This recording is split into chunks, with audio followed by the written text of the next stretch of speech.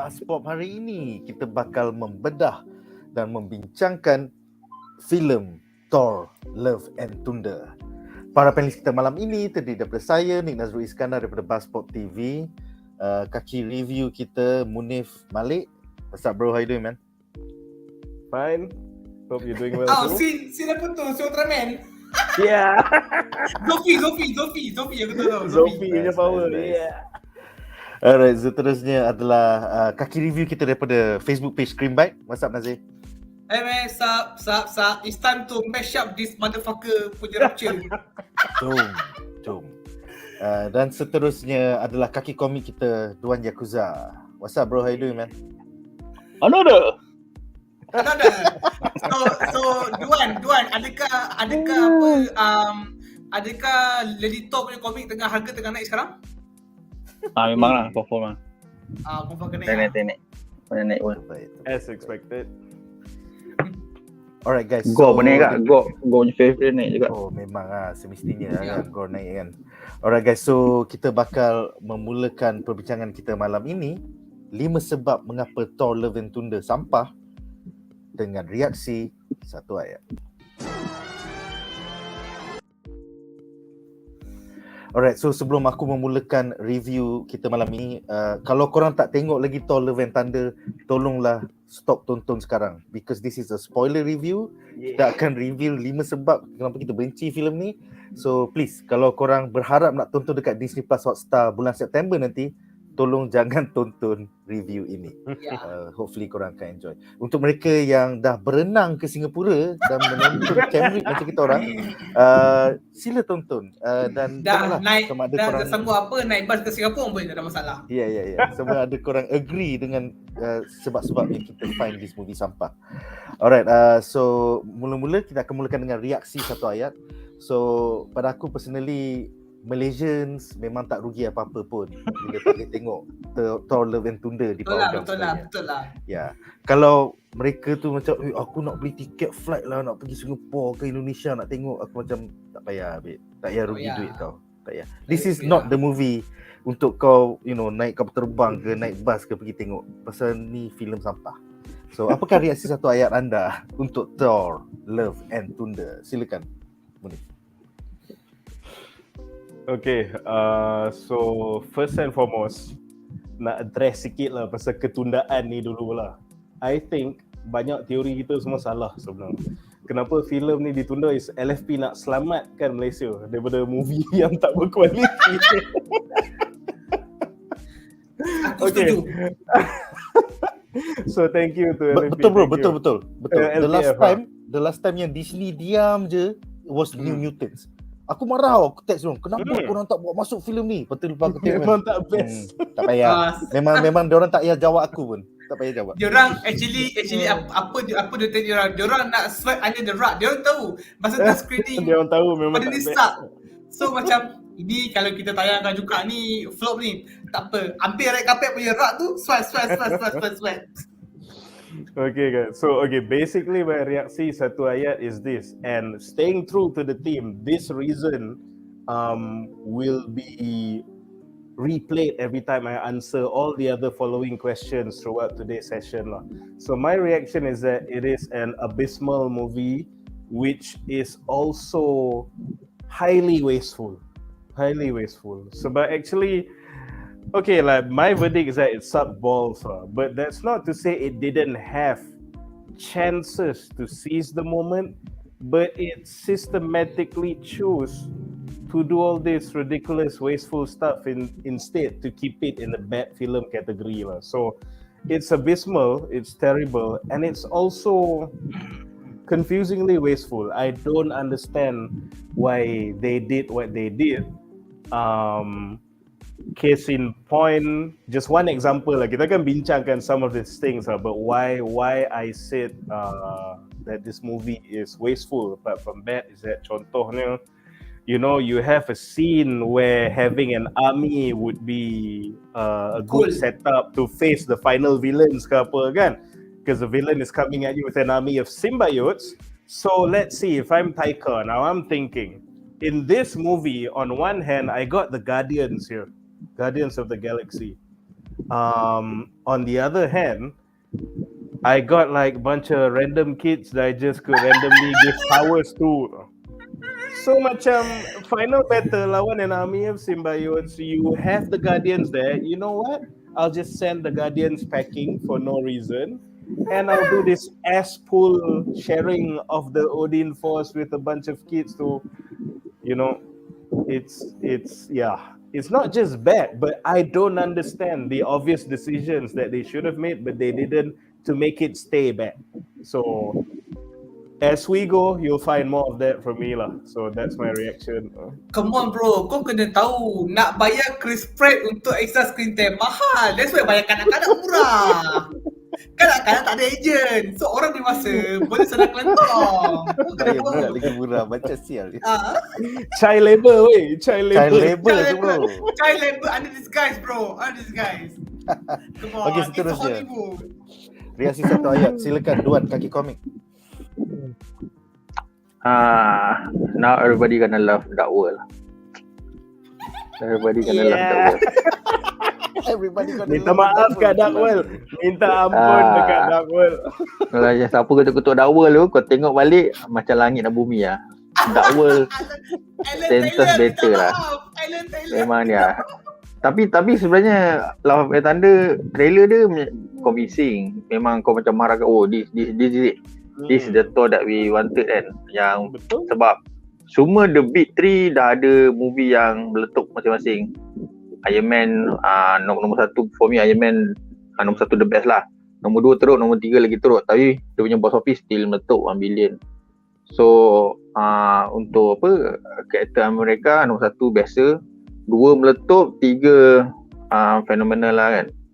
So Thor 1 biasa, 2 semua orang kutuk, 3 macam ada potential buat kelakar lain sikit. Lepas tu kita marah 4 ni, this is it. Nombor 4 ni this is it. This is 1 billion. This is 1 billion business kan. Thor gonna join the 1 billion club kan. Oh bullshit lah. Aku rasa Dark World still better lah. Aku memang semua orang benci Dark World. Aku daripada Dark World keluar tu memang aku suka gila. Aku maybe aku punya taste lain lah, tak macam orang lain. Aku macam memang defend Dark World lah. Semua tak suka. Aku rasa Dark World ada vibe lah. Sebab Thor serius lagi. Lepas tu kau nampak dia punya dia ada stake dia. Lepas tu mak dia mati. Masa mak dia mati sedih tu. So masa dia ada stake dia, ada punya, kau nampak lah macam Asgard cemas lah nak lawan ni apa semua kan. Ini kau dah dapat God butcher tau. Christian Bale duit memang flawlessly lah. Christian Bale memang berlakon top gila. Memang kau nampak seram. Tapi wasted gila lah. Macam kau ada potential villain yang power gila. Lepas tu kau sia-siakan macam rugi gila lah. Tuan cakap apa lah. So sebenarnya bagi teman ni sebenarnya dia ada potential nak jadi bagus sebenarnya. Ada. Sebenarnya ada few thing yang kau buat kau boleh jadi bagus. Ada. Tapi itulah macam ni cakap aku macam sengaja, aku tak tahu lah. Sengaja nak trigger ke nak provoke fan aku tak tahu lah. Macam sengaja macam kita buat sampah macam mana pun kita nak test fan. Sampah macam mana pun mesti orang tengok. Aku tak tahu lah. Mungkin lah. Itulah. Mana ni pergi ni jangan marah ni. Dah tu je lah.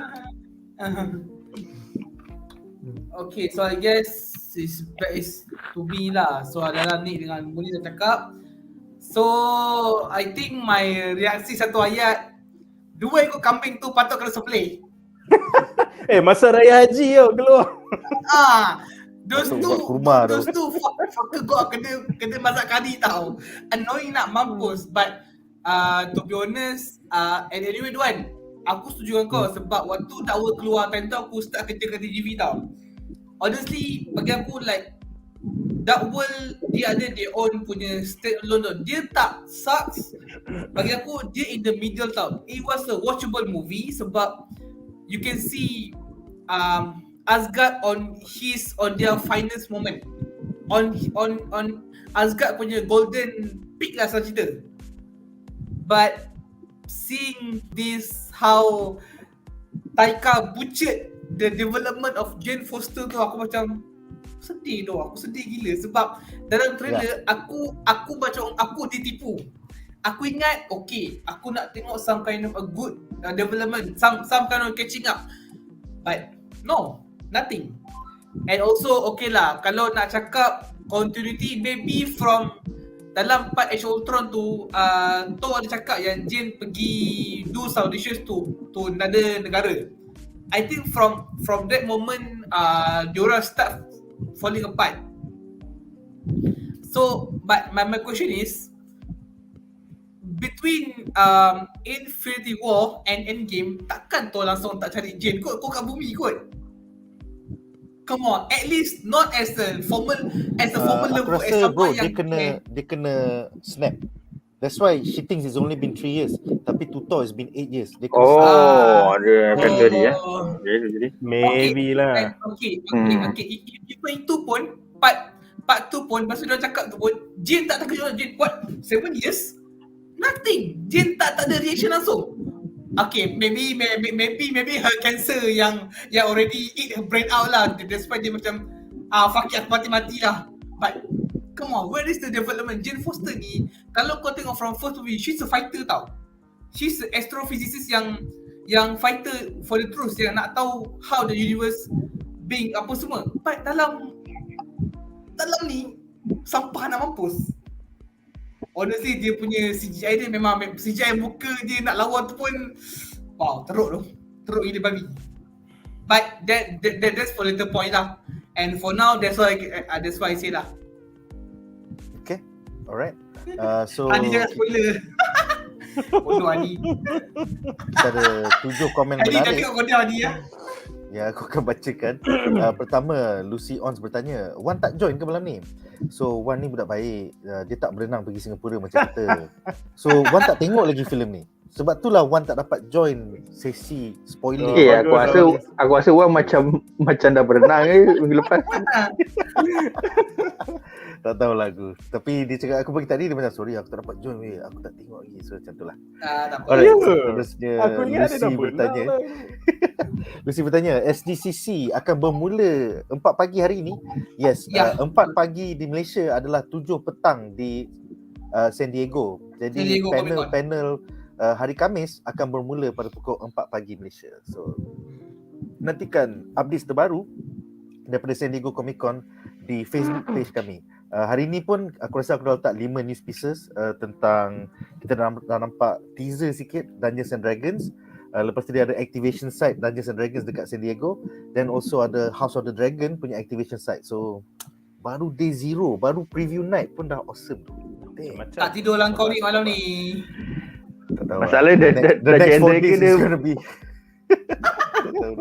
saya dah jadi dia macam cosplay tu. Aku tak ingat macam cosplay ni. tak apa. Tapi Kita buat bosan dia minggu selawat. depan. Aku rasa minggu depan akan ada banyak sesi bincang. Aku rasanya Isnin, Selasa, Rabu semua bincang SDCC je minggu depan. Don't worry. Alright, seterusnya Hakim kata yes, SDCC starts in about 7 hours. Aku pun tak sabar. Seterusnya Hairul bertanya, apakah pendapat, tak apa. Yang ni soalan-soalan Hairul ni aku akan bacakan at the appropriate segments. Pasal sekarang kita masih dalam reaksi satu ayat. So dengan itu berakhirlah segmen pertama kita ini. Dan sekarang kita bakal membincangkan 5 sebab mengapa filem Thor Love and Thunder sampah.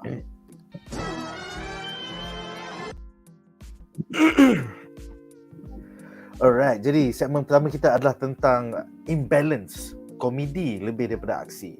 So aku ada satu soalan untuk semua panelis. Apakah pendapat anda tentang pilihan pengarah Taika Waititi membuat filem yang imbalance je, terlebih komedi tak cukup aksi, sampai Thor macam bangang gila and never takes anything seriously. Dia macam plot tu gerak sikit je dia buat lawa bodoh, ada benda serius je dia buat lawa bodoh. Macam rugi gila kot. Dia punya character arc tu daripada Thor sampai Endgame pada aku dah perfect lah. Dia dah macam dah insaf daripada dia versi action gila dalam Thor tu. By Endgame dia dah terima tau.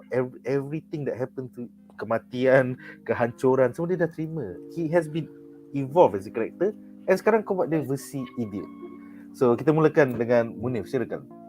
Thor, God of Idiots, silakan. Okay. So untuk ulas this whole Taika punya overpowering komedi ni lah kan.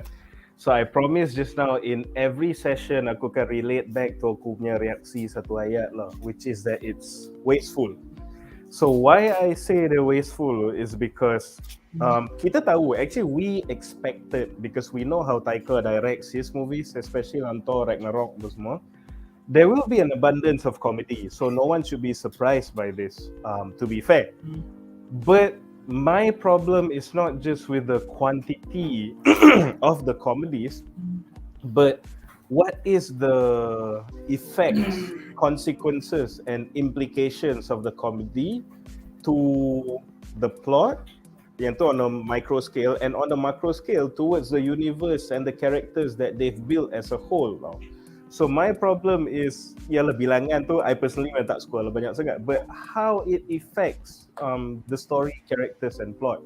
So case in point is that we already know runtime dia macam pendek sikit, tapi itu akan ulas later lah. But on top of that, with the 2 hours that you have, you choose to put so many things yang which has nothing to do with God butchering, you know. So to the guys who, I know there are guys who love this movie lah, but I need tips from you guys. How did you enjoy this movie when it's about the God butcher, and the God butchering only happened a grand total of 1 time in the whole movie? At the very first scene, that was the only time when a God was killed by him on screen. Yang lain semua macam you know, like behind the off screen punya unsatisfied punya death lah, benda semua kan. So if say that was the, macam mana orang kata, so macam dia lawak tu banyak tau. Yes, that's a problem, but you think that it would not lah sampai take away from the main villain or the main plot of the movie itself, which is the gods are being butchered by the God butcher tau. So I think ramai agree that Ragnarok was a better movie than this one, and it's very obvious why tau, because kalau kau tengok balik, this is actually the first Thor movie without Loki as a crutch. So you cannot depend on Loki to spice up and make the movie nice, tu satu. And also Thor Ragnarok was lucky they keluar after the macam universally hated punya Dark World lah, even though I felt that it was a bit harsh and unfair towards Dark World. But you had a very dark, drab movie to compare to, and Taika buat all this ceria, lawa, out of character benda ni, dia orang suka because it's fresh, funny and different. Tak apa. So you can compare with Dark World and you still had Loki tau. So you still have a place to hide kan. But Love and Thunder, I think, is where Taika Waititi is stripped naked, and this is all he is as a movie director. He's just a joker with no panache, you know. There's no gravitas to like what he's doing tau. It's just God butcher, tai butcher God sekali saja. You know, if you talk about imbalance in comedy and action, and you talk about that part alone, it doesn't make sense tau. Lepas tu, and if we're talking about action juga, another thing I would like to add is that, correct me if I'm wrong Nick, but we know macam orang suka kata about the X-Men movies, about Marvel movies, dia tak boleh go too much with the gore, dia tak boleh brutal sangat lah, because of the PG ratings and whatnot kan. But in the first scene, we did saw a god draw blood and he got beheaded. I think it's okay because the blood is gold, betul lah, because it's not your typical red blood. So even masa dia put at that Coliseum tu, the godnya guards were being actually killed left and right, and they're spilling gold blood. So another reason why I cakap it's a wasted opportunity is because kau PG rating, but because the gods say have gold blood, there's a certain level of violence and gore yang lepas with the PG rating. So I thought the god butcher should be in that Coliseum and make it flooded with gold blood. Kan, so baru kau nampak the terror of gore, and the fight scenes are the most brutal yang Marvel pernah tunjuk, and yet it's still PG rated. Again, like I said, wasted opportunity. So it's the imbalance is one thing, but again I go back to the fact that they don't They don't take plot out advantage. the arcs properly. Macam buat apa kau buat God City kalau Go tak turun padang, bunuh Go gods. kan, Macam ingatkan what? that should have been a fucking buffet for The Go. Act 2 Yeah. punya middle scene, it Ah. should have been the massacre of gods kat situ. Kan? Yeah, they should be But- better kot. I thought that was where the god butchering was going to happen, but it didn't. And another wasteful action piece is like I said lah, macam tadi macam aku dah preview sikit about the final arc where they're fighting this symbiote army kan. So it's like Thor seorang against a symbiote army. So how does he equalize that kan? I thought that's why you have You the Guardians hire of the lah Galaxy, director. right? But the Guardians of the Galaxy, for no reason, dah kena kick out of the movie in the first 10 minutes or something. And then what do you do bila Go, alamak? So what's the plot device to show Go can one-on-one dengan Thor, and yet the symbiote army will be neutralized as a threat? Number one, you ass-pull the sharing of the Odin Force. Number two, you gave it to a bunch of kids yang tembak laser dengan teddy bear. So because in the movie is a big fucking joke to you. When you could have like, kalau the Guardians, imagine the epicness. Macam they went away somewhere, fine. Alamak, it's like aku nak one-on-one dengan Go. There's this wall of symbiotes facing me. Pam, the Guardians drop there. Us Guardians of the Galaxy, let's fucking go. Take out the symbiotes, Thor dapat one-on-one dengan Go. Bro, kau another tengok big muka waste. Drax pun, kau tengok muka Drax macam apa salah aku kena berlakon macam ni je. Aku datang Australia untuk berlakon bodoh macam ni je. Datang Australia and spend hours putting those fucking makeup on, no. Ya, lama tu. Batista macam sedih ya. Batista macam Apa? babilah, babi. So Batista macam si Redor je lah. so to summarize it for me, basically my stance is that I memang personally don't like Taika style. So this overwhelming of comedy memang aku tak suka. But my problem is that what is the consequences of those comedy? Another thing, just how to show how Taika's like ridiculousness affects other movies. One last one, Eternals.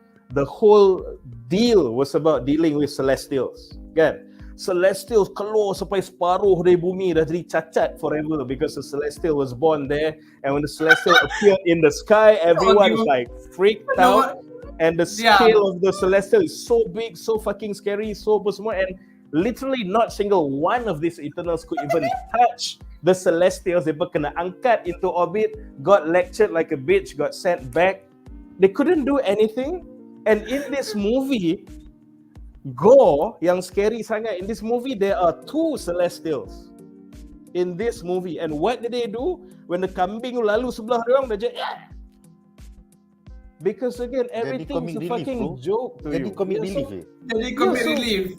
So kau nak melawak tu satu, but you diminish other movies. So you ruin continuity. You played down the stakes of other movies. So it's a movie that's so bad. You don't just fuck up your movie, you fuck up other people's movies, which is fucking insane. Insane. And okay, aku boleh teringat one last thing before I pass it on to the rest of the panels. Aku nak cakap sikit, since we're talking about action versus comedy, aku nak cakap pasal Zeus. If you guys don't know, Zeus is a sky father, alright? Yeah. So a sky father is not just a god, is the boss of the gods. And Zeus is not just another sky father, he's a sky father among sky fathers. Probably rivaled only by Odin, the only one who could go one-on-one with Galactus. And let me tell you a thing about sky fathers who are not Zeus. Dulu, there's like in the comics pernah tunjuk Thor punya grandfather, Bor. So masa ditunjuk Bor dulu, and he was a sky father for back then lah. Bor, dia pergi headbutt millionaire tu retak. Dia tanduk millionaire sampai crack using only his skull. That is a sky father, and that's not even Zeus. So in this movie, I'm like, you wanna make Zeus talk in a funny accent? I'm fine, Taika and his comedy. You wanna make Zeus wear a skirt? I'm fine, he's a perverted Greek god, fella, whatever, like it's fine. But you made Zeus kena one shot by Thor. That is,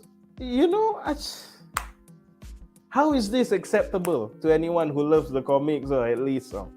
So yeah, that's it for me. That's it for me. So Munif, engkau okay lah. The omnipotent city only being used for. So when is we gonna do our next orgy? Dia tak boleh terima lah bro. Dia kata itulah patut jadi tempat untuk buat action in the second Orgy. act. Itulah. Bukan buat jadi lawak. That should be Faham tak? where. Tak, sebab tu aku tak, like I said lah, I already said I don't like the ratio, the comedy to action ratio. That's one thing. Yeah. But what I find to be absolutely criminal is the comedy to ruins this movie and ruins other movies and ruins like beloved characters of non-power scales and power levels in the comics. Just don't fucking care. It just shows me you didn't even do research. If Thor, like Zeus can manhandle a gauntletless Thanos, and Thanos fucking destroyed Thor, which was teaming up with Iron Man and Captain America. So how can this Thor pergi then one-shot Zeus? I mean, I know it sounds ridiculous, but to me it reflects that you didn't even fucking research these characters or cared about power scaling. And I don't know, that's not something I like then. So tu lah. Betul. Dia Taika pentingkan lawak over logic dan juga power scaling. Dia macam tu lah. I mean bila kau buat film fantasy tak perlu logic sangat, tapi power scaling tu penting.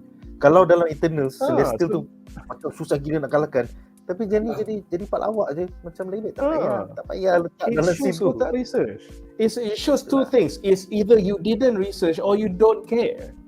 Yes, this is my concern. Kau arrogant sangat. Yeah. It's either you don't care, you didn't research. It's literally fuck the source material. So that's the only explanation I can find to this stupidity. Seterusnya, kaki komik kita Duan, silakan. Apa pendapat kau tentang imbalance ni dan Thor jadi God of Idiots? Silakan. Sebenarnya Thor ni ada watak Avengers yang aku paling suka lah sebenarnya, Thor ni. Then again, Dark World is my favorite still. I thought Love and Thunder will replace, but no. Lepas tu aku sebenarnya macam kalau kita ni tengah bincang pasal kegagalan Taika pasal terlampau banyak lawak. Sebenarnya benda ni sepatutnya telah dibincangkan masa Ragnarok lagi. Aku tak suka Ragnarok. Aku memang tak suka Ragnarok. Dalam momen semua orang suka praise Taika, suka nak orang bagus, this the Thor we wanted kan. Aku dah macam ni bukan Thor sial. Betul? Ini bukan Thor, ini Tobek. Tobek rambut dia. Dia bukan Thor sebab nak kata Chris Hemsworth tak boleh bawa watak Thor. Dia bawa watak Thor dengan serius dengan berjaya masa Thor nombor 1, nombor 2. Nombor 1 pun masa Kenneth Branagh as a director pun Thor ada scene lawak, dia kena langgar lah, dia kena betul dia kena stun kan macam how dare you girls, lepas tu dia pesan kat untuk ada tapi berpada-pada ada scene lawak, bukan tak ada lawak, tapi kat situ kau nampak memang Chris Hemsworth boleh berlakon, dia boleh berlakon jadi Thor. Aku percaya sebab dia nampak masa tu dia macam dia arrogant, sebab Thor memang watak seorang yang arrogant sebab dia Prince of Asgard kan. So dia main arrogant. Dia paling kuat apa semua. Kat situ kau nampak daripada dia ada power segala-galanya, lepas tu dia kena tarik power dia. So dia punya arrogant tu kat situ dia belajar jadi humble. Dia belajar pada Jane Foster lah. So masa Dark World aku lagi suka sebab kat tu nampak lagi serius, lagi ni nampak lagi Viking bagi aku, ada punya kostum, rambut apa semua. Nampak lagi Viking. Aku suka momen masa mak dia mati tu. Lepas tu masa Thor tengok Loki, Loki macam biasa sekali Thor kata show your true self kan. Punya Loki berlakon di sebalik tabis, dia tengah sedih gila, dia tengah miserable sebab dia sangat sayang mak dia. Itu aku rasa, Loki ni jahat. Mana orang jahat pun ada perasaan kasih sayang. Dia sangat rapat dengan mak dia. Dia sangat rapat sebab mak dia yang ajar dia macam mana magic apa semua. So dia tak boleh terima mak dia mati, dia tak boleh tengok apa masa send off mak dia mati tu. So dia sangat miserable, tak boleh terima. Masa tu scene aku macam kat dalam. Masa diorang Thor dengan Loki gaduh atas kapal apa semua, dia gaduh-gaduh, mau cakap mulut semua.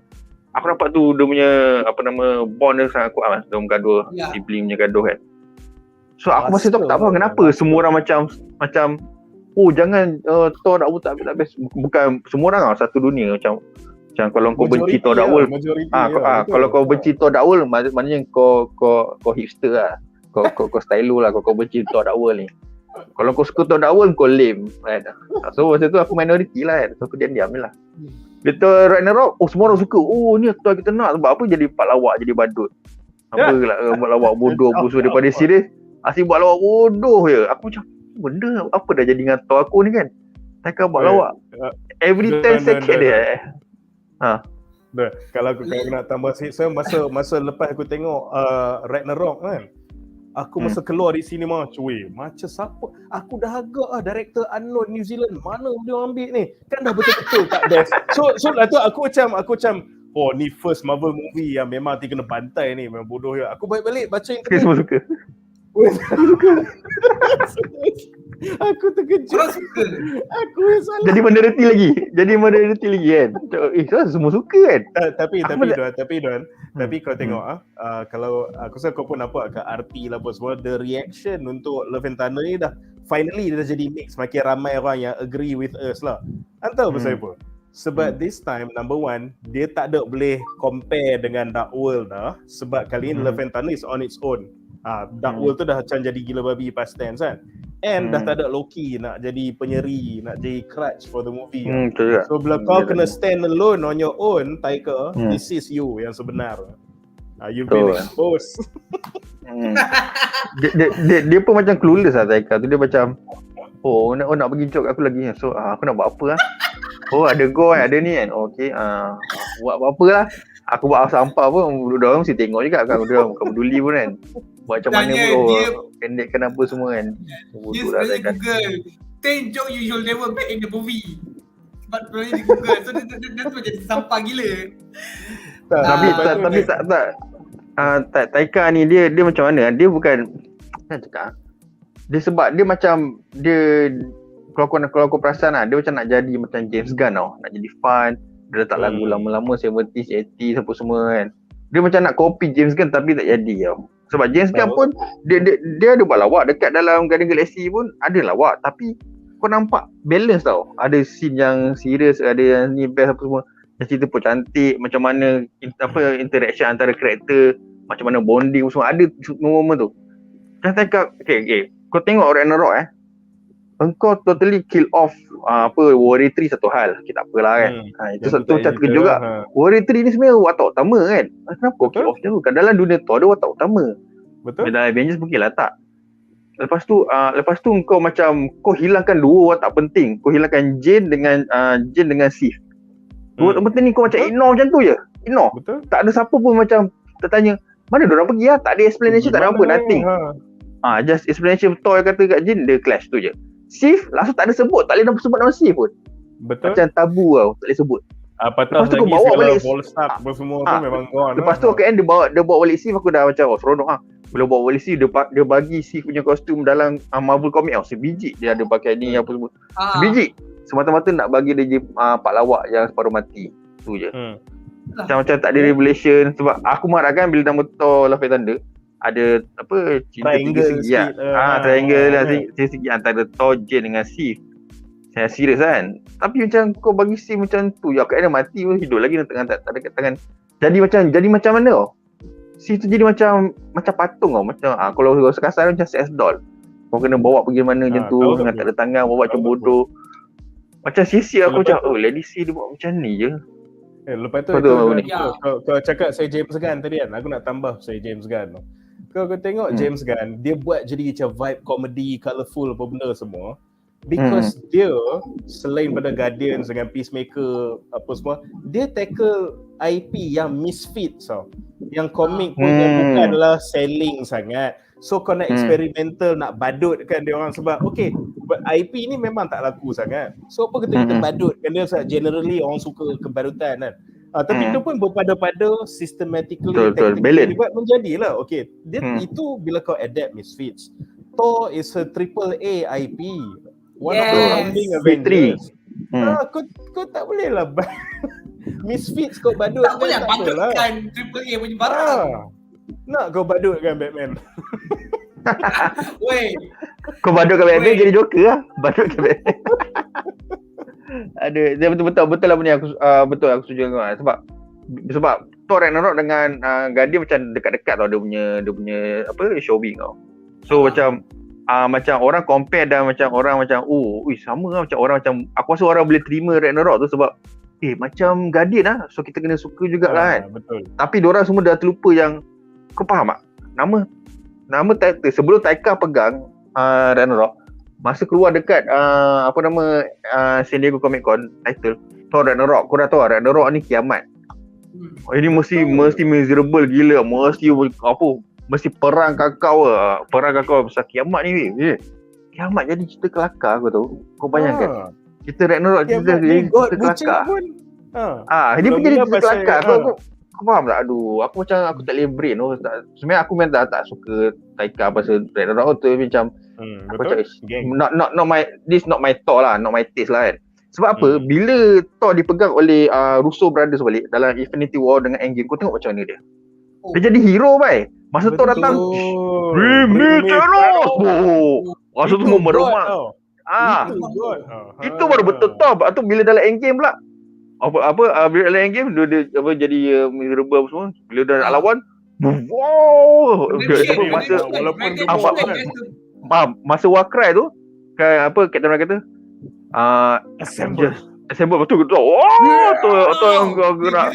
Gila kot. Jadi apa semua gaduh-gaduhan.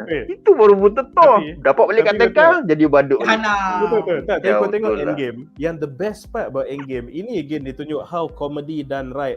Dia depressed. Betul. Lah tu tunjuk dia jadi gemuk, orang macam duk kutuk weight dia semua. Tapi masa dia pakai dua hammer, dia shoot kilat tu kan. Janggut dia mau break kan. Dia duk gemuk lagi macam duk padanya comic relief tapi badass tak. Badass betul. Badass. Memang badass. Itulah masalah. Bukan komedi tu komedi lah tapi macam janganlah ni cakap. Lepas tu aku rasa sebenarnya itulah bukan salah Chris Hemsworth. Dia boleh berlakon jadi Thor. Dia pun boleh bawa watak komedi. Memang dia boleh bawa. Kita pun percaya dia boleh bawa watak komedi. Tapi aku rasa aku rasa sampai tahap masuk dalam taraf dia pun rasa dah macam aku rasa macam nampak dia macam dah too much sangat dah. Masa Ragnarok tu dia macam dia okey, dia macam dia dah boring yang buat tak serius Thor tu kan. So bila Ragnarok dia macam ada something new, so dia seronok lah kejap kan, rambut pendek semua. Tapi somehow macam nama ni macam dia pun dah macam aku rasa macam dah letih lah kot. Aku mengharapkan kalau ada lagi Thor, tolonglah bagilah orang yang pegang. Aku tak tahu lah nak bagi siapa pegang. Sebab aku macam sayang tu lah. Aku macam sayang kat Thor ni sebab dia je tak dapat lagi closure macam ataupun revelation. Dia tidak di take seriously lagi antara Big 3 tu Iron Man, Captain America dengan Thor lah Big 3. So dia yang macam masih tak dapat lagi dia punya 1 billion, dia punya ni seriousness, dia punya closure epic kan. Dia punya epic tak ada. Dia ada momen epic dia tapi kat dalam Infinity War dengan Endgame. So dengan dia, his own movie, benda tu tak ada lagi. Tapi sebenarnya bagi aku Thor dah pun dah best lah. Tapi sebab orang tak suka, tak boleh buat apa kan. I forgive you. Tapi ada macam kau cakap pasal closure Thor tadi kan. Again aku berbalik ke macam cakap tema aku hari ni is aku cakap wastefulness lah. Sebab kalau kau cakap pasal macam the revelation of Thor, the conclusion of Thor, and again movie ni ada opportunity untuk buat tau. Pasal apa? Sebab aku tengok kalau kita tengok komik kan, masa Thor dah jadi tak worthy lah basically, and then Jane yang dapat Will the Mjolnir kan. Tengok sebenarnya dia to certain extent dia jealous and at one point macam hostile towards Jane tau. Sebab dia macam jadi macam dia bebai macam merajuk sebab macam tiba-tiba Jane yang jadi worthy apa semua kan. Aku fikirkan style cerita ni kalau masa dia pun jumpa awal-awal and macam dia memang merajuk or hostile or memang berperangai negatif dengan Jane macam budak-budak kan.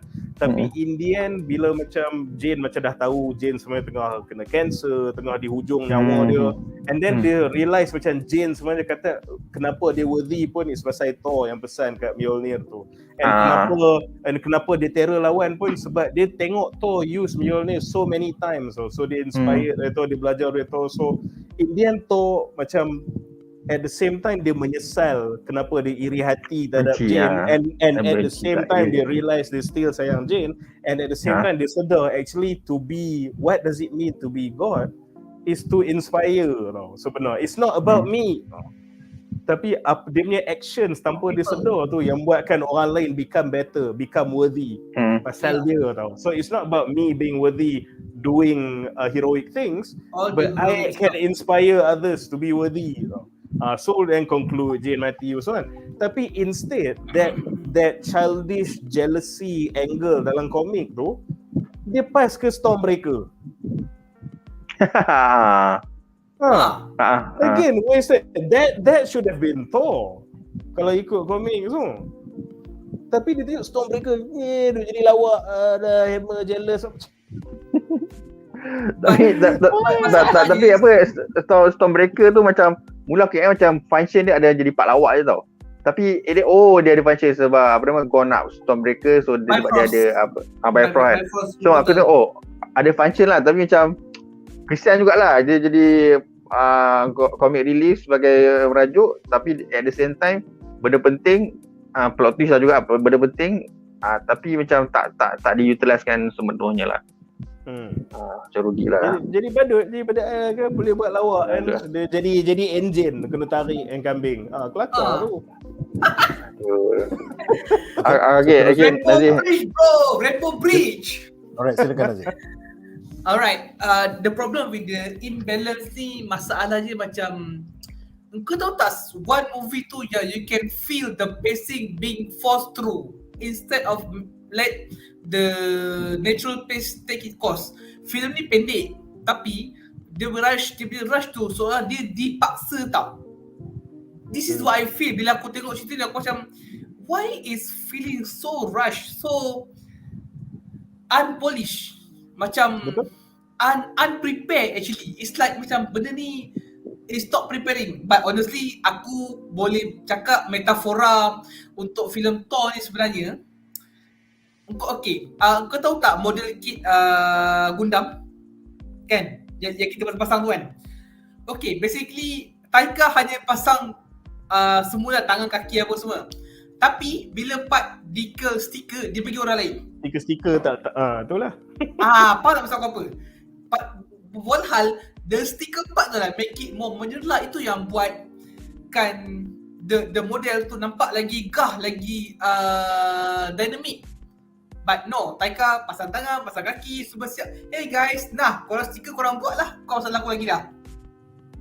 That's why CGI VFX sangat teruk nak mampus. And lagi satu, aku macam I cannot take this movie serious sebab macam kau cakap lah, out of 12 joke Taika buat, they make that the 13th which another one is a cry for his help.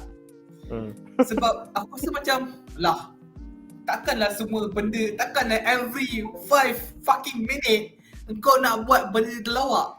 Come on, I mean even part of Brigadier Army Omnipotent City meant to be serious, lawak sampai macam okay, ada part kau boleh gelak, ada part macam it's so cringe, it's more cringe than kau tengok Big Theory punya lawak tapi kau tak faham lawak tu, hanya dengar by the laugh track. That kind of cringe aku rasa macam tahu tak apa. Wow, how mighty have fallen. Aku quote kau. How mighty have fallen. How mighty have fallen bro. Aku macam weh, teruk sangat ni weh. Tapi betul Nazir, if I may lah kejap kan. Macam kita cakap pasal imbalance ni kan. So again, agreed, there's too much jokes versus actions. But here's the kicker. Here's the best part. The jokes are not even good. No. That's the he's behind me, isn't he? How overplayed is that one? It's What been played masterful so many script writing. Yeah. So joke banyak and it's not even good. Kalau joke banyak aku duk gelak macam scary movie ke apa, tak apalah juga. Tapi Mayang Brothers make joke way better than this, okay? Taika go learn about from Mayang Brothers lah. That's a low bar bro. Bila kau cakap Wayne Brothers lagi kelakar, that is a very low bar sia. Honestly, aku boleh gelak tengok Mayang Brothers punya lawak tau. Ini macam sikit-sikit dah lah bro. Takkanlah semua nak lawak. I mean, okay, part yang THOR terbang dengan Stormbreaker. Stormbreaker boleh menjunam. Aku macam, what is the purpose of it? What is the purpose? Kenapa apa? Stormbreaker merajuk. Kalau if you want to make a proper joke, at least buat bila THOR hala tangan ke atas, tak jadi apa-apa. Itu lagi better. Itu make it better. Ni terbang, boom, jatuh, Stormbreaker, why? Aku macam, ini aku tengok cerita apa sial? Aku tengok what kind of...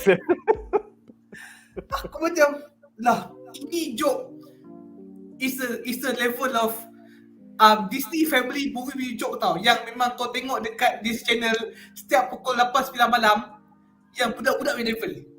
Nickelodeon punya teen cerita kot. Betul. Macam, apa teruk sangat korang joke ni? Okey lah, cakap pasal gore. Honestly, Christian Bale punya lakonan sangat menyelah. Tapi Taika macam cakap, Bale, macam ni ya Bale. Aku tak nak kau berlakon macam mana kau berlakon dalam The Dark Knight. Bawa lagi. Sebawa yang boleh. Kau ni tak lawak lah, Bale. Honestly, lakonan dia a bare minimum kot. A bare minimum. A Sumpah, Bale minimum. Very bare minimum punya, macam it's not even try. I mean kau tengok American Psycho, kau tengok dia dalam Watak Kurus apa The Mechanic apa semua, kau tengok dia sebagai in many film dia bawa power gila. Okay, even dia dalam The Big Short pun yang jadi mamat tu macam wow. Karakter dia Padahal best tu kot, main saham kan. main saham dia, tapi it's bukannya not God Butcher kan. Ya, tapi so interesting to watch Kita akan him. sambung lagi ni dalam segmen ketiga kita ni. Okay, sorry. Nantikan. Alright, so kita ada 15 komen ataupun soalan. So aku akan baca sekarang. Sorry, aku actually nak ambil satu komen. Memang cakap evil character become a good character macam Kamen Rider Ungu. Basically Kamen Rider Ungu tu is a Kamen Rider rogue from the Kamen Rider Build series, which is asalnya Mamat tu memang jahat. Tapi lepas dia kalah dengan hero, dia punya character changing tu macam lawak go all out. Tapi it's a good joke tau. Macam in the Tokusatsu punya level, benda tu macam okay, even dia lawak tapi dia tak kuat. Itu sampai Menjadilah tak macam yang ni lah. Okay. Ini memang jangan cakap lah. Alright, komen pertama daripada Hyrule89 yang bertanya, adakah THOR tunda Taika kali ini level macam over budget SNL komedi sikit yang melampau? Well, the thing is SNL kadang-kadang kelakar. Yang ni tak kelakar lah. So, that's the problem. Ini tak kelakar. Kalau kau gelak kepada lawak yang he's behind me, isn't it? Then you need to set the bar higher, bro. Itulah. Itu lawak budak sekolah je tu. Okey, itulah seterusnya. lawak budak sekolah rendah tu. Muhammad Yasir bertanya, apakah pendapat panelis takkan nak direct Star Wars? Baguslah, pergilah hancurkan franchise yang lain. Jangan kacau MCU dah. Ciao. True. Betul. Nah, 20 sen gila ni tu. Bagus. But in honestly answering this question kan, answer the question. Betul lah, is good kalau THOR berambus, Taika berambus di MCU. On the other hand, since the thing about Star Wars, it's also in a shambles sekarang kan. So I think, pardon my French, might as well go full retard lah with the franchise. So bagi terus Taika direct, alalang memang dah hancur dengan Rey Palpatine Skywalker lah, apa benda suddenly Palpatine came back lah. So it's already basically a half comedy. So why not go crazy with it? Then maybe like it could be at least entertaining. I don't know. Betul. Biar Taika pergi buat Star Wars Ragnarok pula. Lepas tu semua orang akan macam, terbaik siap. Bro, Star Wars Love and Thunder. Lepas tu baru aku macam tak terbaik. Padahal dulu Nick yang suka Ragnarok. Aku still suka Ragnarok by the way. Alright, seterusnya Fikri Hasan bertanya, Zaf dah tengok ke belum? Supposedly Zaf dengan Miharu akan pergi tonton di Singapura either today ataupun this weekend. So aku rasa jangan bro. Actually based on Miharu punya Diorang dah tengok lagi? Dah Tak, dia nak tengok apa. Dah tengok dah? Miharu dah tengok kat Singapura dah. Cuma Zaf je aku tak tahu dah tengok belum. Bukan Miharu pergi dengan Zaf ke? Tengok kali kedua. Yeah, I think maybe diorang pergi together, maybe Zaf cukup yang tak post story ke apa kan. Miharu dah review ke? Dah tengok, tapi dia kata reviewnya akan keluar esok. Oh, okay, cool. Diorang tak tengok masa yang press yang awal tu ke? Yang terlepas tu? Diorang influencers tak dapat press. influencer tak dapat. Oh, no. Ya. Alright, seterusnya Nick lah Rugi. Udun bertanya, tak apa, aku lebih baik aku tidur daripada tengok dekat press screen. Nasib baik aku tidur. Okay, seterusnya Budun berkata, dah keluar wayang ke dekat Malaysia? Tak, nampaknya THOR Love and Thunder tertunda selama-lamanya. Yeah. For the better lah. It's for the Kita better. semua berenang ke Singapura dan menonton versi Camry. Melintasi selat Tapi digital ke Singapura. sebenarnya aku ada gak enjoy juga sebenarnya. Ada scene-scene yang enjoy. Cuma kecewa lah. Ada momen yang best juga. Ada few moment lah. Tapi itulah kecewa sebab macam bila kau tengok macam it can be better lah. Tapi kenapa dia tak buat ke arah ni kan? Satu tema aku hari ni wasteful. Aku rasa dalam the next segment kita akan bincangkan lagi yang rugi tu, because there is actually a Taika Waititi cut. So tunggu segmen seterusnya. Alright, kemudian Nasi Goreng nak tanya, Taika ada apa-apa kontrak ke dengan MCU? I think Thor Love and Thunder was the last contract. So dia sekarang free agent dan the next project ialah Star Wars. So yeah, please. Pergilah sana. Hapuslah riwayat kotoran degil. Hapuslah. Yes. Thor will be back kan? Okay, Thor will return. Yang tu pun kita akan bincang will be back. Penghujung Not Tiger. segmen terakhir. Fikri bertanya, kenapa dia kena tunda dekat Malaysia? Kita dah buat video 8 minit dekat arsip YouTube. Kau boleh check out 3 spekulasi kami mengapa ia ditunda. Dan kalau kau benci, kau boleh cakap dalam komen tu, Nick sampah. Nick tak cukup iman. Kau boleh cakap kat situ. Tak cukup iman. Okey, seterusnya Ahmad Nasuha bertanya, aku nak dengar teori pasal eternity tu and character love tu dalam komik. Ada ke watak anak kau? Aku rasa kita akan save this for segmen yang betul. Pasal ni kita cakap pasal komedi. Aku dengar saya love tu aku dah ni. Okey, komedi mana ni part ni komedi ni? Banyak orang tanya tentang okey. Seterusnya aku rasa ni pun segmen terakhir juga ni. Okey, ni soalan relevan. Daniel Kim bertanya, macam mana agaknya Kevin 5G boleh lepaskan cerita ni? Basically ini excuse aku untuk semua filem MCU Phase 4 COVID-19. Ya, maybe korang dah serik dengar betul lah COVID-19 pun korang tak boleh buat Microsoft Teams ke? Bro, hari ni pun Microsoft Teams down. Semua orang kat KL tak boleh bekerja, semua kat WhatsApp je. Aku tak ada meeting lah hari ni. Tapi ni betul untuk elaborate on that COVID punya factor tak tahulah. Aku do some part time punya lecturing and reviewing some student punya work lah. So, aku mengajar architecture. So bila architecture ni kau dah tengok macam dia punya drawing benda semua kan. Selalunya kita when we are in the studio with the students, ada kertas sebesar-besar dinding, barulah boleh pergi conteng marker merah. Kita macam you find so many details yang tak betul untuk kita correct benda semua bila kita in the flash. Tapi masa zaman COVID tu aku banyak buat review students aku through Zoom. No doubt dia tunjuk juga benda tu tau, tapi macam it's on a smaller screen, scale dia dah lain, kau tak boleh conteng apa semua kan. So actually banyak details yang kau miss out tau, yang kau definitely takkan miss out kalau kau pergi depan-depan tengok. So I'm assuming things macam this brainstorming sessions and storyboards especially So maybe masa tu 5G pun nak review banyak storyboards, and all these storyboards is in a screen, and dia pun tak tahu dari one of those thing dia cakap Bermuda ke mana time tu nak zoom tengok guna phone lah benda semua kan. So that's sebab macam ni dia betul juga that because of that disconnect tu there's 1,000,001 reasons how so many things could have just gone under the carpet tak sedar. Yes. Because nothing beats face to face.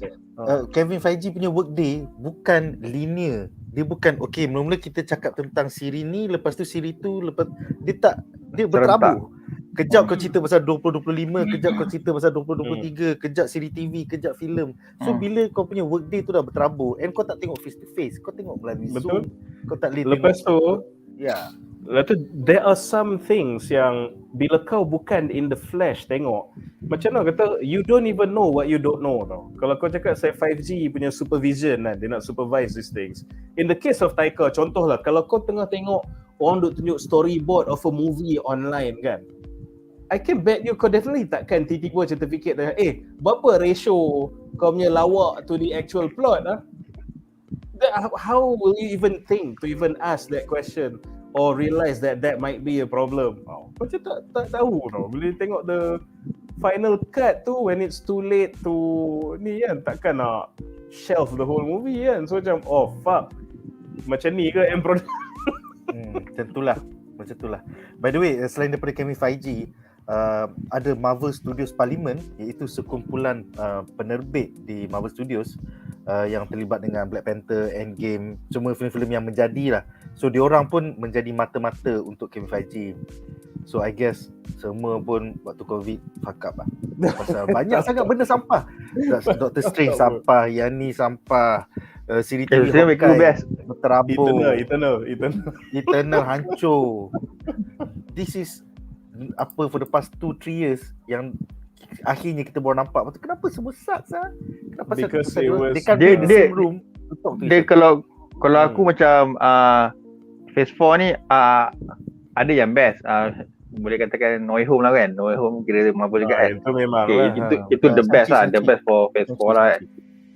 So yang lain tu macam Doctor Strange bagi aku bukan tak best. Dia macam macam nak cakap, dia tak go full potential lah. Sebab apa? High expectation. So dia ada sikit-sikit je tak best. So yang lain pun ada sikit-sikit. Tapi yang ni macam kau ketara sangat dia punya yang part tak best tu. So kau dah tak boleh nak tutup dah. Ketara sangat, kau tak boleh nak cover dah. Aku as top punya fan pun aku tak boleh nak backup. Taika nak backup pun dah tak boleh dah. Cuma itulah, kau nak nampak yang dia punya result dekat sini lah. Kalau diorang tak do something for next year punya, tak next year, tunggu Black Panther 2 ni je. Aku rasa Black Panther 2 ni mesti akan hancur juga sampah. Aku rasa yang Black Panther sebab apa? Sebab apa tau? Sebab apa? Nemo dia dah buat lain lah. So Nemo tu aku dah macam aku dah ada red flag lah. Nemo tu yang dah red flag lah. Dia macam mana dah ambil ni, dia jadi Nemo ni, patutnya Chinese guy kan. Henry Golding apa kan. Itulah tapi Nick, aku ada question lah kejap yang untuk macam kau cakap ni tuan, yang Black Panther 2 ni depa yang ni pun shoot during COVID lah. Yes. Yeah. Also shot during COVID, just finished recently a few months ago this year. Ya, pasal diorang juga ada pause in shooting ya kerana Letitia Wright terkena COVID. Injured kan. Injured dan juga terkena COVID lepas tu. Semua kan. Ya, so daripada Christmas break bersambung sampai January February break, bulan Mac baru diorang mula shooting balik. So produksi yang bermasalah juga, and I do not look forward to it. And we don't know how they're gonna deal with Chadwick Boseman kan. Yang tu pun tak tahu lah macam mana nak buat. Bukan Letitia juga buat hal dekat set ke tak nak vaksin. Ya, dia tak nak vaksin. Dia satu tak nak vaksin. Dari situ dia menyebarkan ajaran anti vaksin. Yalah. Dia anti-vax, nak macam mana? Kau saintis ke watak kau bodoh. Banyak masalah lah babi. Kontra gila babe. Kontra nak mampus. Okay, seterusnya second last question. Nameless bertanya, apakah function dua kambing tu? Stormbreaker kan dah cukup untuk panggil Bifrost untuk buat lawak bodoh. Itu jawapan dia. Kau nak faham style Taika ni. Kalau ada any question pasal movie ni, kenapa Taika buat ni ya?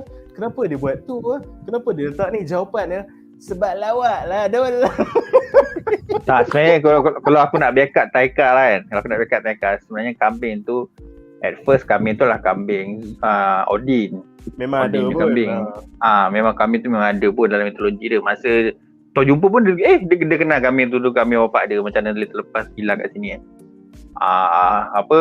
Lepas tu function dia, nak nampak dia ada function tu adalah sebab ikutkan dia hanya perlukan Stormbreaker je kan untuk ada Bifrost pergi semua yang bawa semua kan. Tapi dia kata sebab nanti dia nak buat army. So kalau nak buat army, kau tak boleh nak, so mereka tak boleh nak hold the whole army. So dia kata, so tu yang mereka dia kata, aku ada kapal lah, I have a ship. Tu So dia kata, tapi macam mana ship ni nak ni kan? Oh, kita suruh kambing ni tarik. Tu dia nak bagi relevan lah function kambing tu. So dia bagi tu jalan macam tu. Tapi bila sampai dekat Olympus ke mana tu? Tu sekali tak boleh ada army pula. Diorang tak nak join. Tapi kat situ, kenapa pakai kambing tu lagi kan? Kau dah tak ada army, kau pergi 4-3 orang pergi je lah tu. Sebab tu. Itu baru masuk Pak Munif. Tu baru masuk Pak Lawak. Lawak. Okay. And then lepas tu yang aku rasa paling bodohnya, waktu part apa dia kata dengan street dah kau ambil apa stop breaker ni kau balik. So kambing tu tak ada function pun ya. Betul Pak Lawak. That is the function. Dia nak buat lawak apa yang Taylor Swift punya lagu tu kan? Yang dia meme. Lawak tu je sebenarnya. Tapi bila kau repetitif, lawak tu dah lama. Lawak tu dah lama. Waktu kau guna tu, kau repeat banyak kali, hamba lah. Lawak tu tak apa. It's an outdated meme. Yes, outdated. Dia macam Resident Evil Netflix punya writers juga. Kita boleh masukkan lah dalam plot. Orang suka Billie Eilish, kita masukkan lah. Dua Lipa pun boleh. Okay, siapakah scriptwriter dia? Kau tengoklah dalam grup teruk gila tu. Siapakah scriptwriter? Okay, scriptwriter untuk filem ni adalah Taika Waititi dan Jennifer Caitlin Robinson. Surprise motherfucker. So Jennifer who? Narok best pasal bukan Taika Waititi yang tulis. Taika Waititi bekerjasama dengan Jennifer Caitlin Robinson, penulis bagi MTV TV series Sweet Vicious. No wonder lah. Pak sanggup. Basically Pak sanggup. Alah-alah kau ambil sekali geng Gods of Egypt tu join sekali tulis. Chopless and Might as well. Alah-alah. Alang-alang kau buat Morbius terus lah tau ni. Okay guys, so dengan itu berakhirlah segmen pertama kita. Kita masih ada 4 sebab mengapa filem ni sampah. Wait, Eric Pearson kena tak ada, Craig Kyle tak ada, Christopher L. Jones tak ada. Diorang 3 ni yang hidup karat Allah. Betul. Betul Taika ni. Semua tak ada. Tapi Ragnarok pun tak ada juga sebenarnya. So kita akan ke sebab sampah kita yang kedua.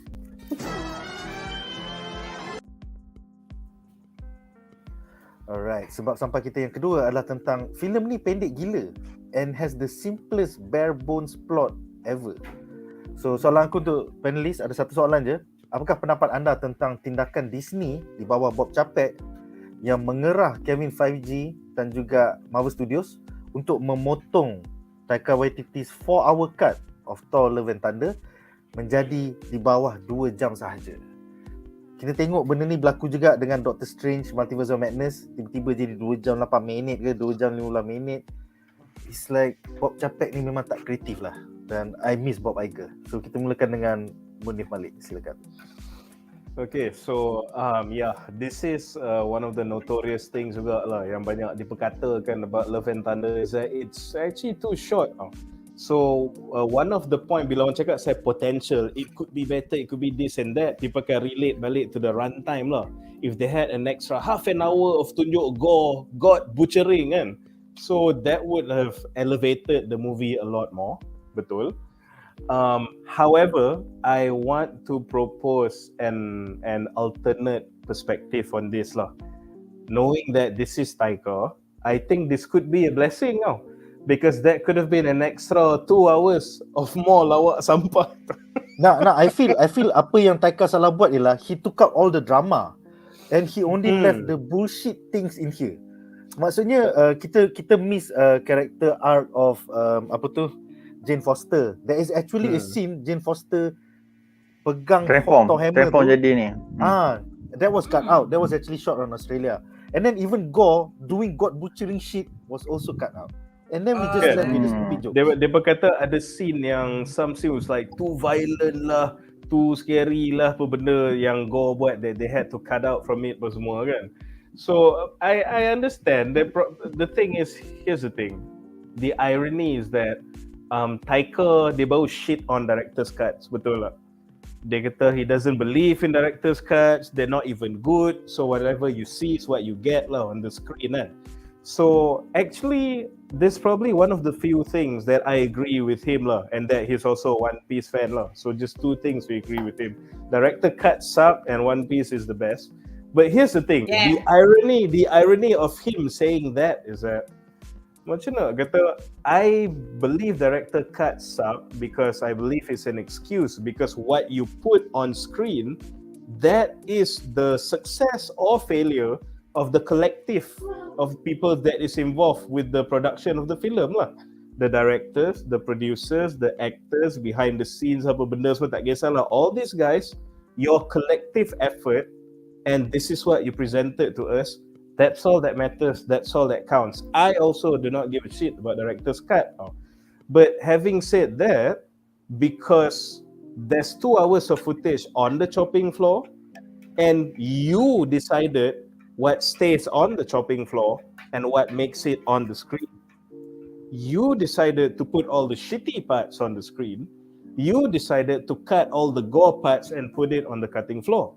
So whether there's an extra 2 hours, tak ada 2 hours apa semua, based on your prerogative, based on your free will, you consciously made the decision to put all these like batu love scenes and goat jokes and kids fighting symbiotes as opposed to Bale going crazy as Gore. So the extra time does not do anything to me because ultimately you choose what went into the 2 hours. You choose wrong. So it tells me that, you know, the running time of the show is not an excuse so that your movie could have been better ke tak.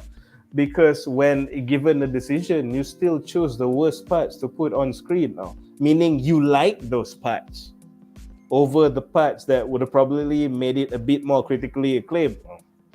So, no lah, time is not a factor for me or you. You just, I tak tahu lah Taika, unable to understand the thesis, unable to understand the project, unable to understand the characters, the plots, or unable to give a damn about the context of the universe that has been built for these 10 years.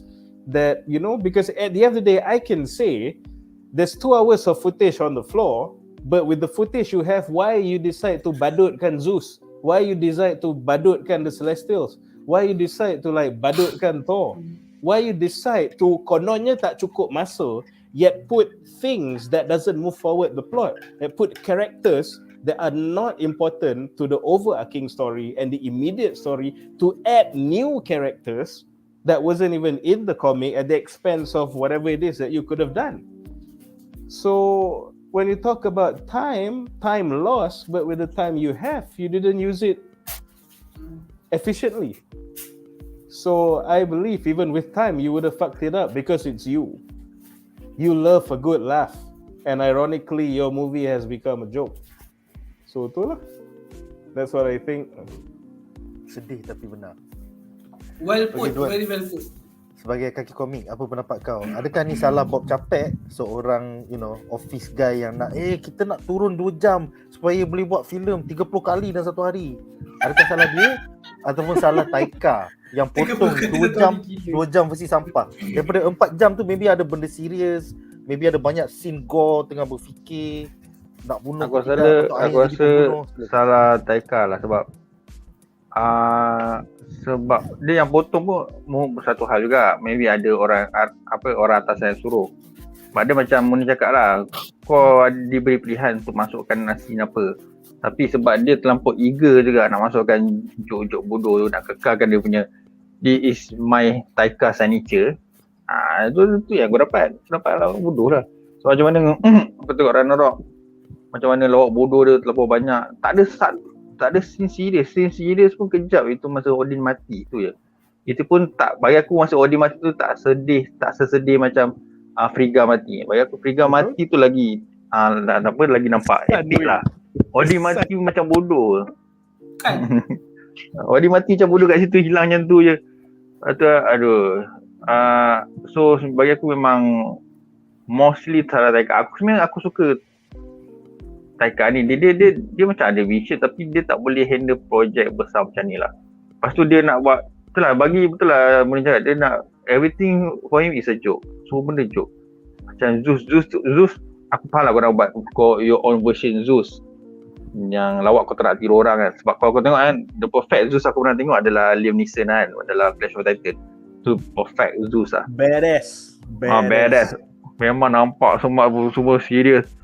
Aku Release the Kraken. Release the Kraken. Tu yang nampak serius. Masa dia dengan Hades bergaduh, apa bahu-membahu bergaduh dengan setan-setan daripada neraka tu pun, aku rasa macam ni baru betul Zeus lah kan. Tapi sebenarnya kalau nak kata macam Murni kata Zeus kalah, siapa senafas dia dengan Thor tu, aku rasa tu adalah kena-mengena dengan faktor screen time ni. Kau tak ada masa nak tunjuk dia punya battle macam mana ni. Itulah cara dia je. Dia marah balik semua mati kan. Macam tapi sebenarnya tak mati pula tu. Aku tak faham. Boleh tak mati lagi. Jadi sebab dia god, aku tak tahu lah kan. So maybe ada kena dengan screen time juga. Dia boleh revive. Zeus memang tak boleh mati. Zeus is eternal. Kalau kau bunuh dia pun dia akan reincarnate again and again. Dia macam boleh cedera lah. Tapi ada seorang je lah pernah bunuh Zeus, Kratos boleh bunuh Zeus. Sama Kratos tak ada je kan. So aku rasa ada kena dengan screen time lah. Sebab ada benda aku rasa kalau kau tengok sebenarnya Thor under Taika memang badut kan. Lawak-lawak tak ada benda yang serius kan. Tapi ada satu momen dekat Taika ni dia bagi serius masa dia minta tolong Zeus tu. Kata dia serius, go nak bunuh kan. Do you not hear me kan? Kata apa kau bucin nak cari tu kan. Masa tu nampak Thor, ni Thor yang aku kenal dulu kan. Ada that moment je lah. Itulah terkeluar sikit dia. Boleh tak Thor ni serius kan. Lepas dia masuk balik dalam botol. Ya. Lepas tu dia balik. Lepas tu lepas habis scene tu dia macam dia marah kan sebab Krok mati kan.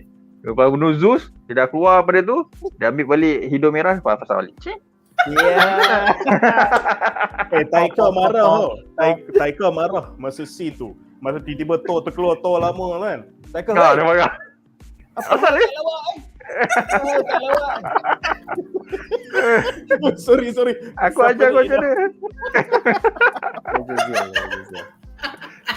Itulah dia.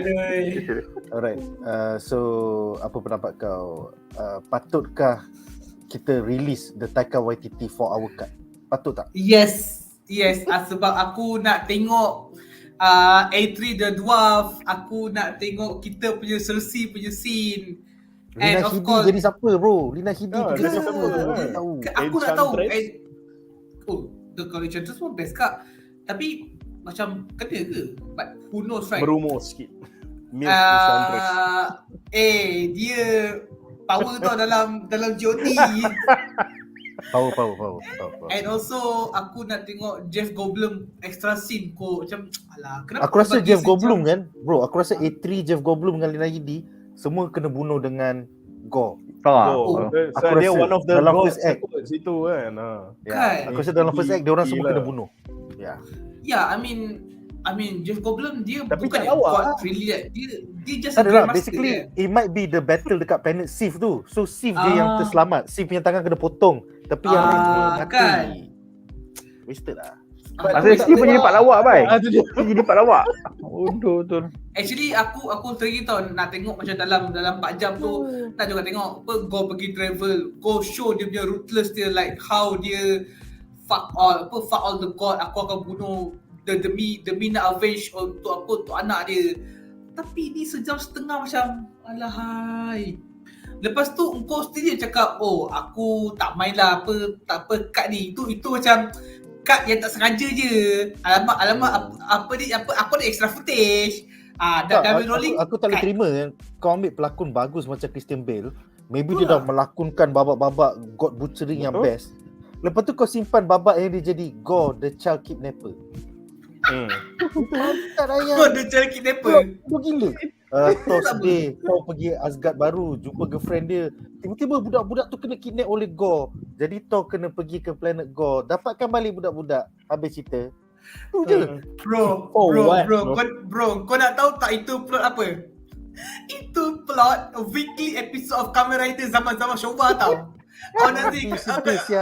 Honestly, okay, Munif, if you remember Kamen Rider Black, every fucking episode, then Gorkov will kidnap some bunch of kids. Aduh, adik kena celik. Kamen Rider save the day. Itu aku macam, ini bukan Kamen Rider punya plot ke? Every fucking week, it's the same benda, cuma tukar monster je, bro. Aduh, honestly, aku rasa macam the plan was kau nak culikkan akak tu sangatlah lame. Aku macam, kau ini ke kau punya level kau datang? Aku rasa Taika fan Kamen Rider kot. So dia inspirasi daripada tu. Dia kan minat Jepun ni. Dia minat One Piece. Dia tengok Kamen Rider. Tapi mesti ada. Tapi ada orang cakap sebenarnya kan, kalau kau perasan kan, Taika kan dia nak bagi semua orang jadi badut. Steve jadi badut, Thor badut, James pun ada badut je sekejap. Kau kena cancel tapi kau boleh melawak lagi kan. Ada badut kan. Tapi kalau kau perasan ada seorang ada komen tadi, dia kata Christian Bale je yang tak layan badut si Taika. Taika seru buat badut, dia buat bodoh. Dia masa dia in character, dia sangat karakter dia. Dia betul je serius apa semua. Sebab apa lah, the only good thing dalam Thor Love and Thunder adalah Christian Bale sebenarnya. Aku macam tak sabar bila nak keluar. Bila dia keluar macam seram gila sial. Memang patut dah takut. Aku seram bro. Macam tone tak kena tau. Christian Bale macam tone tak kena. Bodoh gila sial. Dia macam tone dia tak kena. Ni Taika kata, asal kau ni serius sangat? Takut seram aku tengok. Ni cerita badut tau. Kenapa jadi hantu? Tak faham ni. Taika ambil the red tu letak kat go tau.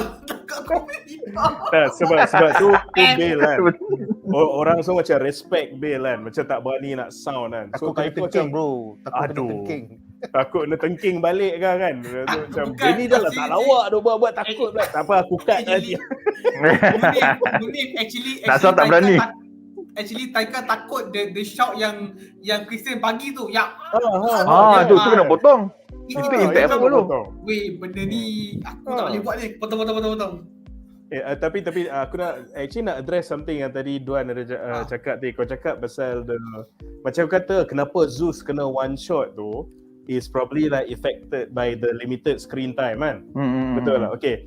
This is why aku cakap kenapa kuasa time is not a factor for Taika. Kau tahu kenapa? Kalau kau macam kau katalah untuk prolong fight Zeus kan, nampak macam dia gila babi scary gila Zeus kan. Kau buang part yang Tuhan Mochi tu, kau buang part yang LGBT batu tu, batu Tuhan Mochi, kau buang dua ni je. Aku rasa cukup time untuk tunjuk macam Zeus macam badass kejap sebelum kau curi lightning dia cabut lari. So it's not about time. It's the dia salah edit. Dia letak benda-benda bangang dalam filem ni. Tengok betul lah. Sialah. Alright, so kita ada 10 komen menarik yang aku akan bacakan sekarang. Go the child kidnapper. Go the child kidnapper. Wait, Go is a Gorgom. Oh my god, Go is a Gorgom. Gorgom warna putih sial, kuning. Another one of his jokes, another one of his fucking Go jokes. is a Gorgom. Ya Allah, kalau korang Google Gorgom, sebenarnya putih. Itulah. Alright, so soalan pertama daripada Fikri Hassan yang bertanya, Gore pun watak dia tempat lawak ke tak? He is the only serious guy in the whole film. Betul. Dia seorang je yang berlakon pasal dia nak dapat check. Yang lain semua pergi malas, tak ingat skrip, buat lawa bodoh. Serius. He is the only good part of the movie and that is why dia kena cut banyak. Itulah sebab. Dia ada dekat mula dengan dekat habis. Tu je. Tapi kalau kau pasal dia ada try buat lawak kat kau. Masa budak-budak tengah cerita pasal Thor, dia muncul lah kan. Awal je dia berlawak seram sial. Semua berlawak tu seram gila. Awal macam aku rasa macam aku rasa that one time je Taika maybe berjaya convince Bale untuk buat lawak. Hidup Bale. Lalu Bale macam okay, dia berapa puluh hari dia suruh buat. Lalu Bale buat dia macam fuck, nampak seram sial. Tak kelakar. Macam Pennywise lah. Aku cut adalah celaka ni, senang sikit. Tak ada ikut cakap aku.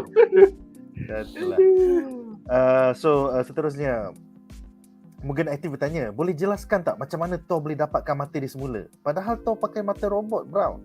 Jawapannya ada dalam 4 jam tu yang Taika Waititi dah potong. So, aku tak boleh jawab soalan tu. Aku tak boleh jawab soalan tu. Taika dah potong. Betul lah 4 jam tu. Kalau kau nak cakap saya continuity yang kecil yang sangat detail kan. Apatah lagi continuity besar pun dia kata fuck off. So benda-benda macam ni pun jawapan dia he doesn't give a flying shit. Itu jawapan. Pembedahan off screen bro. Satu lagi dia betul tak give a fuck kan. Engkau macam hilangkan watak Sif dalam Ragnarok. Kau tak cerita pasal dia tak tahu pergi mana, mati apa. Tiba-tiba Sif muncul, tak ada revelation, cakap sebenarnya selama ni dia pergi mana. Okay, masa Jane hilang kau ada cerita backstory lah. Kau ceritakan do you know about Thor dengan Jane. Okay, kita dah faham. Pasal Sif kau tak ada cerita pun. Macam kau tak ada Ragnarok, tak nak muncul. Tiba-tiba ada muncul, dia tak tolong. Ada bro, ada dalam 4 jam yang dia potong. 4 jam tu lah. Dalam 4 jam. Semua dalam 4 jam. Dia dah potong lah. The Warriors 3 yang patah lagi. Tu safe kan. The whole Warriors 3 tu. Sial lah. Jamie Alexander ni berlakon serius sangat lah. Potong. Aduh bang. Okay, seterusnya Aziz bertanya ya. Spider-Man No Way Home more fun yang akan keluar September nanti, apa je ada? Dia akan tambah 15 minit. Tapi harap-harapnya tak sehampir yang Endgame yang dirilis tu lah. Lepas tu kau tengok scene Stanley bodoh, kau tengok CGI Thor tak siap. punya VFX tak siap. Aku harap tolonglah siapkan VFX kalau kau betul-betul nak keluar. And sebab dia keluar ni adalah untuk menyambut the 60th anniversary of comic Amazing Spider-Man. Aku rasa kalau tambahan ni adakah dia ada reshoot balik untuk tambahan ni, ataupun yang memang diorang dah shoot dah masukkan je? Dia kutipkan apa yang Taika letak atas lantai tu. Lepas tu tak apalah kita masukkan dalam filem ni supaya orang tengok bro.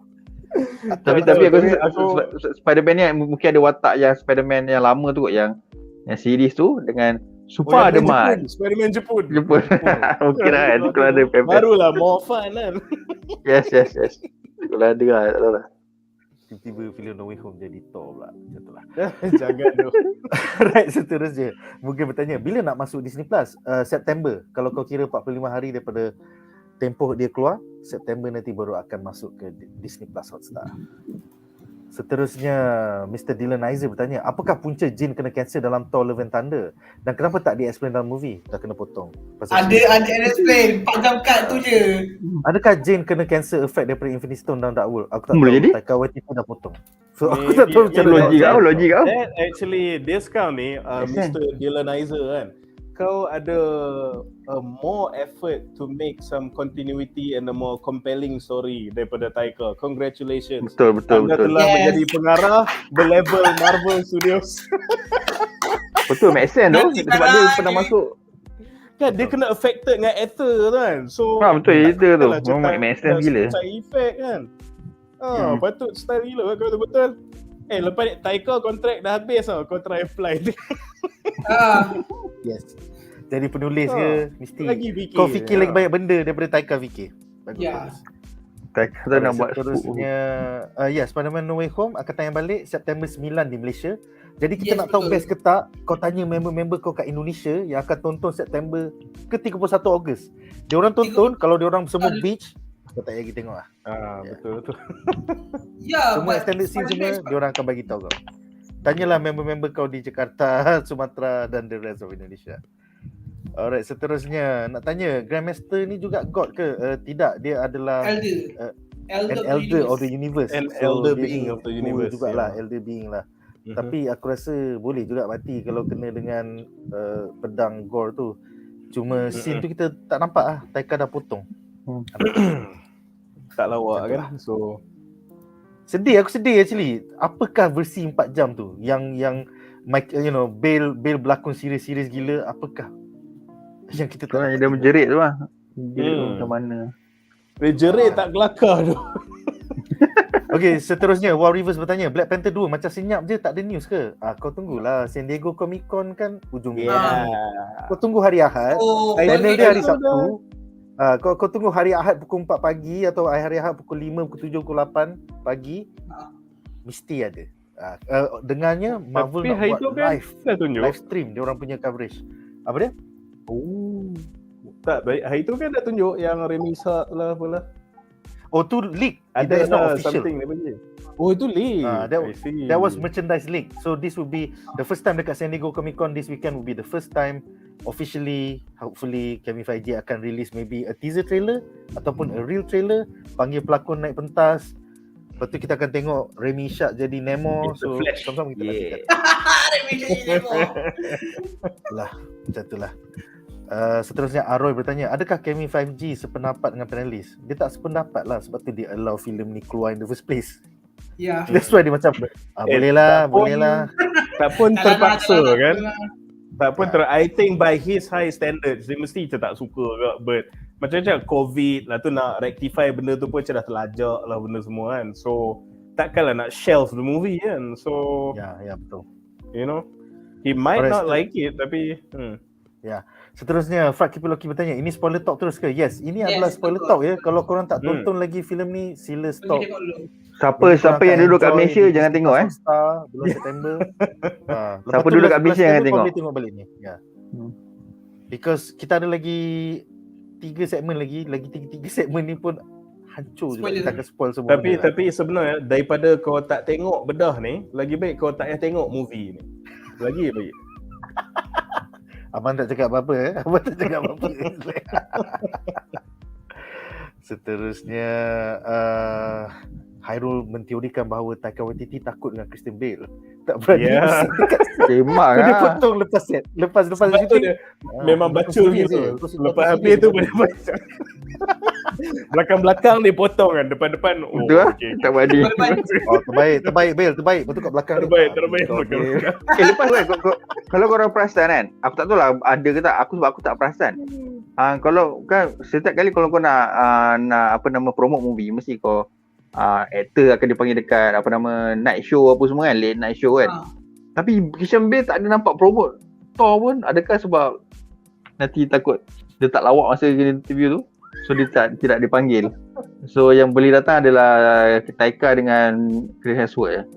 Aku tak nampak Christian Bale, tak tahu kalau korang nampak. Aku tak nampak pun dalam late night show ke apa ke. Tapi kalau cakap pasal tu, kau tengok the few times Christian Bale ada cakap pasal ni pun, kan dia kata macam orang kata you have entered the MCU, macam the fuck is it MCU kan. So dia macam dia pun tak tahu MCU dia apa. punya attitude dia tu macam actually dia macam tak apa care. Dia buat ni I think macam just dia pun ada sebab kenapa tah dia buat movie ni, anak dia suruh ke bonus something anak dia asal anak dia suka MCU. Betul. Kan, so macam he doesn't really macam give a damn pun sebenarnya, but because he's a professional, dia macam try to kill Tapi it juga with what he was given. Betul. Lah kan. Dia take it seriously lah dia kerja ni.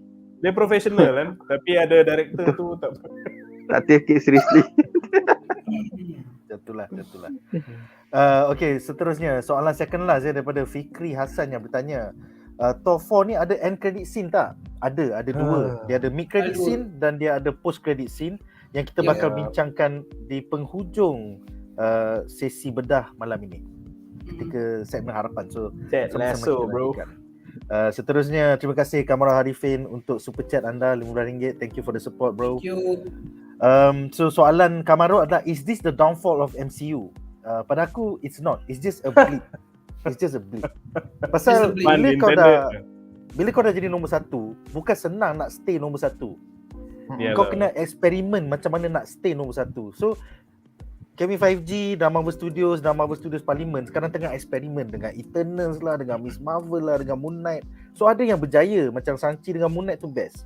Tapi yang macam Eternals hamba, Doctor Strange Multiverse of Madness hamba. Could be better.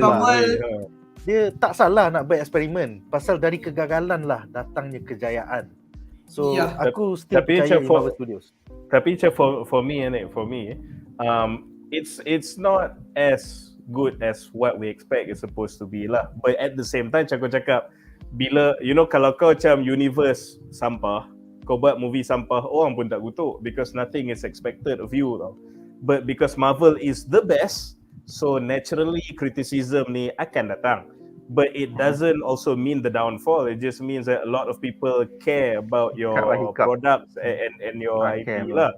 But however, personally for me, they yeah lah, it's on the lousy end a bit, but they need to turn it around starting tomorrow at the Comic Con.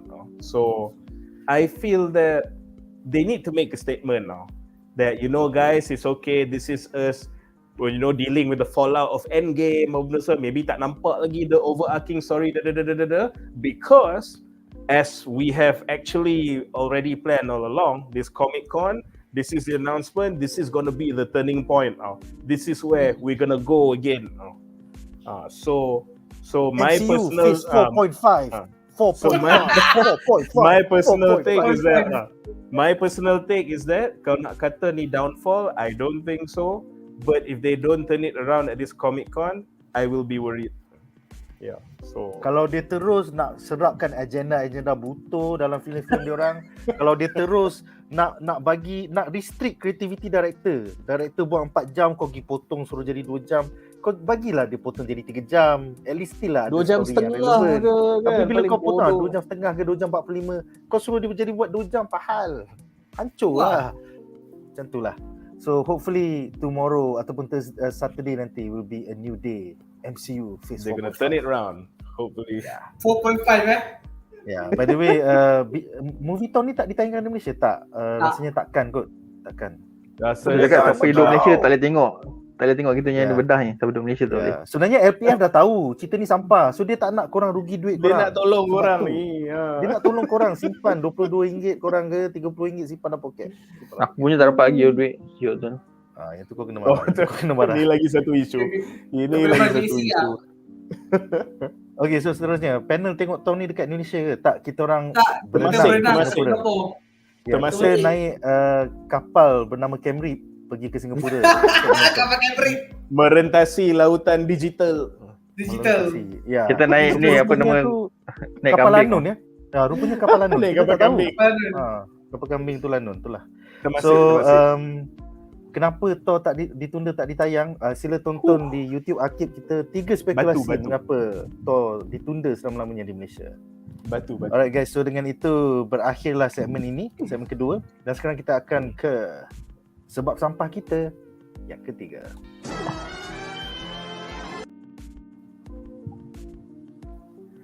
Alright, jadi elemen sampah yang ketiga adalah tentang actors.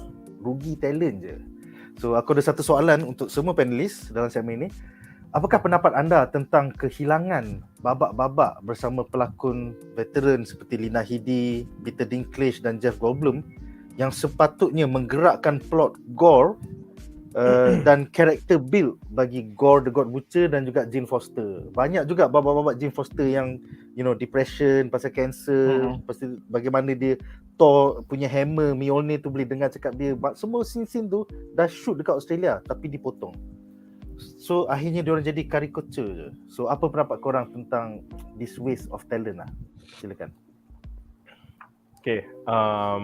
Again, like I said before, going on the theme of going on the theme of wasting lah. Every answer ku dia akan go back to the theme of wasting lah. So, okay, kalau cakap pasal the characters or the actors yang were completely cut off, Lina Headey and of course the Grandmaster lah, and Peter Dinklage apa semua kan, Jeff Goldblum, should have, would have, could have, to me lah. So to me, macam it's speculation lah whether they could have made the show better or not. Maybe they could, maybe under Taika tak, I don't know.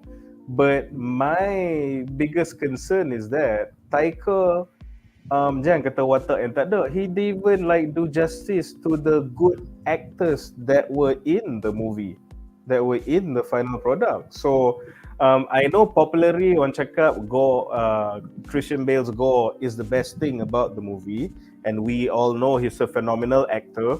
I think other people, given what he is given by Taika Waititi, would have done a lot worse. But Bale killed it in the few scenes that he was in. So yang tu tak kata, he's just phenomenal. But the funny thing is that Jane Foster as Thor was kind of cool juga. But like you said, she also suffered from, I don't know, macam bad directing, and her story is not fleshed out macam tiba-tiba sangat jadi the mighty Thor, and then you know, macam with the character that he has, Thor is suffering from cancer, and the whole movie is a joke despite that. So I don't know what an actor can do in that circumstance, or when you have the subject matter is that cancer and all your fellow god species is getting killed, and yet the director wants the vibe to be a joke. So whoever you have in the cast could not possibly do anything. So kalau tadi kita cakap about time, and I don't think time is an excuse for Taika. Now we're talking about like actors that are not there, and I don't think the personnel also is an excuse for Taika, because it's proven that he couldn't even cut it with the people that he already have on deck. Actually macam mana Duan cakap juga tadi, kalau tengok Thor in the first two movies, dia banyak comedic moments, but he was never a fucking idiot. He was a badass. You respect him. You know he's a god, or not some like idiot dude bro. So I don't know. It's the same actor, tapi jadi completely lain depending on the movie. So it falls on the director, not really macam the personnel acting out the scenes. That's one thing lah. So I don't know lah. It's just very wasteful how he used the actors yang ada pun. So jangan kata actors yang tak ada. And talking about, okay, ni bukan actors, ni more about characters. The other thing, again, decision making yang aku tak faham dia orang buat ni. When you talk about Thor, another iconic character is that one of the first, if not the first guys yang boleh angkat Mjolnir, who is not Thor, is Battery Bill. So if you talk about watak yang ada, tak ada, patut tak ada, kalau kau nak kata fans are impatient, I don't think that's right, because it's 4 fucking movies dah tau. So we still don't have Battery Bill, and not only that, we've actually regressed tau. Sebab in Thor Ragnarok, there was an Easter egg of Battery Bill dekat Grandmaster punya tower tu. And then the fourth thing is just like completely tak ada. Yeah. So they don't even, macam nak kata, you're not even introducing characters that should be here by now, and then with the characters that you already have pun, you don't use them well, the tone is off, you're not playing them to their strengths, those who actually perform kau cut. So with that, I think it's not wrong to imagine that kalau the watak-watak yang kena cut tu pun ada, they would have probably been fucking clowns too under the directive of Taika. I don't think that's such an unfair assumption to make. So Rugi talent, yes, but if these people were included, you could see that not gods are being butchered, but actors. It would have been an embarrassing experience and performance for them, I believe, if they made the cut even. No, judging by what Taika has been serving us. So yeah, that's my thoughts on the thing. Aku suka point kau. Silakan Duan sebagai kaki komik. Adakah kau nak tengok Lina Headey Enchantress ke lagi baik tak tengok kau tiada jadi part lawak juga? Silakan. Lina Headey tu siapa jadi Enchantress? Orang katalah Sesi daripada Game of Thrones tu dia sebenarnya Enchantress adalah satu babak dengan Jeff Goldblum, dengan babak dengan Peter Dinklage. Tapi aku rasa yang tu dia walaupun dia dalam Game of Thrones, tapi dia ada dalam Captain America First Avenger yang dia comolok dengan Chris Evans tu kan? Tak bro, Cersei Lannister bro. Cersei Lannister. Oh, tu orang lain. Movie apa selain God? Orang lain. Cersei Lannister yang jadi Sarah Connor Chronicles tu, jadi mak kepada John Connor. John Connor. Siri TV. Yang series kan? Siri TV. Apa lagi dia berlakon diorang tak kenal siapa Lina Headey. Itulah, dia tak tengok God inilah masalah. Sekejap Lina Headey berlakon apa? Sekejap. Lina Headey. Dia jadi Sarah Connor punya yang mak apa Mother of Dragon kan? Okay. Dia jadi wife Leonidas dalam 300. Itu dia. Oh, dia tu. Dia tua doh, dia lawa tapi dia tua. Kenapa jadi Enchantress? Tua berumur tu cakap macam berumur sikit lah untuk jadi Enchantress, tak tahu. Tak, dia lawa. ada satu lagi dia berlakon dalam Dread. Jalan dia dari mama apa tak Yes, dia dalam jadi Dread. something dalam Dread. Ya. So dia tu memang lawa, seksi lah kan. Tapi dia miss kategori. Dia bukan. Enchantress muda-mudi sikit nampak. Enchantress evaluasi dia muda kot. Macam tak kena lah. Tapi Thor Raja Lawak. Betul. Thor adalah Raja Lawak. Tapi betul lah kalau sebab kalau ada Enchantress pun aku suka kat sebabnya nama pun Love and Thunder kan. Tapi itu dah misleading lah. Sebab dia Love and Thunder, aku mengharapkan macam God level punya romcom lah kan. Maknanya dia bukan triangle lagi dah square. OG. Sebab apa dia ada Thor suka kat Jane, atau ada Sif, ada Enchantress. So macam memang situ. Aku ingat macam tu lah kan. So benda tu pun dah tak ada. Lepas tu kalau ada Grandmaster pun dia tak ada function sebenarnya. Maybe kalau Peter Dinklage tu sebab yang dwarf tu masa ni untuk mati kena bunuh. kalau untuk mati boleh lah juga. Tunjuk so, macam Muni cakap juga lah, apa kalau macam Beta Reveal pun patutnya ada, sebab at least sebab apa tau, sebab kau dah cakap awal kau nak kena cari army tau untuk lawan nak galakkan Gore ni. So apa salahnya kau cari Beta Reveal, join kau. So ada apa lagi Tosnya ada seorang ada lawak, muka dia lawak, muka dia macam kuda. So lawak lah patutnya. Lepas tu kau boleh cari seorang lagi, dia ada adik. Tu ada seorang lagi adik tau. Adik dia main pedang. So dia tu boleh jadikan yang lawan Kratos tu, Baldur. Yang lawan Kratos. tu. So ada few lagi yang boleh join. Ni tapi kau macam sebab kau pun tak tahu nak, kalau ada pun kau tak tahu nak guna watak tu kan, kau tak ada T kan. Sebab yang ada pun kau tak landed. Baldur tak pernah ada. Tak ada. Orang urut-urutkan Daniel Craig patut jadi Baldur, tapi dalam komik dia saja. Dia signifikan juga. Itulah banyak sebab memang Taika ni terkenal dengan suka apa wasted satu hal. Lepas tu dia suka macam kalau macam watak tu dia tak tahu nak buat apa kan. Sebab dia macam ni tau. Even though kalau kau tak familiar dengan watak tu kan, jadi kalau kau seorang director yang bagus atau script actor yang bagus, kau boleh apa nama play around that character tau. Kau boleh daripada orang tu tak ada apa-apa, kau boleh jadi ada function kalau kau pandai. Sebab tu tapi bila dia tak tahu dia nak buat jadi apa, matikanlah. Atau jauh tu Waris 3 dalam Rock mati bodoh, dia tak tahu nak buat apa, dia bodoh. Lepas tu Sif lagi macam tu. Lepas tu Sif dengan Jane dalam Rock nak buat apa? Cerita dia nak buat cerita kelakar. Dia nak buat apa? Jangan mention nama diorang terus lah. Mungkin dia kata kelas tu je. Lepas tu pula dalam Ragnarok pun ada satu lagi wasted. Kau ada Executioner, Kat Urban kau ada Kat Urban jadi Pak Lawak juga. Kat Urban kau tengok kat dalam The Boss, kau pakai betul kan. Kau boleh jadikan Pak Lawak jadi bodoh sebab Executioner dekat dalam komik aku rasa tak nak buat kelakar lah. Serius sebab dia tolak Enchantress. Dia ni serius. Dan tu dah ada bodoh Pak Lawak, tak kuat pula tu. Lepas tu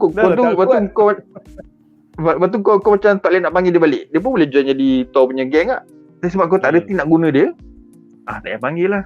So dia suka wasted. Dan kalau dia tak tahu nak guna play around with the character, dia terus ignore terus. So apatah lagi nak introduce new character. Guardian lagi kelakar. Kau dah ada Guardian apa semua.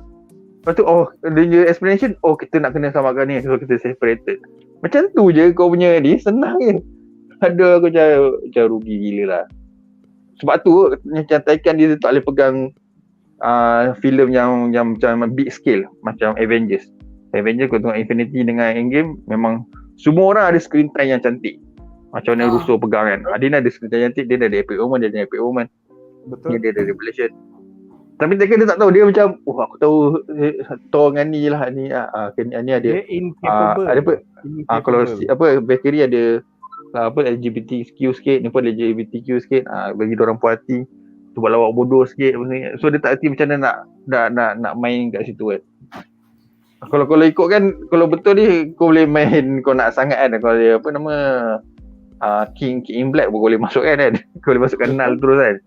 Sebab dia kena benda kan. Dia pemalas, dia watak-watak dalam THOR pun dia malas research. Malas tak ni?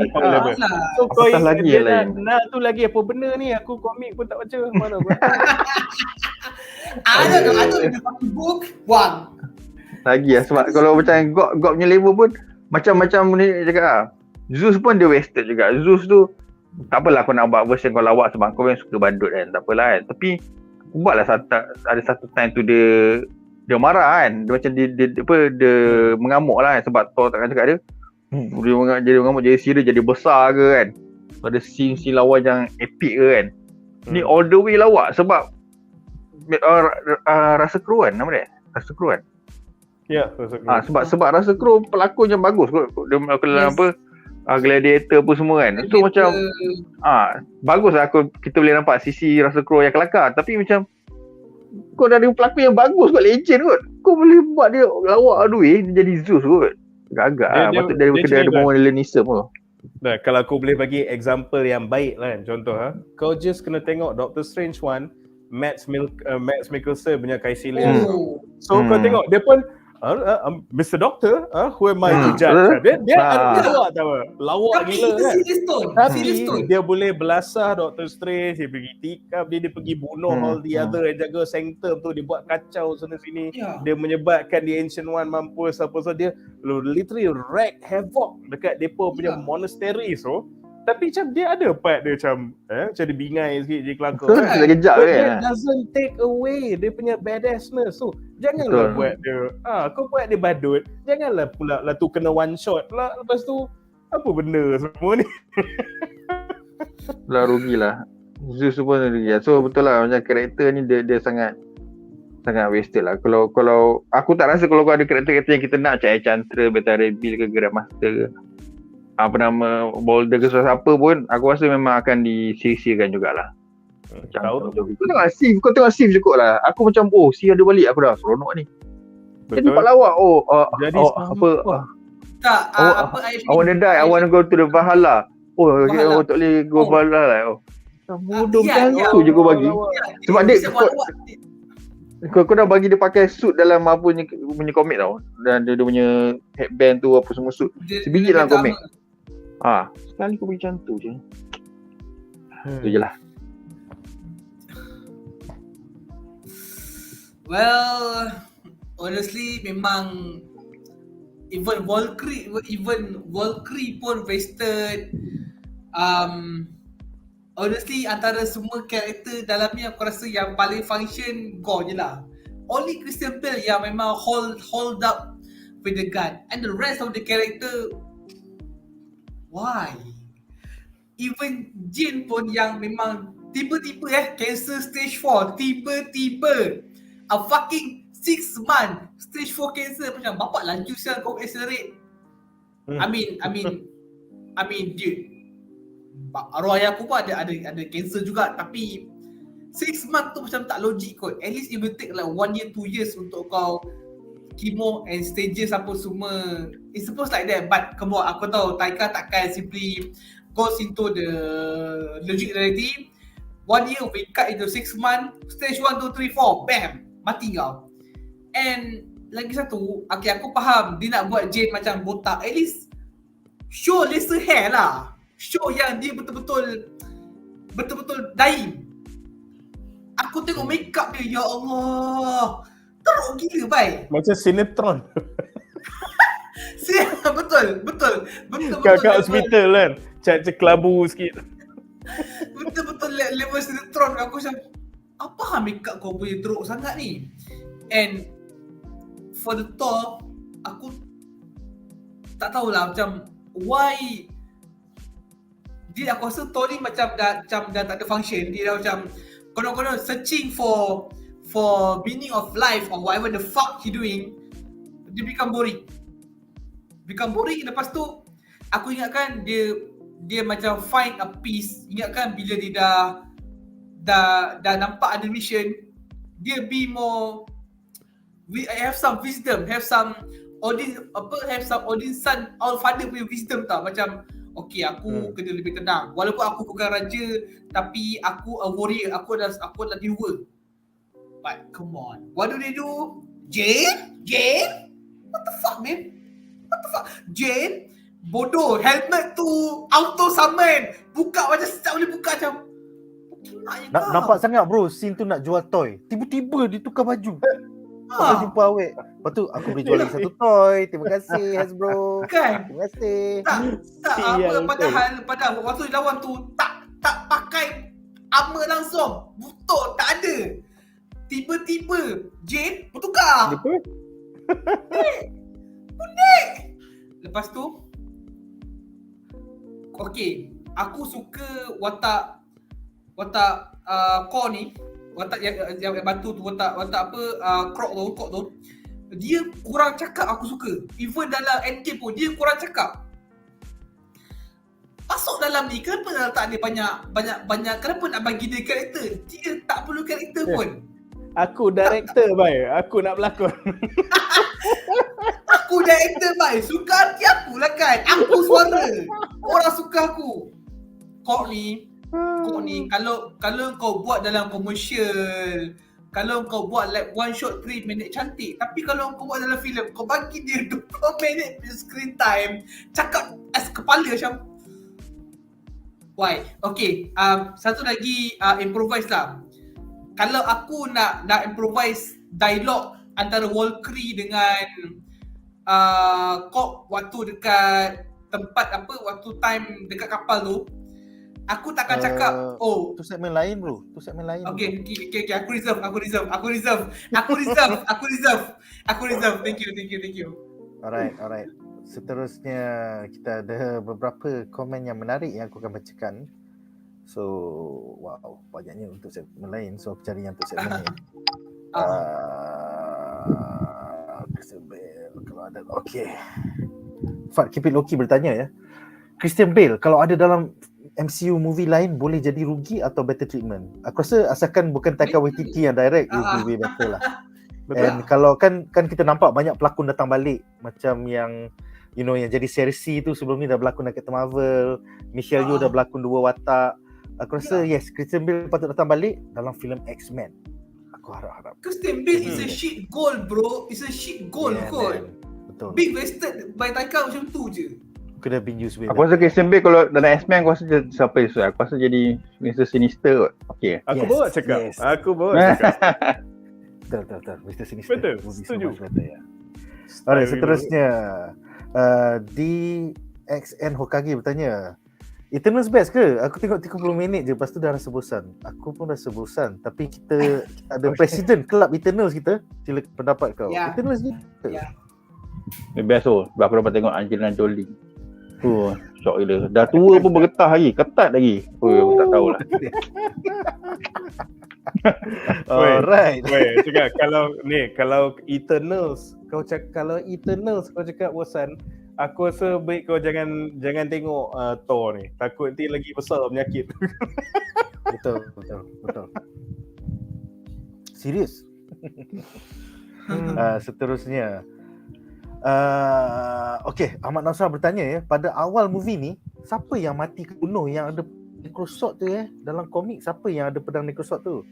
So dalam komik masa Gore jumpa tu, it was 2 gods yang berlawan, nameless gods, memang tak ada nama pun, dia tak iktirafkan pun.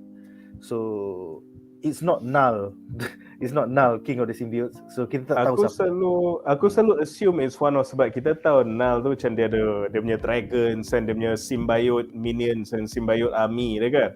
So aku assume that was probably one of his acolytes yang pergi tengah the duel with an unknown god tu lah. So that's how I took it when I read the comics. Probably one of his acolytes yang tergolek masa lawan the god daripada mati serentak kan. Macam lieutenant dia lah, lieutenant yang dihantar one of his dragons, one of his acolytes. Bila kau kata scene pasal 2 god gaduh batu pedang kan, scene ni sebenarnya sama macam kalau kau baca manhwa dalam Jeka Merah. Jeka Merah tu kat starting ni ada 2 god belah hijau dengan merah gaduh pedang-pedang. Sepihan pedang tu pecah. Sepihan tu lah siapa yang dapat dia akan jadi power macam kalau ni Jeka Merah ada belalah hitam lah apalah semua. Pada sepihan tu lah dia ni macam lebih kurang. Nice. Alright, soalan seterusnya daripada Dane Rambo Channel bertanya, pada para panelis mana satu yang best? Multiverse of Madness ke Tunda. Pada aku Multiverse aku lah. lagi terhibur tengok Doctor Strange lah. Pasal saya Betul. So across Definitely the board, Multiverse of Madness is better lah. At least they Lagi take their menghiburkan. character seriously. Betul, Macam aku personally okay lah, macam aku rate Multiverse of Madness tu macam average bagi, not because it's a bad movie, cuma ada dia punya decision making tu aku faham, but aku is just personal preference tak ni lah, sebab macam aku expect nak tengok Multiverse of Madness, nak tengok macam a new villain tau. So dia macam balik-balik macam it's Wonder again. Tu macam Wonder better, Wonder day, Wonder tu, which actually okay, dia buat Wonder fans memang rejoice lah. Tapi macam I wanted to see something new, but I have no problem, faham lah in the end macam gitu. But at least walaupun it didn't go in the direction that I wanted to see it, but they respected the character of Wanda lah. So I'm fine with that lah. But kalau kau compare dengan Love and Thunder ni, it's just disrespect everywhere. Dah lah jadi macam filem kroni. Semua anak-anak, semua pelakon pun boleh masuk pelakon sekali. Semua macam bini dia masa satu dia kata bini dia berlakon tak? Bini dia mana? Bini dia berlakon Ragnarok setahu aku. Bukan dalam film. Bukan tanda. Aku kan tanda macam dia kata ada scene dengan bini dia kata. Wait, apa yang aku tahu bini dia juga ada dalam post credit scene The Dark World. Yang scene yes, actually waktu the credit scene tu Marvel tak dapat Natalie Portman due to the schedule conflict. So Marvel cakap okay, get the choices of actress yang kau nak. Aku nak bini aku. So dia ambil dia ambil pakai tu, cium bini sendiri. Aku rasa kissing scene tu masa, tapi aku tak nampak muka lah. Tak nampak muka. Betul, aku dah dengar cerita ni betul ada. Okay. Tapi Love and Thunder pun aku dengar juga, dia kata dalam Love and Thunder bini dia, anak perempuan dia, anak lelaki dia semua dalam tu. Pasal semua orang ada anak pun dalam tu kak. Yang part last tu, Love tu anak dia sendiri kak. Ya, Love tu memang anak dia kan? Lepas tu dia kata kan, dah kata kan semua dah ada anak kan. Taika dah ada anak, apa nama benda tu pun semua dah. Anak-anak diorang semua berlakon. Aku rasa yang kena tangkap semua anak-anak diorang. Kroni. Senang. Dia nak bagi screen time kat anak-anak dia daripada ada galaksi, dia aku bagi Garuda ni. Actually macam tindakan kroni ni buat aku teringat cerita The First Zoolander. Yang direct bapak Ben Stiller, yang pelakon Ben Stiller, bini Ben Stiller, baby anak Ben Stiller. Betul-betul semua filem untuk Ben Stiller je. Dari cerita jadi best tak apa lah. Itulah. It's a comedy movie yang macam legend. Legend lah. Ya.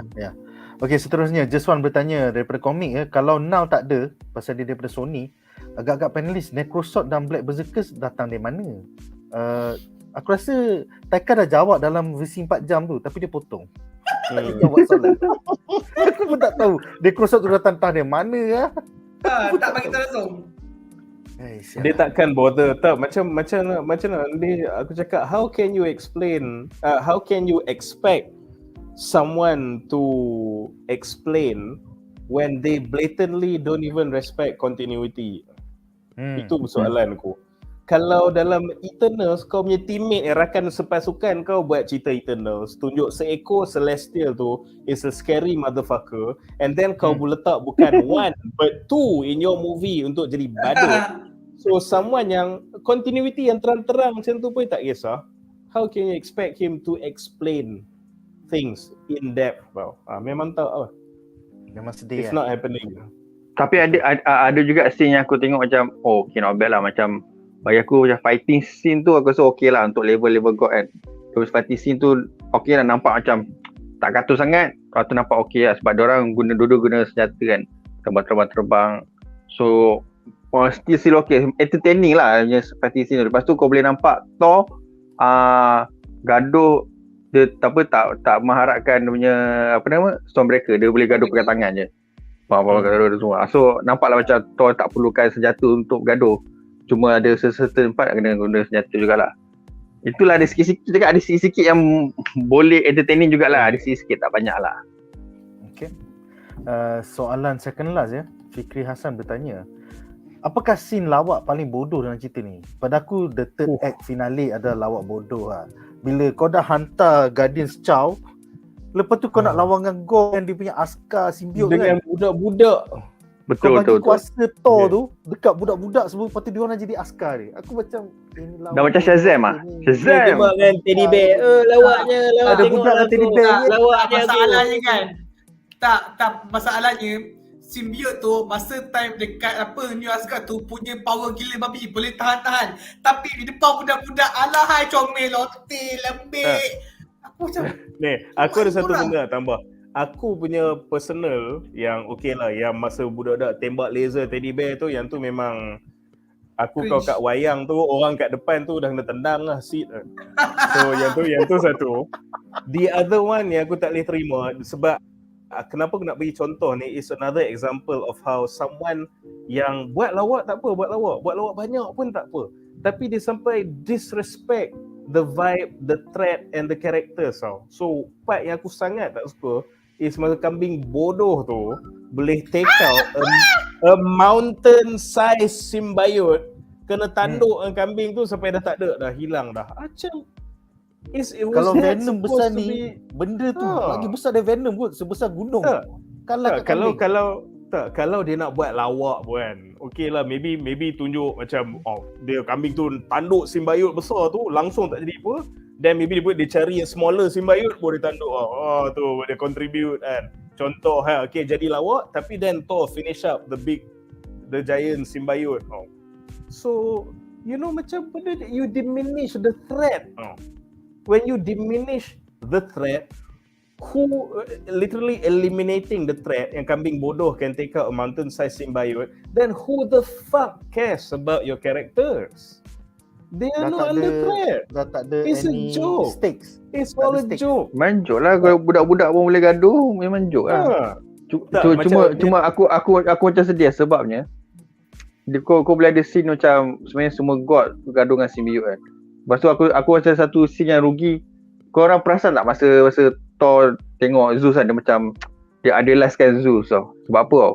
Zeus dia OG lah, sebab dia yang ada thunder, ada thunderbolt, ada peti apa semua kan. So Thor pun sama juga, God of Thunder juga. So macam dia orang macam lebih kurang sama lah kan dia punya kuasa. Lepas tu Thor macam idolize. Thunder tu adalah bunyi. Thunder tu adalah bunyi. Aku kan. lightning, aku Sebab tu datang aku dah jelas. senang.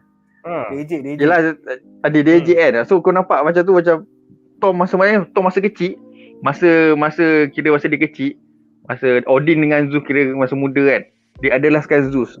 Sebab tu dia pun pilih power tu apa semua. Sekali bila Zeus jadi jerk macam tu, tak tolong dia apa semua, macam masa tu kerugian lah. Kau bayang kalau Zeus tolong dia, Zeus adalah seorang sihir, bukan Zeus yang kita tengok. Lepas tu dia pergi lawan pula dengan semua scene, last scene tu, diorang bergabung duduk kat tanda, lawan semua tu, mesti epic gila. Instead of budak-budak, rugi Lepas tu, satu lagi Zeus kerugian. panggil anak dia turun padan bro. Panggil Hercules sekali. Barulah tag team. Betul. Baik kita jadi director lah. Pundak. Ni. Lepas tu, tak, macam sekarang ni kita tengah cakap again pasal that wastage kan. Aku actually nak petik one scene from the comic. So, tapi ni okay, granted ni bukan Gore punya arc lah. Ni masa aku duk baca The King in Black kan. Kau bayangkan, itu bukan movie tau, macam komik kan. Kau tahu scene mana yang aku baca, aku tengok that panel, seluruh badanku meremang tau, kau tahu masa the symbiote army datang serang Earth kan.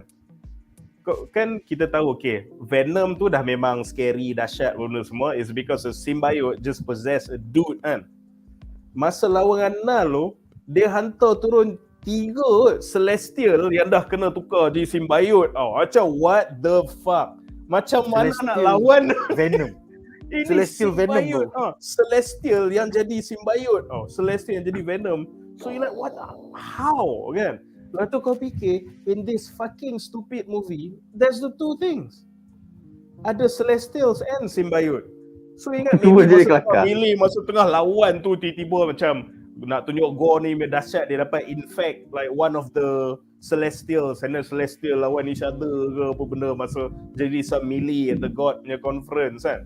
Tapi itu cakap is so many potential epic moments yang dah memang ada in the source material but you don't give a damn kan. Betul lah, it's just again should have, would have, could have lah. Tapi kalau aku nak tambah satu benda, saya tengok banyak orang duk komen pasal detail tadi kan.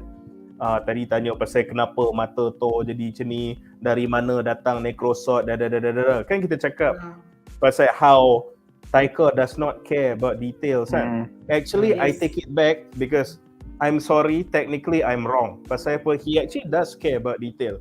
Kalau kau tengok balik in that very stupid and wasted punya Coliseum of Gods, so dekat what I assume is Olympus kan.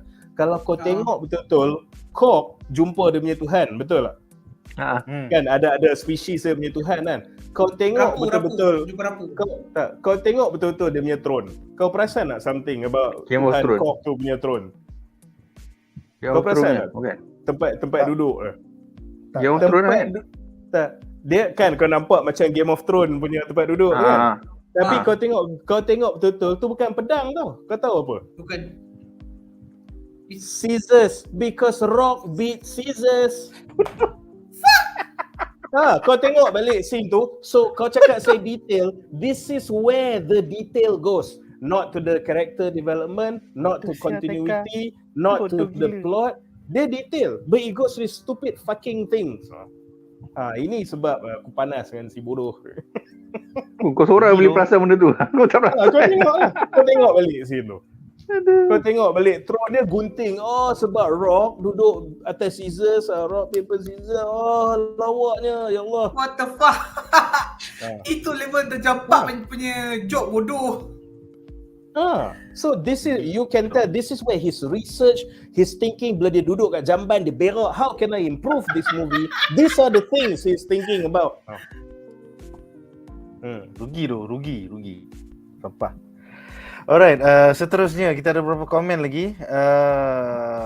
Din bertanya, kalau di-cut scene LGBT, adakah akan mengganggu jalan cerita? Nantikan segmen kita yang kelima langsung kita akan bincangkan di situ. Seterusnya Nauki bertanya, elemen kematian Jane sedih tak? Okey lah. Tak sampai. Dia dia berlakon lebih. Lepas tu Taika sangatlah ni. Serius. Sebenarnya movie is a joke punya vibe. How can you feel? Sebenarnya kau boleh nampak apa nama Natalie Portman boleh berlakon. Dia boleh berlakon. Dia memang bro, Oscar kot, Black Swan. Itu lah, dia berlakon. Dia aku rasa dia masa mati tu memang dia berlakon memang sangat sedih lah. Tapi sebab kau tak boleh rasa, sebab dia punya character development tu, sebab terlampau lemah, kau tak terasa nak sedih sangat. Kalau character development tu dibuat dengan cantik daripada awal, maknanya dia punya back and forth dengan Thor tu, macam mana dia menyesal ke apa semua kan. Aku rasa kita akan rasa dia sedih lah. Dari sebab nampak dia nak bagi Jane kelakar juga kan. I have cancer apa semua. So kau tak nampak benda tu seriousness sangat. Benda ni serius pasal cancer. Kau boleh benda representation juga kan. Tapi itulah, bila tak ni kau tak terasa. Benda tu ada wasted jugalah. Sebab the whole movie tu dah vibe badut. In fact, Jane, the cancer patient pun duk membuat lawak badut. Walaupun dia dah kena stage 4 tak boleh recover, dia pun duk buat lawak badut ke. So macam dia pun macam maybe kau tak nak orang sedih untuk kau ke. Rugi. Alright, seterusnya Fadirul bertanya, adakah kehadiran Hercules dalam movie ni tepat pada waktunya? Kita akan bincangkan ni di dalam segmen harapan. Itu paling marah dia. Harapan. Kemudian seterusnya Bad Weather bertanya, Zeus level Odin kan dalam komik ya? Yes, tapi Skyfather ya. Aku rasa Odin lagi tinggi kan daripada Zeus. Aku rasa sama sebab dia king of god masing-masing lah. Dia king of Olympus, dia king of Asgard. Sama-sama kira member lah. Tapi dia kadang-kadang depend on the writers at that point of time juga. Whatever it is, they are not inferior to each other. Tapi aku setengah iteration tu dia macam ni tengok Odin dengan Zeus belah Thor. Odin Zeus belah Thor tak tahu pasal. Kau dah hacker ke apa ke? Tak tahu lah. Kena disiplin sikit. Tak tahu lah. Seterusnya, soalan terakhir untuk segmen ini daripada Hilmi Aziz ya. Adakah Taika punya kerja kali ini tidak dipantau oleh 5G atau 5G pun sama naik macam hal lawak siut? Aku rasa kita dah explain dalam segmen yang lepas. Ada sesiapa nak rumuskan? Munir silakan rumuskan. Okay, so basically yang macam kita bincangkan tadi is that we believe, okay, it's no excuse but COVID is a factor lah. Sebab kalau there are many things, kalau kau tak pantau face to face meetings, kau technology, filtered by technology and distance, kau definitely akan terlepas. In fact, that's the irony lah. The strength of Marvel movies is dia punya interconnectedness, and why that happens is we all know the legendary Marvel punya brainstorming sessions. Mereka akan pin up pictures of all the characters. What the fuck happened to this guy? What the fuck happens to that guy? Whether this guy go, you're gonna do that. Then what happens to this fucker? Kan? So, but that was Joe Russo and Anthony Russo. They care. Kan? They care about their film. Betul. So tambah pula bila bukan the Russos and kau tak jumpa pula face to face, there's no way you can achieve that face sebelum ni punya level of control tau. Tambah pula this whole COVID thing is not some kind of annual event, it's unprecedented. First time in the history, and so no one really knows the best way to go about it, and the solutions that we use macam Zoom lah apa semua online meeting. So most of these things that kita first time pakai during the pandemic kan, and to handle all these moving parts. So I don't blame 5G because of his track record. He deserves the benefit of the doubt. He supervised like some really fantastic projects. So kenapa ni jadi macam ni? I think it's no coincidence that it coincided with the times of COVID lah. These latest projects. Yes, So, yes. And basically everything dalam MCU Phase 4 sekarang terkesan dengan COVID-19. So hopefully MCU Phase 4.5 adalah waktu zaman endemic yang orang boleh datang meeting depan 5G, kena rotan dengan 5G baik-baik. Yes. Lepas ni filem-filem dan siri-siri akan lebih berkesan lah, hopefully. Ya.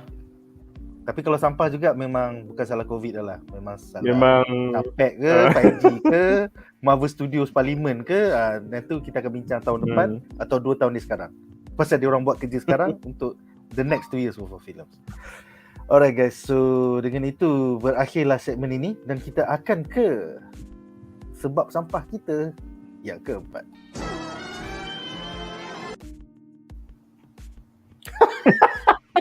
Alright. Woi! Filem 200 juta Betul lah. Woi! So segmen keempat kita, elemen sampah kita yang keempat adalah tentang VFX buruk, Hancus. So soalan untuk semua panelis. What By the the way, fuck is this, man? ini adalah screen capture daripada Camry Maybe screen capture 4K HD lagi cantik. Abang tak tahu. Tapi apakah pendapat anda tentang kualiti VFX filem ini yang teramatlah sampah? Sampai babak anak Heimdall bermesej dengan Thor nampak macam intern buat VFX menggunakan Microsoft Paint. Yang sebenarnya tak boleh guna pun Microsoft Paint, tapi dia cuba juga pasal dia intern. Dia cuba juga. So silakan Munir, silakan. Okay, so ni before aku jawab benda ni, true story lah. Masa aku berenang ke Temasek tengok benda ni atas Camry kan. So kau tahulah Camry aku kau tengok benda ni diselangi dengan iklan-iklan perjudian dari Nepal lah. So macam aku macam duk tengok kan, keluar iklan ni lah. Tu macam okay, back to the movie scene lah tu, keluar lagi. Lepas tu tiba masa keluar muka budak ni, aku macam kejap macam ni, macam aku ingat ni masih macam tengah iklan Nepal tu overlay dengan the movie ke macam mana. Oh shit, bukan, this is actually a scene from the movie. Aku macam confused kejap. Okay, so as you can see, it looks really bad.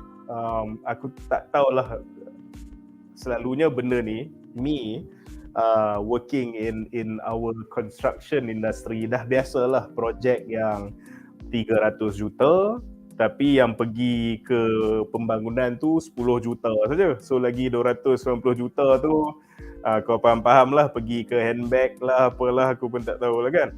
So I really hope MCU tak dibelenggu the same thing because berapa kau kata tadi ni, berapa bajet 200 juta? Aku rasa 200 juta was the budget. 200 juta Kan, for this film, 200 million for this sack of shit, you know. So it's quite unacceptable. And at the same time, you know, the thing is, it's not just, I know a lot of things has been said about the VFX, about some whatever reason the studios are not getting paid, yada yada, this and that. Tapi tak tahu, dalam Love and Thunder ni, it's not just this, it's not just the VFX. Kalau kau tengok, some of the props and practical stuff look really cheap. Like the almightily glorious Zeus punya thunder, it looks like one of those, you know, macam Ultraman sekarang ni nak transform, dia pakai beratus-ratus toy untuk baru dia boleh transform kan. Lama dah dia bertukar, lama gila babi tu. So macam kilat Zeus will not look out of place in like one of those new Ultraman shows tau. Dia macam tu kan. Lepas tu, and then aku rasa ada orang komen tadi yang Zeus punya armor, which I agree, the Olympian nampak macam some kind of like polystyrene bullshit yang dia letak golden spray ke apa macam tu. It doesn't look like metal lah, you know, like something out of Lord of the Rings kan. Kau nampak dia memang pakai, you know, military, and then dia punya helm, and then dia punya breastplate kan, like a proper breastplate tau. Dia nampak macam nipis and weirdly gold lah, not gold like sprayed on gold. So macam, actually it looks a lot like, apa nama cerita tu? Ada cerita yang pasal Olympians lawan Titans juga tu. Percy And Jackson. that guy from Percy Jackson. No. Is that yang dia punya Zeus dia, is that guy from Ni aku tahu yang Henry Cavill berlakon tu. Ha kan. Yang dia macam Oh. emas macam murah-murah sikit. Oh, dia nampak. Apa ah? Lupa. Aku tak ingat apa nama cerita tu. Tapi cerita Henry Cavill berlakon. Masa tu Henry Cavill kurus sikit tapi kau ejek Harry cerita Cavill Keanu tu, yang Keanu Vikingdom tu. Viking. Bukan. Ni, ada satu apa nama? Olympus. dia mamat yang berlakon Dracula tu, jadi Zeus tu. Yes. Apa nama Oh, dia? tu prok dia buruk gila. Immortal. Immortal. It's giving me those vibes. So, bila tengok macam the god punya scene. So it's not just the VFX, but the props and also some of the sets kan. Macam sorry to say lah, aku rasa pernah cakap ni, kalau kau tengok in the comics, New Asgard is a floating fucking fortress kan. So yang what we have here is some macam fishing village, and I could have sworn that macam they just shot the scenes dekat New Asgard ni, just 2 buildings maybe. Sebab I don't know, kalau macam aku nak tengok, you know, get immersed in New Asgard ni. What does the streets look like?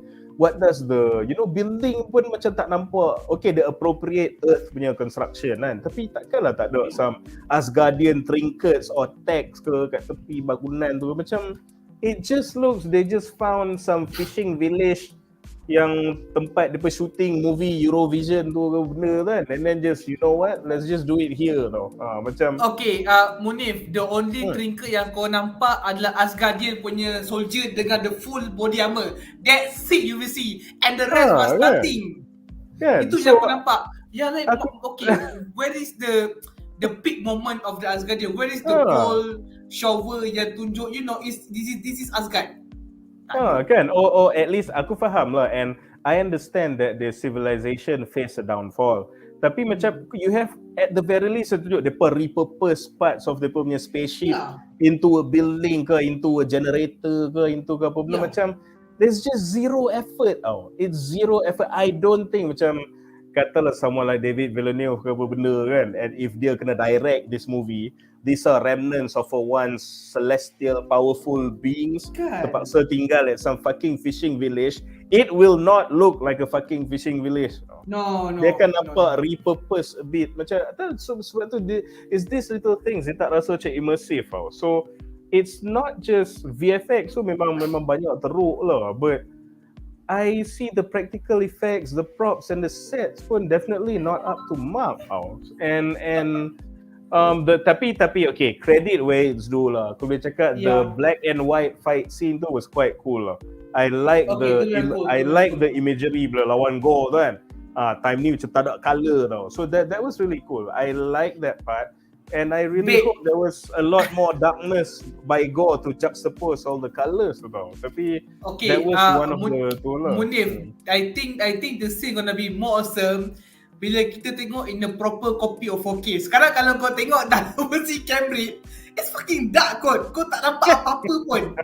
Honestly, the symbiote pun aku tengok macam ini belut ke apa aku tengok. Aku tengok Angry Joe, dia kata apa, nampak macam duk lawan plastik sampah.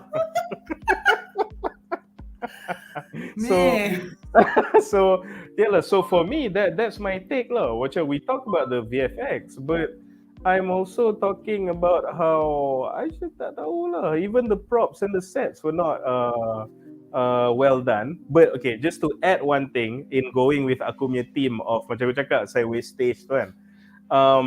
But during the first scene masa Gore jumpa dia punya god tu, ni pun VFX okay lah. I like how they mask the Gore, tapi actually there was a beheading going on and there was a gold blood was more kan.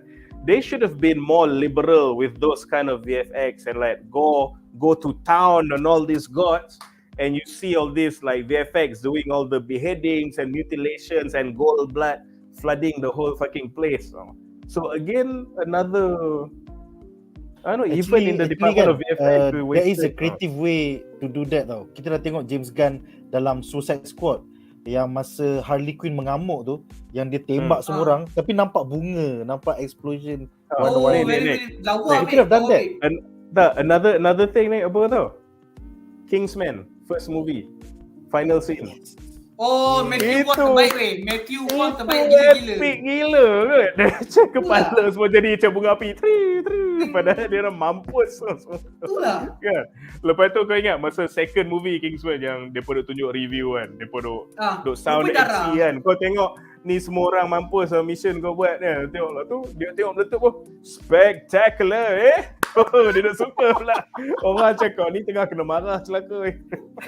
So I don't know, for me again it goes back to wastage, missed opportunity.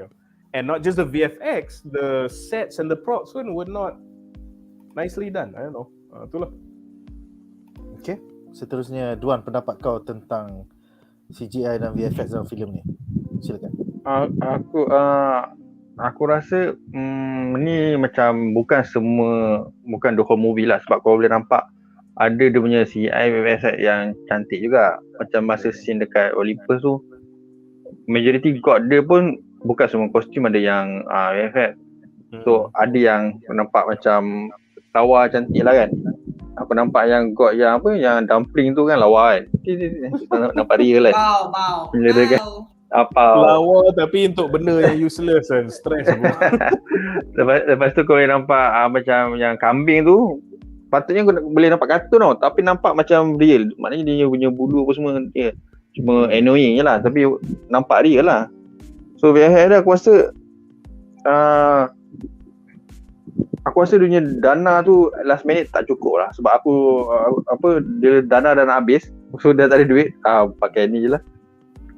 Apa yang ada kan. Sebab aku ada dengar cerita yang diorang ada buat strike kot, VFX punya ni. Diorang ada buat strike, diorang macam bengang sebab job dengan Marvel ni macam rugi. Marvel bayar murah lah apalah. Tapi demand diorang bagi demand, tapi diorang bagi terbaik, tapi bayar murah lah, lambat ke tak tahulah. So maknanya ni macam ni salah satu cara diorang nak bagi tahu yang diorang marah lah kot kan. Aku tak tahulah, mungkin ada sebelah kata habis ada cerita lain ke kan. Sebab selama ni kita pun tahu Marvel punya CGI, VFX semua memang tip-top lah. Macam mana kau tengok Avengers ke apa. Lepas tu macam mana kau tengok diorang apa, de-aging actor tu ke Russell Robert Downey Jr. semua yang de-aging tu semua nampak flawless lah. Tak nampak yang tak nampak tipu lah. So yang ni tu aku rasa mungkin ada sebab-sebab belakang tabi yang kita tak tahu lah. Mungkin ada dapat payment ke apa ke, dana dah habis ke. So So dia main buat macam ni. Sebab kalau kau ingat, Marvel banyak kali buat scene yang macam ni tau. Maknanya bila kau jauh, dia buat scene ada macam apa tu, benda-benda ni keluar lah. Macam kau tengok agak Sanchi kan semua orang kat tempat lain, dia buat keluar macam hologram kan. So kan lawa je semua, nampak cari kan. So sebenarnya diorang ada teknologi tu. Kalau dia hire team effect yang sama, diorang ada ni lebih kepada dana dah habis ataupun diorang saja memang sengaja buat macam ni. So kita tak tahu apa punca dia. Sebab bukan the whole CGI dalam cerita ni teruk. Masa scene lawan pun aku tengok lawa je. Setelah lawan dekat planet yang sama mula pun okay, not bad. Sesi dia terbang-terbang. Jawapan dia kat sini. Yang Roni jawab ni. Banyak sangat movie dan banyak sangat siri. Sekarang semua orang pun ada digital platform. So diorang tak cukup tangan. Dalam dunia ni tak cukup VFX house. Betul. Sentiasa bertimbun. Betul. Lepas tu klien yang sama yang memang aku dapat job kan, tapi macam bila kau dah overload kan, so macam ada yang terlepas lah, ataupun kau macam mampu lah kau dah ada deadline kan, lantak pasal lepas sebab tu minta 5 vision. Biasa freelancer faham benda-benda ni kan. hasilnya. Aku rasa ada macam ni 5 vision, fuck off. Betul lah, aku rasa ni lebih kepada nak hantarkan mesej sebenarnya. Kesian muka budak ni famous lepas ni. Tak tahulah. Tentunya. Okey, silakan Nazih, untuk babak ni, pendapat kau tentang Black Zordon. Sejak bila Handal dapat anak Black Zordon ni?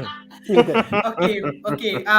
Funny story. Sebelum aku tengok cerita ni, aku terjumpa gambar ni dekat Twitter tau. Meme. First, meme ni aku ingatkan ini meme baru ke, sebab kau tahu kan kau tahu kan Gen Z punya meme kan too obscure, memang too fifth, sixth dimension untuk kau faham. Sekali bila aku tengok cerita ni, aku macam wah, what the fuck, teruk sangat dah CGI dia. And lagi satu, okay, aku tak salahkan 100% kat Taika sebab tak cerita yang Hamza ada anak. Even though even dekat Thor The Owl pun, bagi aku the improvement could be better. Duan, kau ingat tak scene Thor cakap dengan Heimdall dekat satu tempat tu? Masa yang nombor 3 Ragnarok Nombor 2. Oh, nombor 2 masih dia tengah peace tu. Okay. Waktu tengah plan untuk nak bawa Jin pergi ke The Dark World kan. Actually scene tu boleh tambah tau. Dia kata okay, what about my children apa semua. Tapi okay, aku faham lah. And tiba-tiba Tara ada anak macam okay, when? The question is when actually. And honestly untuk CGI ni aku cakap, ya Allah, this is okay lah. Honestly, bagi aku, this is the second Marvel popcorn movie after Captain Marvel. Movie yang kau tengok tak senggo je, kau takkan fikir apa lagi dah.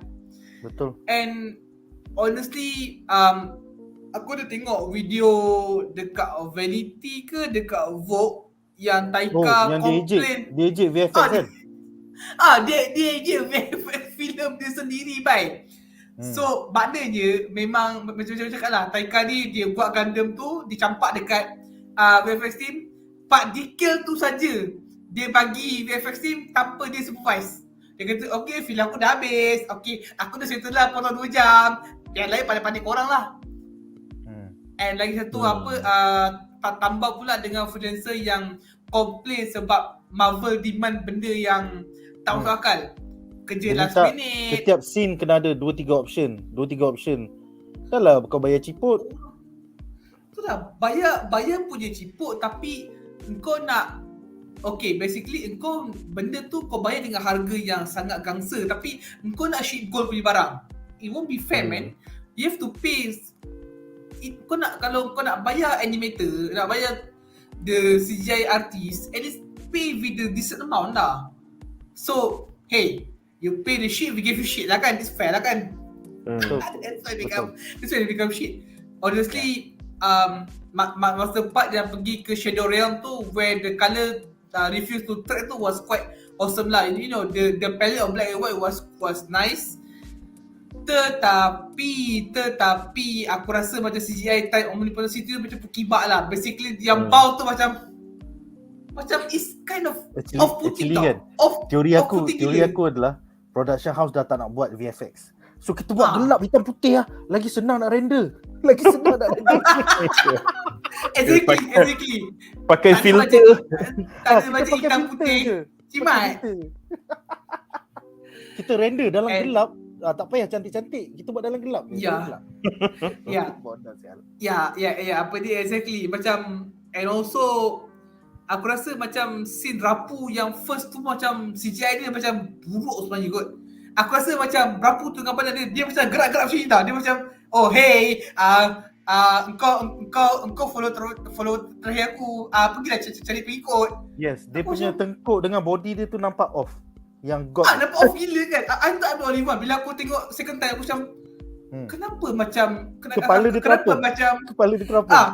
kepala terapung. Badan dia macam tengah buat something. Aku macam, rapu, what the fuck you doing, man? Tapi rupanya memang macam tu. Memang dia punya CGI sangat off-putting. And also scene, okay, even scene belut dalam rumah tu pun aku rasa macam, lah, apa hal ni?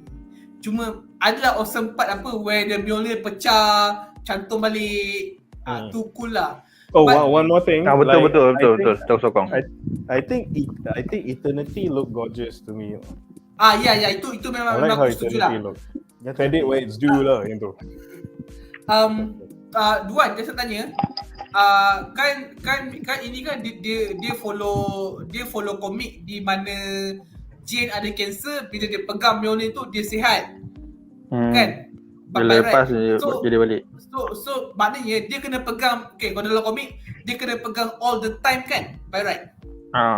Ikutkan macam tu lah. Dia nak katakan all the time tak juga sebab Tak juga. time by time kan dia kena lempar juga. Kau nak gaduh kan lempar. Takkan kau ada lempar lepas tu dia jatuh pula. Penat lah dia. Dia lebih kurang macam kalau kau ingat dulu Power Rangers sebelum lah. Thor, Power Rangers. dia macam dulu pun masa Thor dengan ada dia masa dia merasuki badan Donner Blake. Macam bila Donner Blake ada kayu tu kan, dia pegang transform. Selama masa dia transform tu semua tu all this one dia akan kuat lah. So bila dia transform back ke Donner Blake baru kuasa hilang. So maknanya bila Jane ni dia transform ke Thor, dia baling macam mana pun bila dia transform balik baru dia ni. Tak ada kalau dia macam dia nak lawan ni, dia dilempar jatuh balik. Jatuh balik. Okay, so basically Taika ambil logik Kamen Rider / Power Rangers punya power morphing lah. Kau dah bertukar, kau dah power down balik. Itu je lah yang dia the most common explanation. Sebab cuma aku nampak macam sometimes dia ada moment tu dia akan auto hilang kuasa kejap. Sebab dia dah transform balik kepada manusia lah. Dekat dalam tandas tu kan. Dia transform balik jadi manusia, nampak dia dah makin cengkung, mata dah hitam. Tu cancer lah. So basically speaking, the Mjolnir tu pun macam pedang dua mata lah. Engkau pakai kau sihat, tapi pada masa sama melajukan kau punya sel kanser kau serang kau lah. Bukan lajukan, dia serap tenaga dia. So dia cepat lah. Dia serap. The mortal life force dia being set out lah. So maknanya either way mati juga. Alright. So I think that's all from me lah.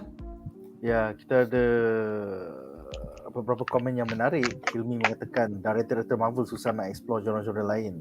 So semua superhero dah jadi macam Deadpool, semua jadi pelawak. Well, actually if you think about it, dalam phase 3 kita ada banyak genre-genre lain kot. Civil War was a political thriller, Ant-Man was a heist film. You know, so ada lah benda-benda lain. Black Panther was a sci-fi, African punya sci-fi. So ada genre-genre lain. Phase 4 banyak juga lah. Sekarang diorang eksperimen dengan genre-genre yang pelik. So nak macam I mean it can be done. It's just I feel like it's just the execution now. Kalau nak kata kalau nak kata the directors who are being macam terkongkong kan. Kalau tengok depa lagi menggalakkan experimentation tau. Kalau with the choice of actors and director macam Chloe Zhao tu is a big gamble tau. It's an experiment. Cari indie punya director, lepas tu waktu macam Miss Marvel pun, you know, fuck it, memang akan ada haters, whatever people say, kita nak buat, you know, inclusion and tunjuk a family story of like, you know, of like a Muslim family and everything. So So macam if those things are not taboo, indie directors, Muslim family stories, benda semua kan, it means that apart from the time limit tu sekarang memang sial gila benda tu, but apart from that I don't think they are that restricted. It's just that on the contrary, some of the gambles are not paying off lah. Ya, itu je. Gamble dia tak menjadi. Ya. So dia bukannya dikongkong, tapi dia punya gamble tu yang tak pay off. In fact, kalau dia macam strict whole structure macam dulu kan, maybe betul-betul kawal and tak eksperimen sangat, all the movies will be more critically acclaimed, I think. But maybe they rasa that would be at the expense of inclusivity and experimentation and would have kind of possibilities lah. So but in a way I faham juga lah. I'm not a fan of this experimentation, but I understand why they do it. So but it's this whole something I like to call the hybrid theory effect lah. You tengok macam Linkin Park kan, they are the victims of their own success. Sebab hybrid theory tu is an unbeatable punya album. Perfect. So kalau depa buat the same thing after, kau cakap buat the same formula. Tapi ada modal. Bila dia eksperimen tapi bila dia buat macam lagu lain, macam this not Linkin Park, this fucking bullshit kan. Itulah. So setuju. So ini macam they cannot win now. So even though I'm not a fan of what Phase 4 is doing, I understand why they experiment, but my verdict is that the gamble so far is a mixed bag lah. But Taika Waititi definitely did not pay off the gamble. Betul. That's what I feel. Alright, seterusnya Hairul bertanya ya, apakah pendapat panelis tentang muscle CGI Natalie Portman yang semua tertipu ingatkan dia buff? Dia bukan ada muscle ke? Dia Sikit ada lah. actually aku Yeah. nampak ada this one picture regarding this topic kan. Dia tunjuk macam dia punya arms ada yang ada dia punya dots untuk buat mapping tau. So I think they buffer a bit with CGI. So okay, here's the thing. This maknanya tak maknanya VFX dia power lah. Itulah aku nak cakap. So this debunks a bit the part about the VFX. So that's a good thing lah. Tapi aku punya take pula kan, at the end of the day, kalau orang nak marah kan, ke nak outrage, ke nak bahasa tertipu ke apa kan, I think at least this is the penipuan that makes her visually look good and closer to the comic character. Kalau orang nak rasa tertipu, then tertipulah dengan writing yang macam Sampah movie ni. Betul. Tertipu benda bagus tak apa kan? Tipu benda bagus tak apa. Seterusnya tu Hollywood magic lah, movie magic. Hairul menambah, apakah pendapat panelis tentang CGI anak Heimdall yang sampah macam wedding newscaster? Yes, dia adalah Black Zordon. Sebab tu kita bincangkan segmen ni bro. Black Zordon bro. Black Zordon kita tak suka. Sebenarnya yang benda yang sampah pasal budak ni je yang biasa sampah lain semua okey aku rasa lah. So kesian kat budak ni. Dia tak bersalah. Tapi macam mana? Okay, macam budak ni again, okay, kalau aku punya take pula, it's not just because the CGI is bad tau. Tapi aku rasa this reflects Taika's whole lack of care when directing tau. Sebab okay, dia nampak buruk lah, tapi macam it's not visually engaging how they present the okay, macam this is basically an astral projection now. Okay? Yeah. So kau nampak lah Doctor Strange dia buat macam mana astral projection. Lawa. It's a full body floating and kau boleh rasa dia punya anti-gravity-ness apa semua tu kan. Yang ni macam ini PowerPoint, ini slide kau, aku tempek muka ni sini. So CGI tu teruk satu, but the placement is not cinematic, there's no care, there's no scene composition for this. Macam even more than the VFX, it's a sheer fucking laziness to direct some scenes. To block out the scene actually. Pasal kalau kau tengok belakang tu adalah cermin, which is a source of light. It's a window. So that would fuck up the projection actually. It doesn't give a fuck. So it's not just the VFX, it's not crafted with care. The scene. Yes, betul. Alright, seterusnya Fadiro Rusli bertanya ya, betul ke filem ni yang paling buruk mengalahkan Captain Marvel? Aku rasa lakonan Christian Bale sebagai God of War selamat kan? saves this from yeah. being shittier than Betul. Captain Betul, Marvel aku sokong. still paling Go carry the movie lah. Kalau Betul. aku rasa Aku Christian sokong. Bale lepas habis shooting ni kena jumpa chiropractor. Patah belakang. Dia carry the whole movie. Tapi kau perasan tak Christian Bale She carry Untuk movie- the entire movie. untuk movie ni dia kuruskan badan dia balik. Kurus gila. Sebab dia Again, nak dia punya buat watak ni. Again, dia punya level Dia kan of- suka kejap buff, kejap kurus kan. Untuk watak ni dia kurus balik. Kau boleh nampak dia kurus gila. Aku kesian macam kau janganlah suffer sungguh-sungguh untuk badut ni. Kau buat main-main. Geram pula aku. Sincere effort. Untuk apa je? Untuk kena cut lah sekali semua. scene gore semua kena cut guys. Dia hanya ada dekat beginning and the end. Rugi. Tu je. Alright. Beginning, Seterusnya center, ending. 3 je. Tapi masa ending, masa si ending tu, masa dia nak gaduh last scene tu kan, dia nak tunjuk macam ni kan. Oh tu Tunjuk smart tu. Dia tunjuk jadi, lepas tu Thor pula macam ni pun smart saya tu. Masa tu style. Masa tu pun mesti dia nak cut. Oh, tapi Bale lah. Kau dah melampau ni bang. Lepas tu macam, okay. Okay, Munif. Actually, Taika takut sebab Bale punya tenung tajam. Dengan lagi-lagi dengan apa lens kuning tu. Dia macam okay, tak boleh. Aku nampak macam setan tu. Cukup. Nampak macam setan. Betul nampak power macam setan. seram. Okey, seterusnya soalan cepu mas Tahu. Soalan cepu mas daripada Hilmi Azizi. Manakah yang lebih teruk? Heimdall Sun Floating Head VFX ataupun Heimdall. Doctor Strange Third Eye? Handal. Pelakon handal. Okay. Heimdall. Kalau aku with some explanation lah. Aku rasa yang lagi teruk is this Black Zordon ni lah. Sebabnya pasal even though Doctor Strange tu kata maybe lah it's not the best CGI mata tu kan, but there's no problem with the composition and the impact of the scene now.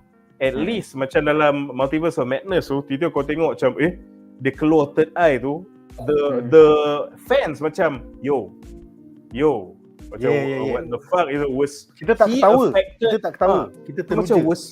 was he affected by the dark hole?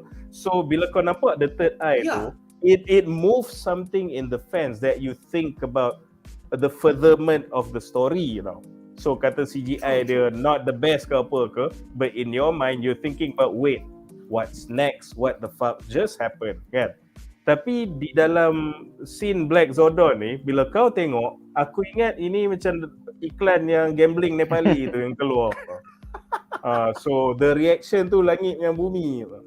That's why your winner is Black Zordon ni lagi teruk lah. Yes, Black Zordon paling hancur dalam MCU of all phases. Okey, seterusnya kita ada soalan daripada Nameless soalan teknikal. Adakah ini bermaksud bahawa semua dewa MCU adalah alien? It looks like it. Itu adalah penjelasan Taika Waititi. Actually, yeah. I mean, like, I get in the comics pun the deities lah, so to speak, and all the Sky Fathers are actually really high alien or interdimensional beings. How they explain the Olympians pun, they are actually in a pocket dimension called Olympus, yang anchored to the earth at Mount Olympus lah. So technically depa ni aliens, actually like more accurately interdimensional beings lah. Yes. Betul. Yup. By the way, Wan, kita planning nak tengok Thor Love and Thunder malam ni ramai-ramai dengan pasport family. Tapi tak keluar kot. Takkan nak pergi Singapura. Nak macam mana kan? Itulah kan. Macam itulah. Ya, by right malam ni ramai-ramai BuzzPOP gang tengok dekat bawah kamut. Itulah sedih tu. Tapi Okey, seterusnya ada kumpul duit lah. Tadi so Muhammad. kita terbang. Ya, kita naik kapal Cam Reap ke Singapura. Yes. Seterusnya Lautan Muhammad digital. Muizuddin bertanya, patutkah dikekalkan pelakon dari Fox X-Men untuk MCU ataupun recast? Tolonglah recast. Start fresh. Yeah. Kecuali McAvoy dengan Fassbender. Yang lain semua start fresh. And juga. aku punya personal request aku ke ni apa tau. Kalau nak cast Jean Grey, macam janganlah cast macam orang yang macam nampak sangat tua macam Famke Janssen dulu tau. Tapi aku suka dia dulu masa dia muda lawa lah. Dia memang hot. Tapi kalau kau tengok, that's not really Jean Grey. Kan? So macam Jean Grey, she's very almost like a tu lah macam bubbly teen macam tu kan, so to speak, Miss Girl Next Door lah, squeaky Apa pendapat clean kau macam tu kalau kan. So, Sadie Sink daripada Stranger Things menjadi Jean Grey, Marvel Girl?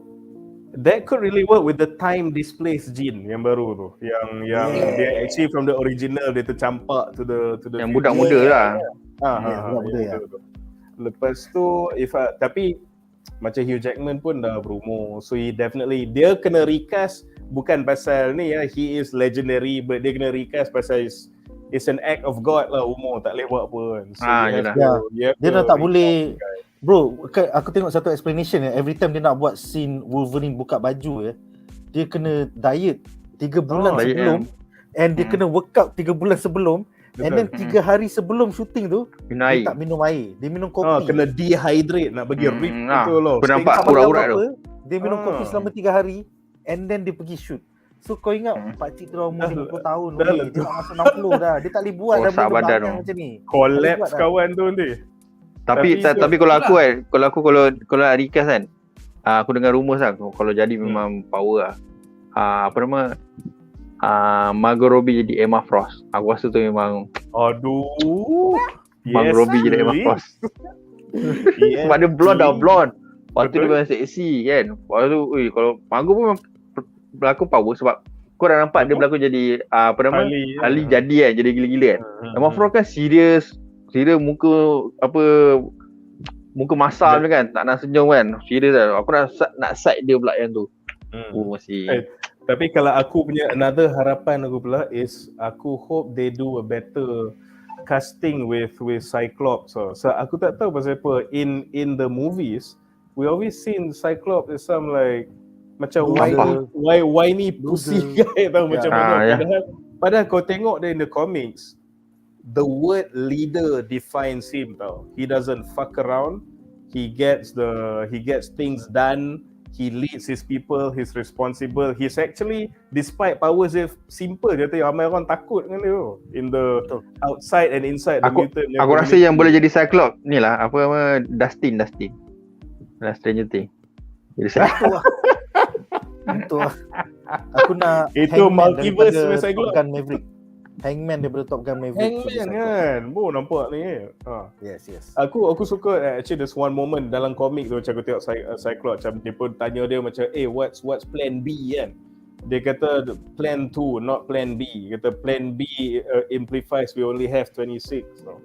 So macam aku suka macam dia ada that macam okay. You know sangat better macam leadership punya moment now. So betul. someone that can embody that, don't fuck around with this guy. He's the man with the plan. He's the man in charge. So we need that Cyclops.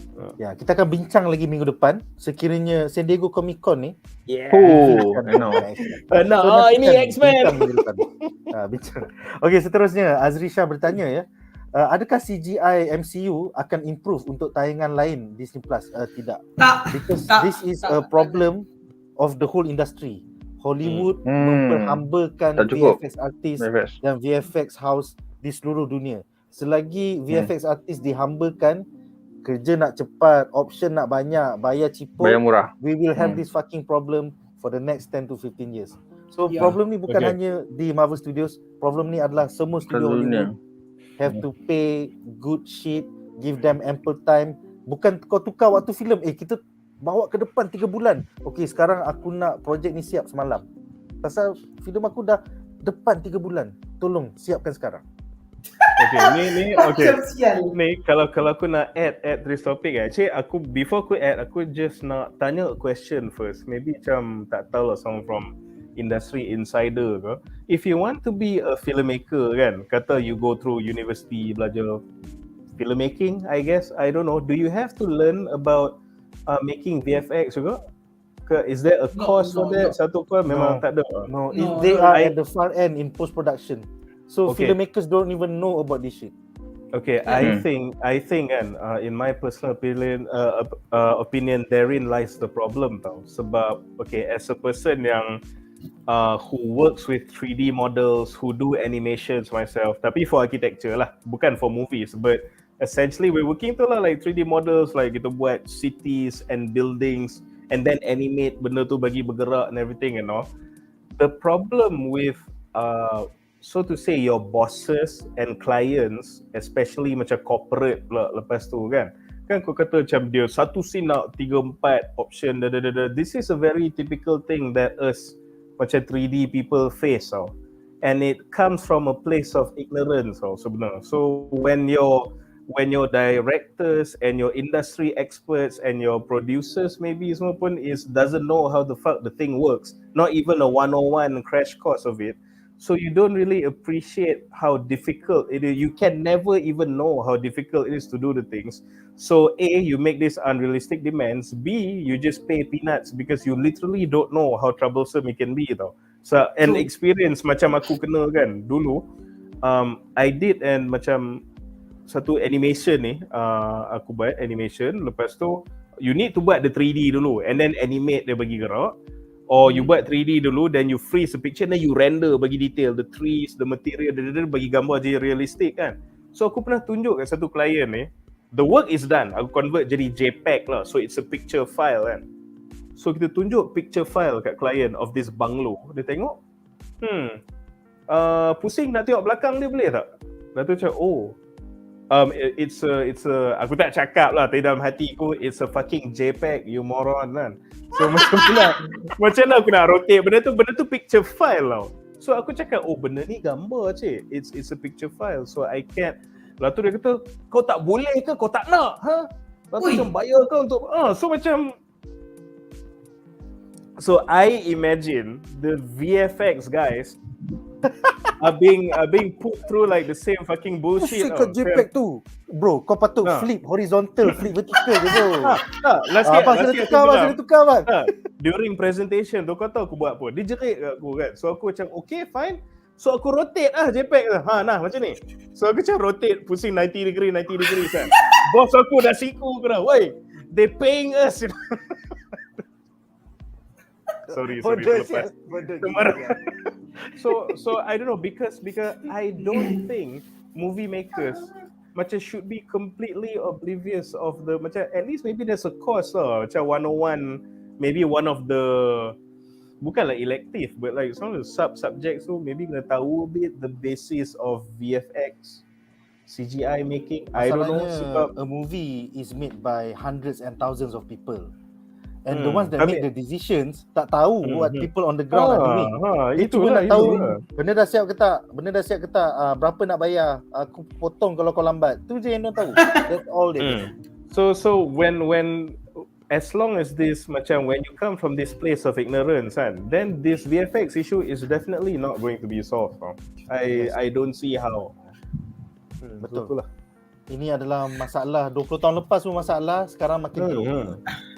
Munif, itu satu hal. Engkau belum jumpa lagi. Bang, kenapa GIF download gambar tak gerak bang? Aku macam, weh. Aduh. Weh, ya betul weh. Save as. Aku macam, kau betul weh. Memang tak gerak lah GIF tu. Tak gerak lah. Dia marah weh. Dia kata, tipu saya kan. Dan komputer kau dah gerak ya? Tapi saya print. Saya print lagi lah tak gerak babi. Saya print GIF tak gerak pun. Kau ingat ni apa? Hogwarts ke? Bodoh ke? Tapi ni one quote aku bagi ni memang real thing from one of my clients kan. Ni satu last contoh aku bagi. Aku pernah buat a hospital project dulu.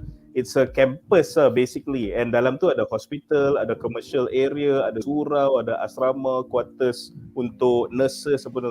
There's 15 buildings inside a berapa acre punya master plan tau. So you kena buat bukit, gunung ganang, jalan, tasik, topography, and 15 buildings which you kena design from scratch kan. Klien aku minta, dia kata can I see this like after a week tau. So macam so macam I have to design 15 building from scratch. Jangan kata to build them in 3D, and the topography tu aku kena buat. So I was telling him I need at least 2 weeks, and that's kind of pushing it, but I can try lah for you kan. Lepas tu you know what he said to me, dia kata kau buat ni bukan lukis tangan, kau pakai komputer kan? And then I'm like okay, aku pakai komputer, so dia kata so tekan satu butang siap kau buat berapa je. Aku waktu nasib baik kau bayar gaji aku. Macam sial tu. Kalau sial. tak, Itulah. So macam tu lah, banyak eksekutif Hollywood dan juga penerbit Hollywood tak tahu benda-benda ni. Diorang je tahu sila siap cepat, saya nak semalam. Tapi saya nak 5 option ya. Ada Thor ada misai, ada yang Thor tak ada misai, ada yang dia bogel, ada yang tak bogel. So yeah, they just add on to the problem. Alright, seterusnya Fadil Rosli bertanya soalan komik. Thor ada alter ego kan? Yes, alter ego dia adalah Dr. Donald Blake. Masa zaman 60-an, masa dia mula keluar dulu. Bila nak tampil ke MCU, dah tampil dalam filem pertama. ada Easter egg. Easter nama. egg, ya. Oh, Easter egg. Dan Nama diorang dia. choose untuk versi MCU ni, dia tak ada alter ego. It's just Thor. Tak ada. The God daripada Valhalla turun ke sini. Which eventually dalam komik pun it was the same. Dia dah tak guna Dr. Donald Blake. Dia just buat Thor is the same guy on Midgard and also on Asgard. Macam tu lah. Donald Blake jadi a psychotic villain at one point. Yes, Donald Blake tak puas hati, dia dah tak dapat kuasa Thor. Fucked up gila tu. Alright, seterusnya Aruna Siana berkatakan, what's up bro? I think the issue we are seeing with Phase 4 for MCU is following the Disney trope of shoving diversity down the throats. Yes, itu adalah segmen terakhir kita malam ini. Nanti kita akan bincangkan dalam segmen seterusnya. Good one. Seterusnya Hilmi, dia nak trigger kau Munif. Dia tanya, apa pendapat kau tentang Bao, the God of Dumplings? Tiba-tiba filem Pixar boleh masuk dalam filem Marvel pula ni. Okay, macam saya cakap lah, pada pendapat aku, this goes back, for me, all I'm concerned about is screen time lah. So kau cakap movie ni just 2 hours yada-yada, tak cukup masa nak buat fight scene, this and that kan. So these are among some of the parts yang doesn't move the plot. I don't think it's not even in comic. It's a complete fucking waste of time that you can just discard and instead maybe letak like tu boleh membuatkan Zeus like deliver lah 2-3 pukulan ke epic lightnings ke, lagi bagus kan. So tak faham. Itulah. Dia simpan part Russell Crowe pegang skirt macam lawak. Bukannya Russell Crowe berlakon serius, dia simpan je pegang skirt tu. Aku gambar betul lah Muhammad ni. Alright, soalan terakhir adalah daripada Aruna Sena yang bertanya, Necrosword dalam Thor Love and Thunder ni, diorang akan tie-in tak dengan Null? Tak. It's just a throwaway villain, one and done. It doesn't look like they are building Null in MCU Phase 5. I'm sorry to say that bro. Because it's complicated lah, sebab we know Null is more to Spider-Verse punya benda and we know that's a Sony thing.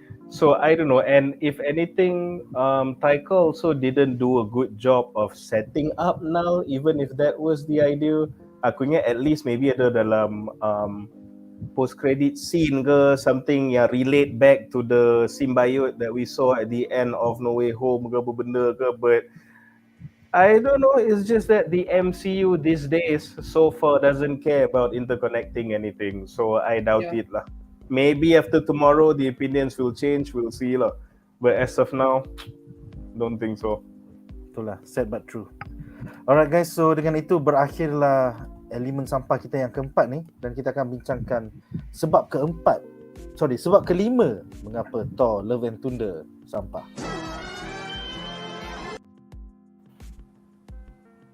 Alright, jadi elemen terakhir kita untuk malam ni adalah tentang geng ABJAD ya. Agenda tak tentu pasal. So soalan ni, aku ada satu soalan dalam segmen ni untuk semua panelis. Apakah pendapat anda tentang agenda geng ABJAD yang diserapkan ke dalam filem ini, terutamanya babak Valkyrie dan juga Korg asal usulnya, yang tak relevan kepada the main plot langsung, tapi menjadi punca utama filem ini tak ditayangkan di Malaysia? I mean, kalau nak beragenda pun, boleh tak jangan kacau franchise MCU yang popular? Aku nak tengok lah babi. Boleh tak jangan kacau? Kau letaklah dalam filem-filem HBO yang aku tak nak tengok tu. Letaklah dalam AMC ke Netflix ke. Jangan letak dalam MCU, boleh tak babi? So silakan pendapat kau, silakan Munir. Okay, so aku actually have been thinking long and hard about this thing lah. Sebab macam mana, on one hand, I'm not to say a hater, it's more that I don't care. Because at the end of the day, I just care about seeing a good movie, and I just care about getting to see it in the fucking first place. Okay, so because we're all comic fans here, we're all pop culture fans here. If you want to, if like, you know, this like LGBT thing is your thing, there's other channels and contents and age appropriate shows Ada that you kot can nama like channel tu Bravo. see the- Channel Bravo see, tu untuk boleh korang. tengok Channel Bravo. Pergi tengok kat Kan, sana boleh- cukup lah. kan boleh tengok benda-benda ni kan. So and some more the worst part, it doesn't even forward the plot. So when you think about it, it's something that doesn't forward the plot. If you can cut it from the movie pun tak kacau the plot, yet at the same time it becomes a stumbling block of it to come into your country. So I don't understand why. So I mean, as much as okay, you find orang cakap say freedom of speech, freedom to perform the arts, to craft whatever kind of movie that is in the vision of the director. Okay, fine, but I don't know. At the end of the day, you are not alone in this world, and you are not the enforcer of values to everyone in this world. So what I'm trying to say is that there must be a compromise loh. Kalau ada certain countries that doesn't embrace this culture, there are solutions to go about it. Number one, maybe you allow cuts, but fine, you don't allow cuts. Or maybe then then kau tak boleh dapat PG rating lah. So, that if it's not PG rating, then select Buatlah audiences 18SX tengok. ke 18SX je okey lah. So what my beef about Marvel before, okay, here's the thing you guys need to understand. Ada banyak aja movie ada elemen-elemen ni, but I complain about none of them. But then why it becomes an issue in Marvel movies to me is that especially this particular movie I have a problem with because it's very sinister to me how they do it lah. Pasal kalau korang tak tahu lagi lah, I believe one of the big reasons why this movie, I'll just say, I guess it's bad lah in Malaysia, is because of that whole not really the Valkyrie scene, because that's just a passing comment. I don't see anything harmless it's with the that croc pun, scene. whatever. Kalau budak-budak tengok pun macam apa yang cakap tu, oh kawan kot, whatever kan, tak apalah. So but the cock scene is that, it's like two cartoon rocks and then making a baby. But then you tailor-made this movie specifically for kids. So, it's a bit sly there. It's a bit sinister there, and I don't like it. And bear in mind, aku tengok The Boys sebelum, so I have no problems with all this, homosexuality, LGBT scenes apa benda, because it's appropriate to the plot and to that universe, and some even move the plot apa semua. Yang ni dah lah macam tak ada punca, doesn't change the plot, and it's tailor-made to get to the kids. So I think Marvel, this is a new low from you guys lah, that you actually like went this route with this. So on top of all that, us yang memang, I would consider myself a moderate liberal sikit apa semua, but even I would get annoyed with this thing because at the end of the day we just want to enjoy the movie. But now we don't get to enjoy the movie because you put something that is not only doesn't move the plot, but is so sinisterly trying to get to the kids. So that is really bad for me because you have to respect other countries' values lah. I mean, kan? Sebab kau at the same time tak bagi censor juga. Kau at the same time you want the PG rating juga. So how come there's no compromise at all from your side? Betul lah. So kalau macam tu susah lah. So macam kan, kau nak buat, kau buat. It's your movie. We can't stop you, but you can stop us buat macam-macam. You must allow censorship for the countries that want censorship. Kan? So even if kau tak tu, then you cannot be chasing for PG rating here lah. You have to accept that you must agree with the 18SX lah.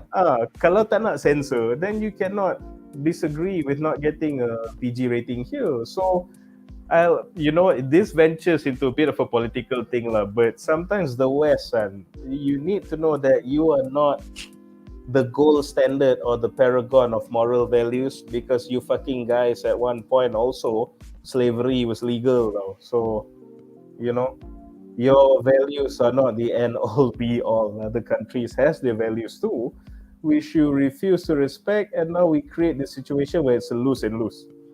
So again, it's not like macam, we can't tell you to not do LGBT scenes, but you cannot be telling us how to not make your content watchable in certain countries where this is a sensitivity issue.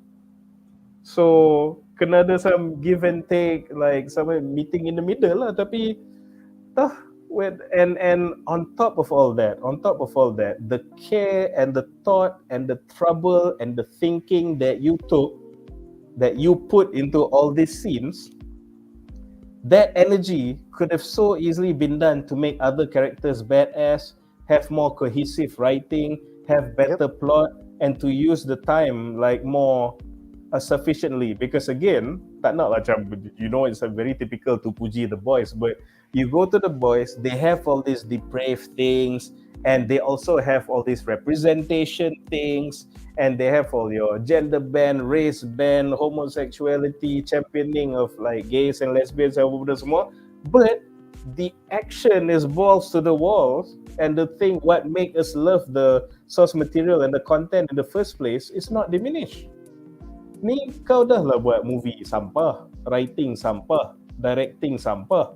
You inject this thing to get to the kids, tak nak compromise, end up being banned in our country. So what the fuck is this end product about even? It's just a complete waste of space. So itulah, disappointments all over.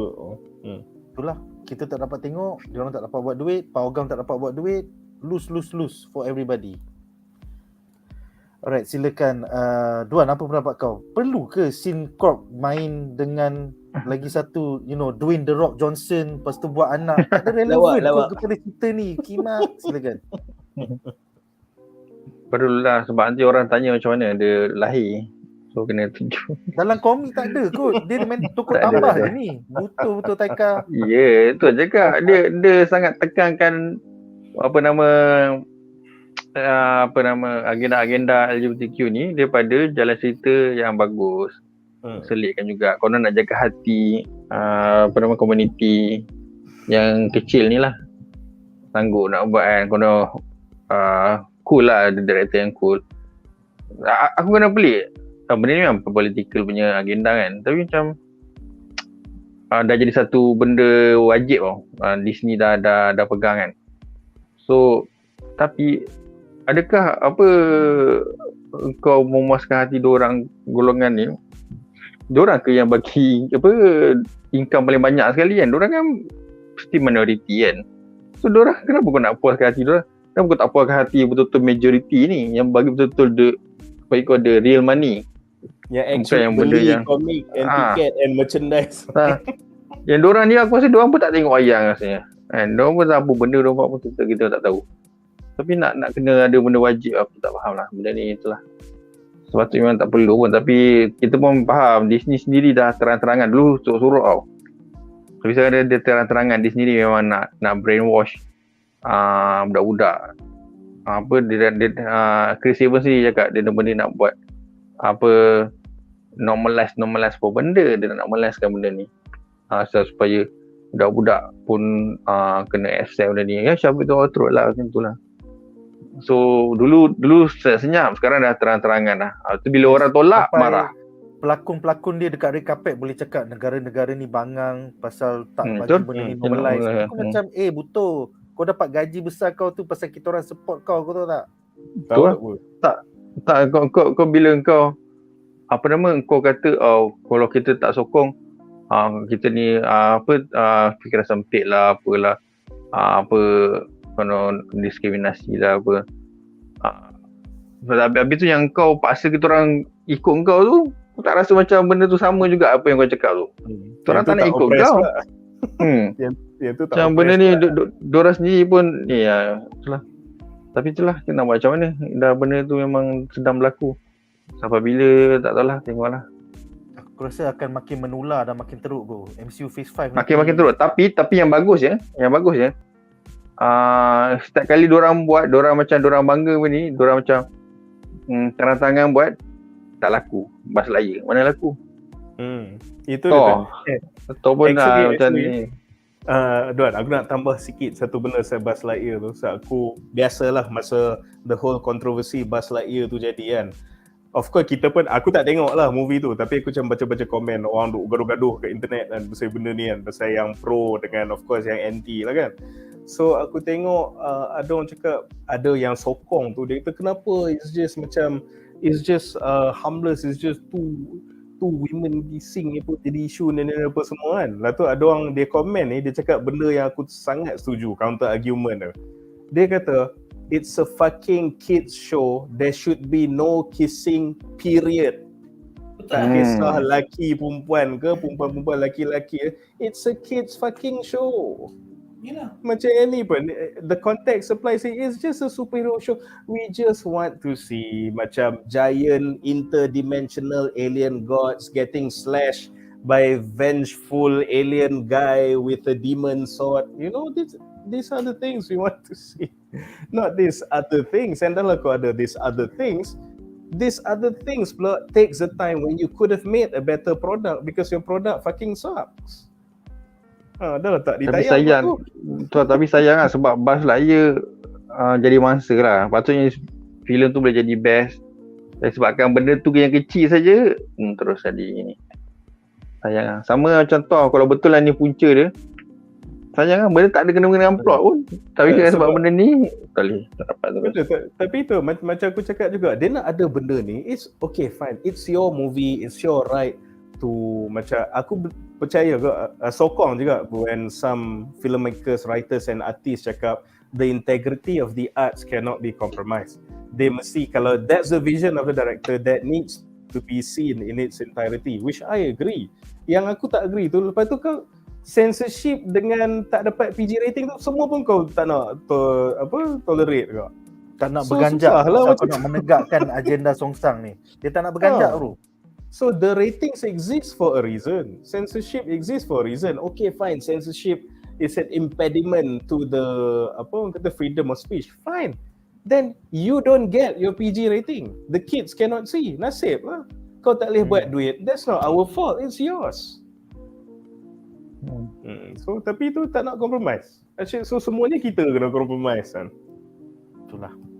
Okay Nazi, untuk segmen sucks yang terakhir ni, apa pendapat kau? Agenda ni tak perlu kot. Kenapa Valkyrie nak cium tangan bidadari dekat Olympus tu? Kenapa kau nak kena tunjuk dia sontot untuk buat anak batu tu? Tak perlu kot. Tak ada kaitan dengan gore dengan THOR.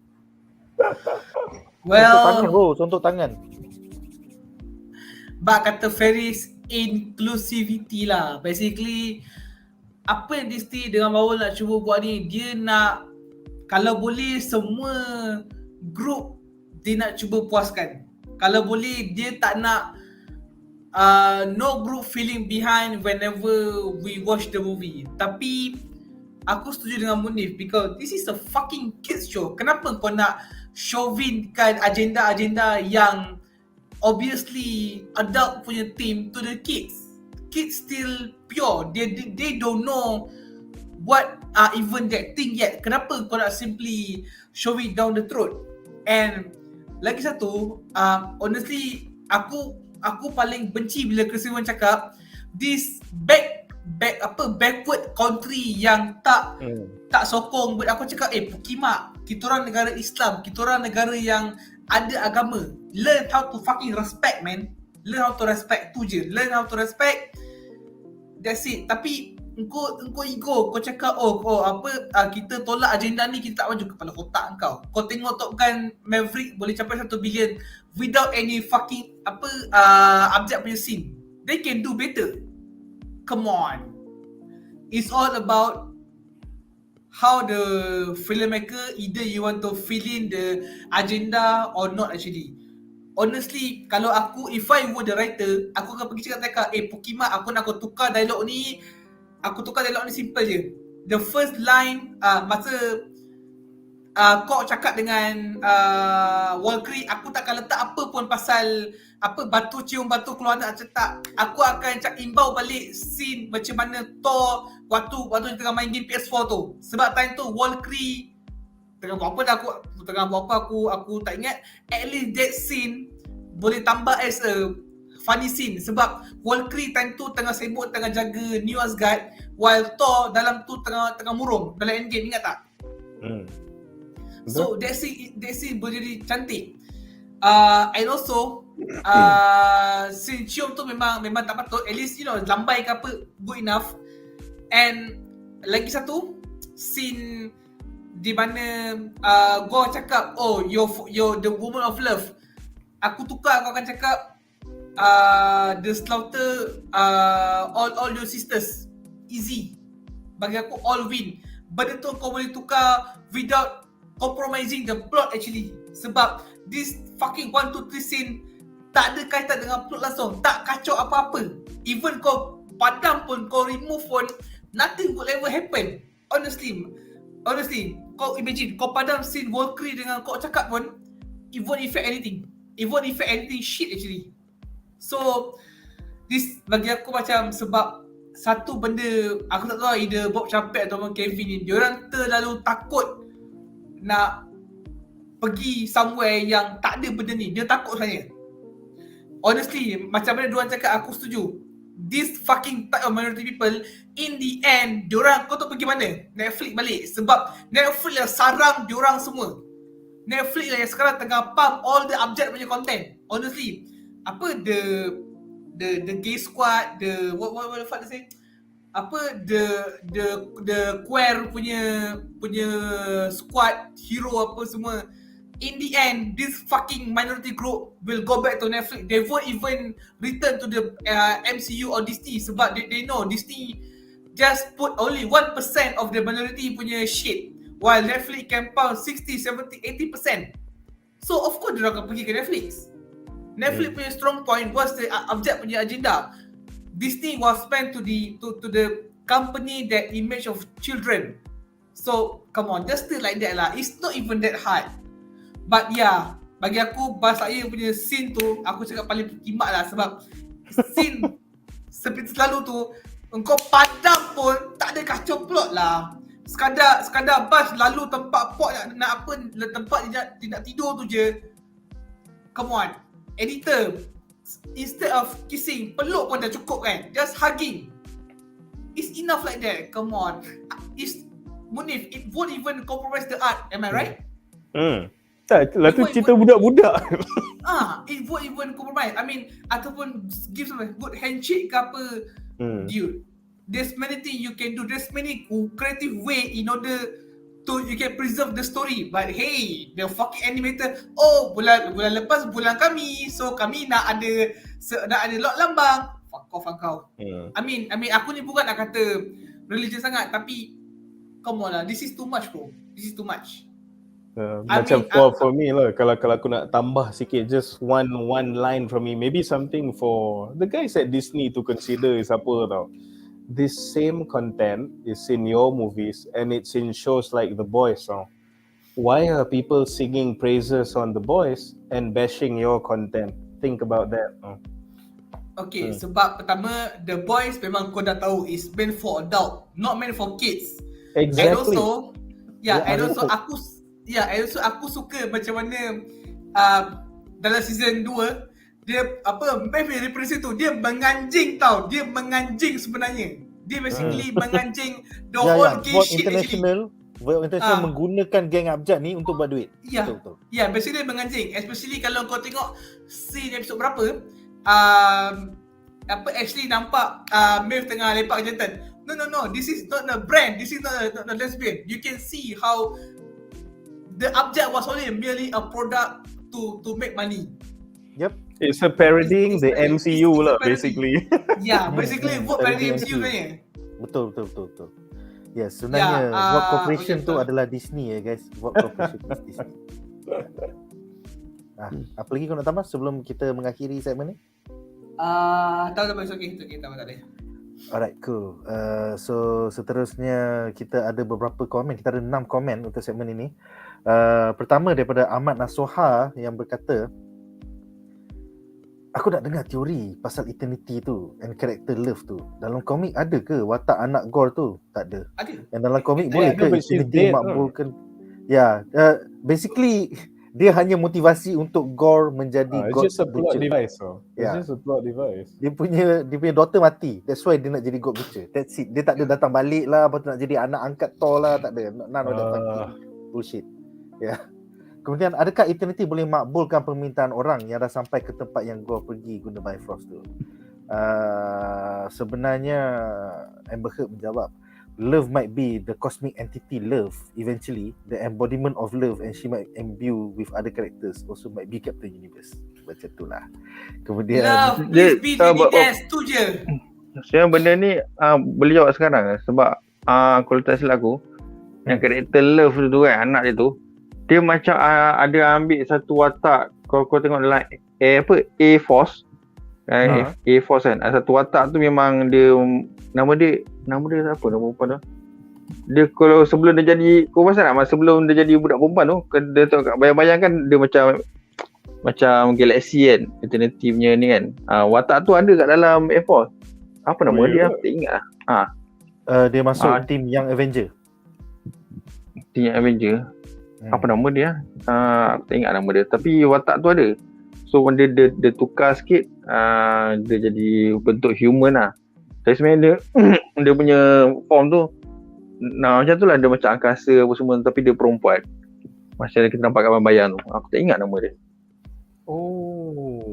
Aku cakap dia sebenarnya dia sepihan daripada Cosmic Cube yang jadi hidup kan. Dia tu. Yes. Yang perempuan tu. Alah aku tak ingat.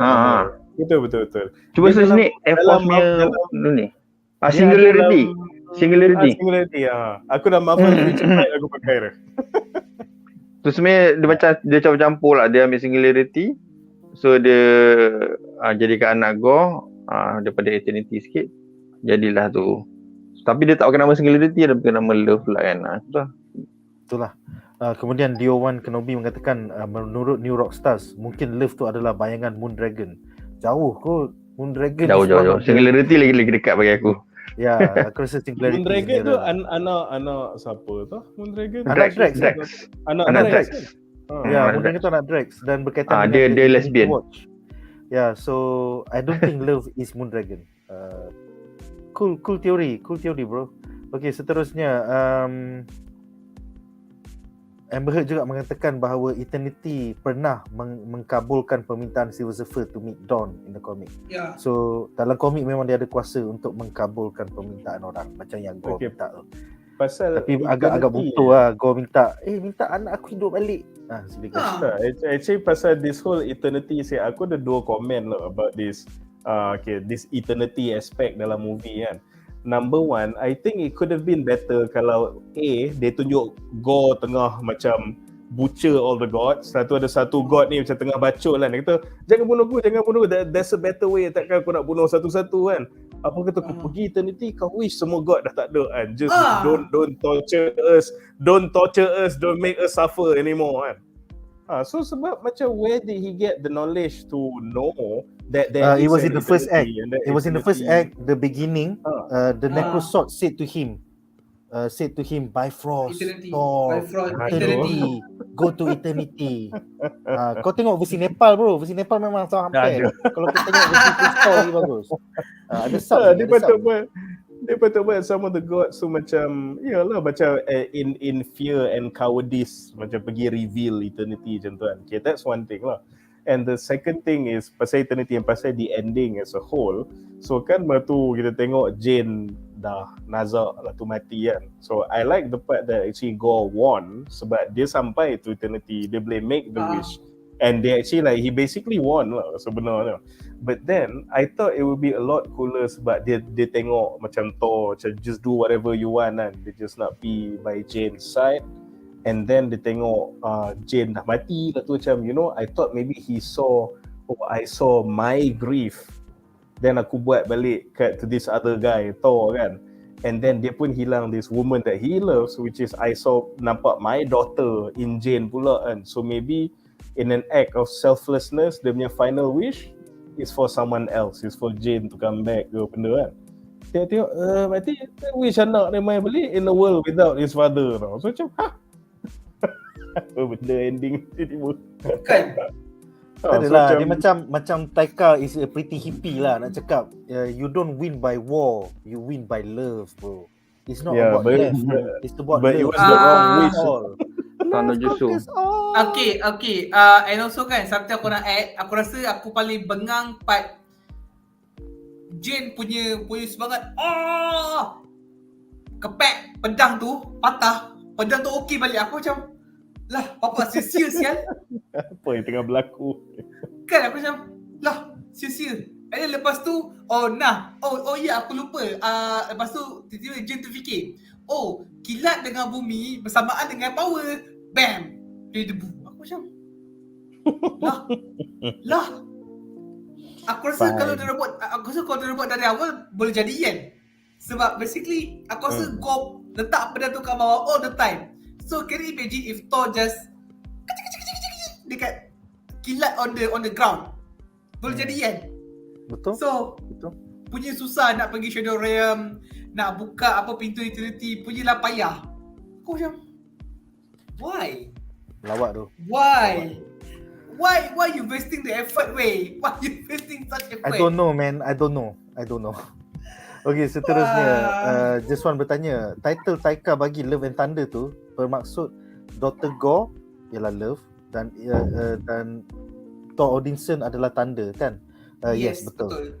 Basically the last panel dalam filem tu adalah Love and Thunder lah. Basically macam apa yang kau cakap lah, therefore there is Thor became Love and Thunder. Ya, itulah. Alright, seterusnya yang ni best soalan ni. Ronnie bertanya, kenapa Thor tak pergi Eternity resurrect Natasha? Aku rasa ada dalam 4 hour cut tu ada. Aku rasa. Tapi Taika dah potong. Aku rasa. Tapi itulah, kalau if you take this question, aku rasa Thor tak tahu sebenarnya dekat mana Eternity. So bila dia pakai mata Excel tu tengok, oh Shadow Realm. Tiba-tiba je pintu depan ni macam lah, senang gila nak cari. Actually yang ni aku ada teori ke kenapa dia tak pergi ke Eternity untuk resurrect Natasha kan. Kalau kau tengok betul-betul kan masa scene yang Thor kena flick tu kan, lepas tu dia ada tattoos kat belakang badan tu. So dia ada one big Loki tattoo. Lepas tu at the bottom right sikit tu dia tulis ada orang zoom in, dia tulis father, mother, Loki, Tony, Natasha tau. Dia tulis tattoo tu. So, imagine kalau dia resurrect Natasha, nanti awkward gila dia ada tattoo Natasha kat badan tu. So dia takut laser sebenarnya. Dia takut nak kena laser tattoo tu balik. Okay guys. So dengan itu habislah 5 sebab mengapa filem Thor Love and Thunder sampah. Sekarang kami bakal membincangkan harapan kami bagi watak Thor dalam MCU Phase 5.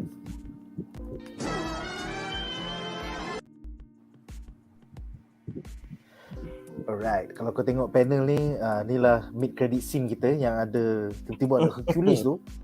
So, aku ada satu soalan untuk semua panelis dalam segmen ni. Apakah pendapat anda tentang mid credit scene di mana pelakon Brett Goldstein dari siri Apple TV Plus Ted Lasso berlakon sebagai Hercules, anak kepada Zeus, dan dia telah diarah untuk menghancurkan Thor. Also, apa pendapat korang tentang the post credit scene di mana Jane Foster diterima di Valhalla oleh Heimdall, lagi satu pelakon Thor yang dah tak nak berlakon Thor. Serta the stinger at the end yang mengatakan Thor will return di penghujung filem ini, that Thor will return in MCU Phase 5. I mean, masa red carpet premiere, pelakon Chris Hemsworth dan pengarah Taika Waititi terkejut pasal diorang ingat diorang buat filem sampah sangat, they did not expect that they will still have a job after this. So kita mulakan dengan Munif. Dia ada banyak topik tu, ada tentang Hercules, ada tentang Jane Foster tak nak berlakon dah, dan juga Thor will return in MCU Phase 5. Silakan. Okay, so let's start with Roy Kent lah. Sorry, aku tak ingat nama betul lah. Aku je ingat nama Ted Lasso dia, which is he plays Brett the character Goldstein. Brett Goldstein. Okay, Mr. Roy Kent. So, Mamat ni, I love the show Ted Lasso as a football fan. So, I do. And in that show, I also love this guy lah because he played his character really, really well. So, kalau korang tahu a bit of trivia, he's actually a parody of Roy Keane, which is the very temperamental Man United former captain dulu. Kaki gaduh kan semua, but he just looks like a normal unassuming old Irishman, tapi jangan main-main bila dia gaduh dengan orang lah kan. So the funny thing about his character is that he plays exactly kind of an exaggerated version of Roy Keane, which is he's an angry little man. Dia just nampak macam kecil, bodoh-bodoh, kurus tu, tapi macam dia sentiasa panas baran. So that is the charm or what makes his character funny. Kenapa aku cakap pasal this character is because this is why I think this is bad casting lah, honestly, sorry to say, because like I said, he plays a good little angry man because he literally has a small frame. He is not someone that you would call physically imposing. And I know orang cakap dalam casting ni kita tengok lah bila dia buat special effect, Natalie Portman pun boleh tambah-tambah muscle apa semua kan. But macam mana? The thing about Hercules is that he doesn't have flashy powers. Dia tak ada macam concussive blast, optic blast, api, dada-dada apa semua.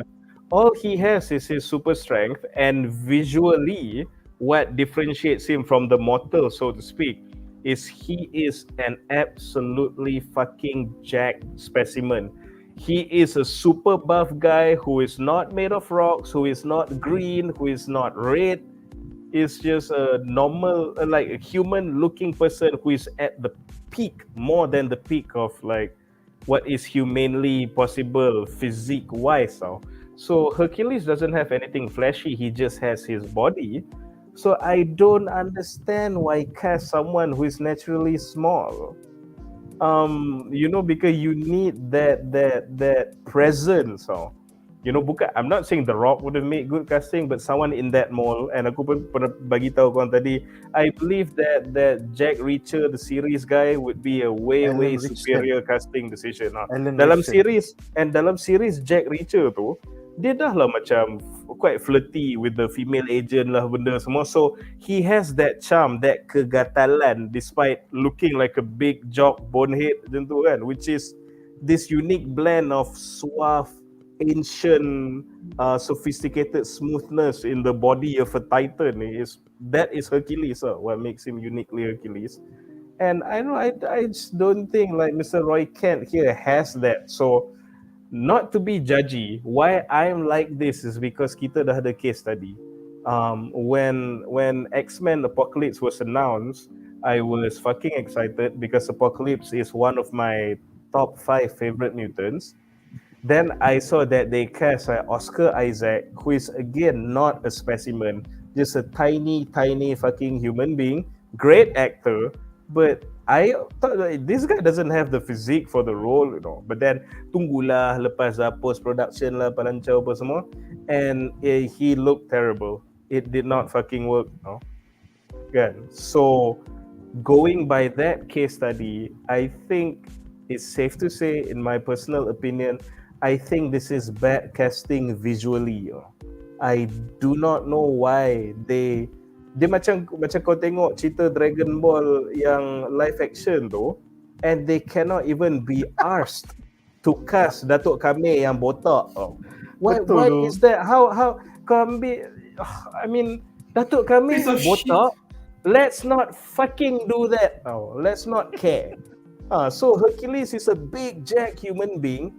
You watch this series about this very like bubbly series, and there's this guy who's like one of the smallest guys in the show. You know what? This would make a really, really, really good Hercules. So I am very open to be proven wrong, but Oscar Isaac has proven me right that kalau watak tu besar, carilah orang besar. So I don't understand. So fine. That's it for me bitching about the Hercules lah, whatever lah. On the Valhalla scene, real quick, I don't give a fuck what happens anymore. So that scene like really did nothing for me. So I think it's just like closure for Jane Foster maybe. I don't think nampak lah that macam Natalie Portman tak nak berlakon dah. Because yang terima dia ialah Heimdall yang juga tak nak berlakon dah dalam yang juga tak. Jom kita geng-geng yang tak nak berlakon, let's be in this barn and like drink some kek ke apa benda. So that's the symbolism kan. So again, staying true to my theme, like I said, wastefulness kan. They even just did not bother to use the post-credit scenes to promote anything about the overarching story of Marvel Phase 4. Yeah. So I really don't understand what's wrong with Marvel in this phase, because like I said, okay, No Way Home, Loki lah. We start with Loki. They said, introduce the multiverse, which was completely not referenced by Doctor Strange at all. Dia ada lah multiverse, but didn't say what the fuck. This was not the thing before. Why is it like this now? Nothing was said. Post-credit scene, Doctor Strange pun couldn't be asked about like extending anything from Loki or Kang for that matter. And then you have like the series, all the series since then did contribute nothing to Kang's storyline, obviously apart from Loki lah, like no introduction to, there's a future looming threat, whatever, semua pun tak ada. And then like the movies pun did none of that. Maybe Shang-Chi punya gelang ada kaitan dengan Kang, I don't know, maybe. Eternals just introduce their own thing and then introduce Star Fox, and then like don't know if people are even interested to see that. And then it culminated with, okay, before this, like Miss Marvel pun baru habis, also like added nothing to the overarching story. And then you have this with 2 post-credit scenes that also added nothing to the fucking overarching story.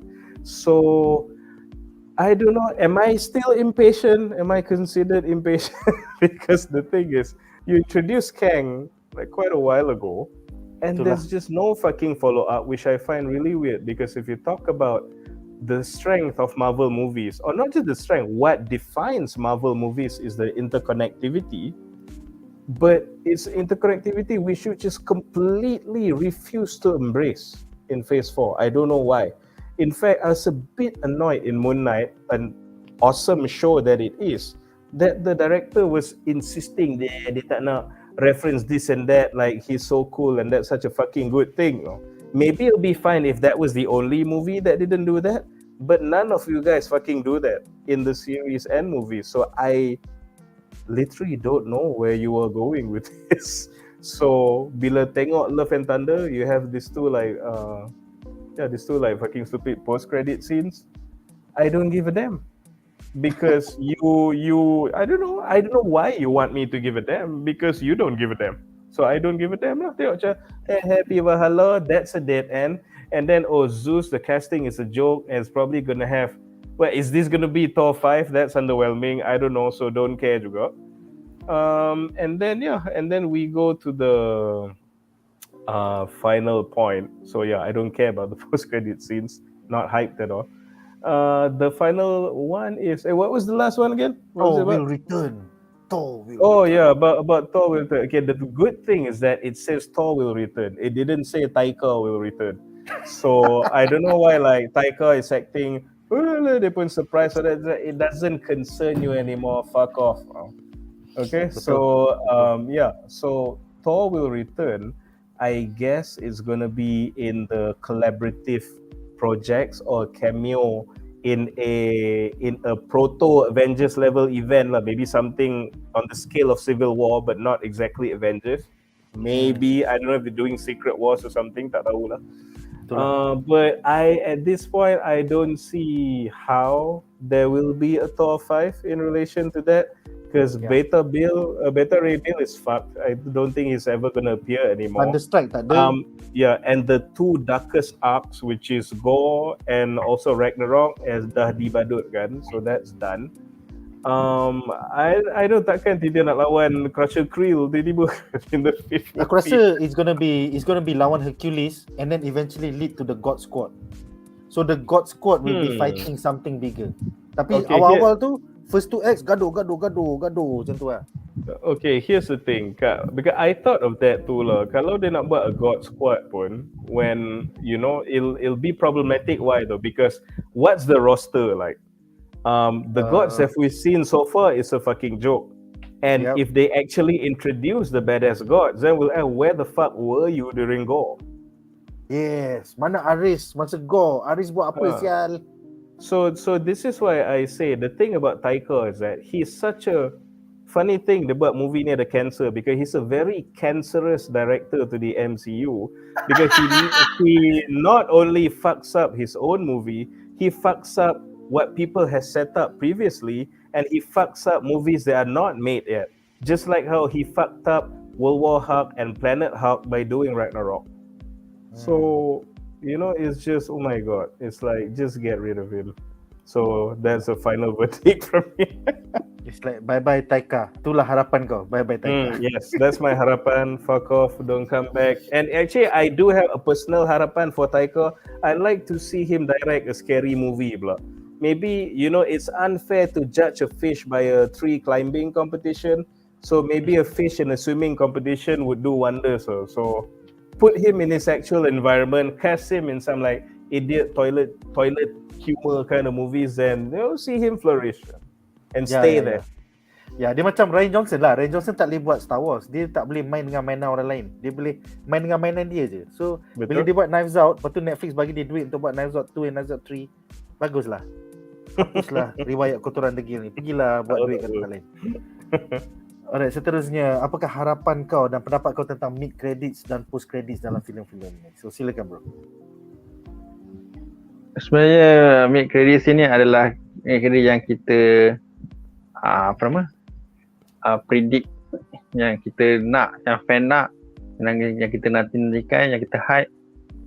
Tapi bila keluar macam what the fuck, macam lakon ni tak benda ni sel.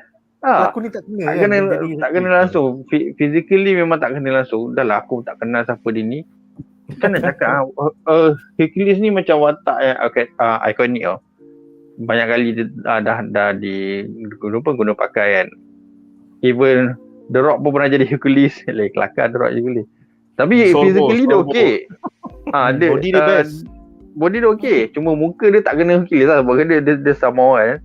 So tak kena dengan Greek lah. Dia siap pakai rambut palsu pun semua kan. Tapi itulah Hercules berbadan besar. So bila ambil si kurus ni yang nak acah-acah nak jadi besar, macam tak kena lah. Sebab for me fan favorite memang Henry Cavill lah kan. Sebab dia badan dia memang sedap, tough apa semua kan. Ataupun kau bagi ke Ben Affleck ke kan. Sebab badan-badan besar macam tu, jadi satu lagi kau kena bagi A-lister. Sebab Hercules ni watak yang orang dah selalu guna pakai. Dia dah lah karismatik. Lepas tu dia watak yang well known. So kau bagi yang pelakon yang unknown. Kau bagi kat pelakon TV bro. Itu lah macam impact tu tak ada lah. Macam this the scene yang semua orang tu tunggu tau. Ada Hercules akhirnya keluar. Tapi macam macam orang jadi macam terus tak ambil kisah langsung, saya kena kecam lagi kan. Kalau aku tanya harapan aku harap kalau Hercules ada, recast lah. Jangan panggil orang lain. Jangan pakai dia ni. Multiverse recast lah. Panggil lah somebody. Sebenarnya sebab kita ada ramai orang berbadan sasa dekat US tu, kat Hollywood tu. Kau ada wrestler, kau panggil Brock Lesnar pun tak apa. Brock Lesnar kalau ada jambang sebiji Hercules. Yes. Tapi kenapa kau kasih dia macam aduh, kau banyak badan-badan power, kau ada wrestler, kau ada UFC ke apa semua ada. Kau ada berapa yang The Mountain tu kan, yang Mountain tu besar sangat. Tapi the point is kena badan besar lah. Sebab satu kan, kalau tengok Batroc the Leaper tu, dia pun ambil tu lah UFC. UFC betul. Batroc ada je, tapi kenapa kau ambil orang yang macam ni? So memang let down lah sebab, tapi aku memang give a clap to Taika lah. Dia boleh fuck up dari semua segi. semua benda dia bagi kakao, dia pukul habis. Lepas Hercules yang ni benda yang paling senang kau ni pun kau boleh fuck up juga. Memang respect lah. Kau memang kick off fuck up. So untuk yang scene Valhalla tu, sepatutnya bila dia pergi Valhalla, dia jadi Valkyrie sebenarnya. Si Jane Foster tu dalam komik macam tu juga. Ya, dia tapi sekarang dah tukar maksud. Valhalla ni jadi tempat orang yang tak nak berlakon MCU dah. Itu lah pasal. So macam, tapi sebenarnya ikut kan, memang Teleport Man dah tak nak berlakon dah. Dia sampai nombor 3 kan, dia tak dipanggil sebab dia memang dia pun tak kisah sebenarnya. Tapi aku pelik macam mana si Taika boleh pujuk dia untuk masuk balik Love Thunder. Apa kan dia pujuk dengan skrip yang bagus lah. Kevin yang pujuk dia. Bagi dia lah. Maknanya somehow ada orang pandai pujuk dia untuk berlakon balik. Sebab aku rasa dia pun macam ada isu dengan somebody, dengan Thor punya orang kot. ke dengan Chris Evans sendiri? Aku tak sure. Tak silap Aku aku tak jadi sure isu lah. pasal THOR 2 dengan Yelah tu ada. Taylor isu tu silap aku tak ingat apa tapi memang ada isu Aku dia rasa dengan Dari isu lah. payment bro. Idris Elba. Isu pasal payment. Isu Payment lah kot. Ya. Sebab tu dia tak nak berlakon. Nombor 3 dia teras tu. Cara boleh pujuk balik nombor 4 tu. Tu memang power lah. Ingat kan dengan bila dia pujuk tu best lah punya lagi sampah. Memang dia takkan datang balik lah cerita dia. Kau dah buat macam ni kan. So itulah dia. So untuk yang THOR Will Be Back tu sama aku dengan Munir sama aku rasa lebih kepada bukan THOR 5 kot. Dah sebab macam orang dah tak nak dah. Kau boleh nak redeem balik THOR dengan THOR jadi hero adalah macam mana Russo Brother buat dalam Infinity War dengan Endgame. So kalau ada orang yang boleh buat macam tu, THOR masuk kat dalam Avengers 5 ke kan. Sebab dia the only Avenger yang kira yang legend yang hidup lagi. So dia datang untuk membantu je. So aku rasa tu lagi bermakna lah. Sebab nak buat The Fifth Thor tu, kau nak bagi director yang baru macam susah kau nak redeem balik. Kau kena redeem dulu Thor punya scene yang sikit-sikit tapi memberikan impact lah macam mana kat dalam Infinity War dia sampai ya.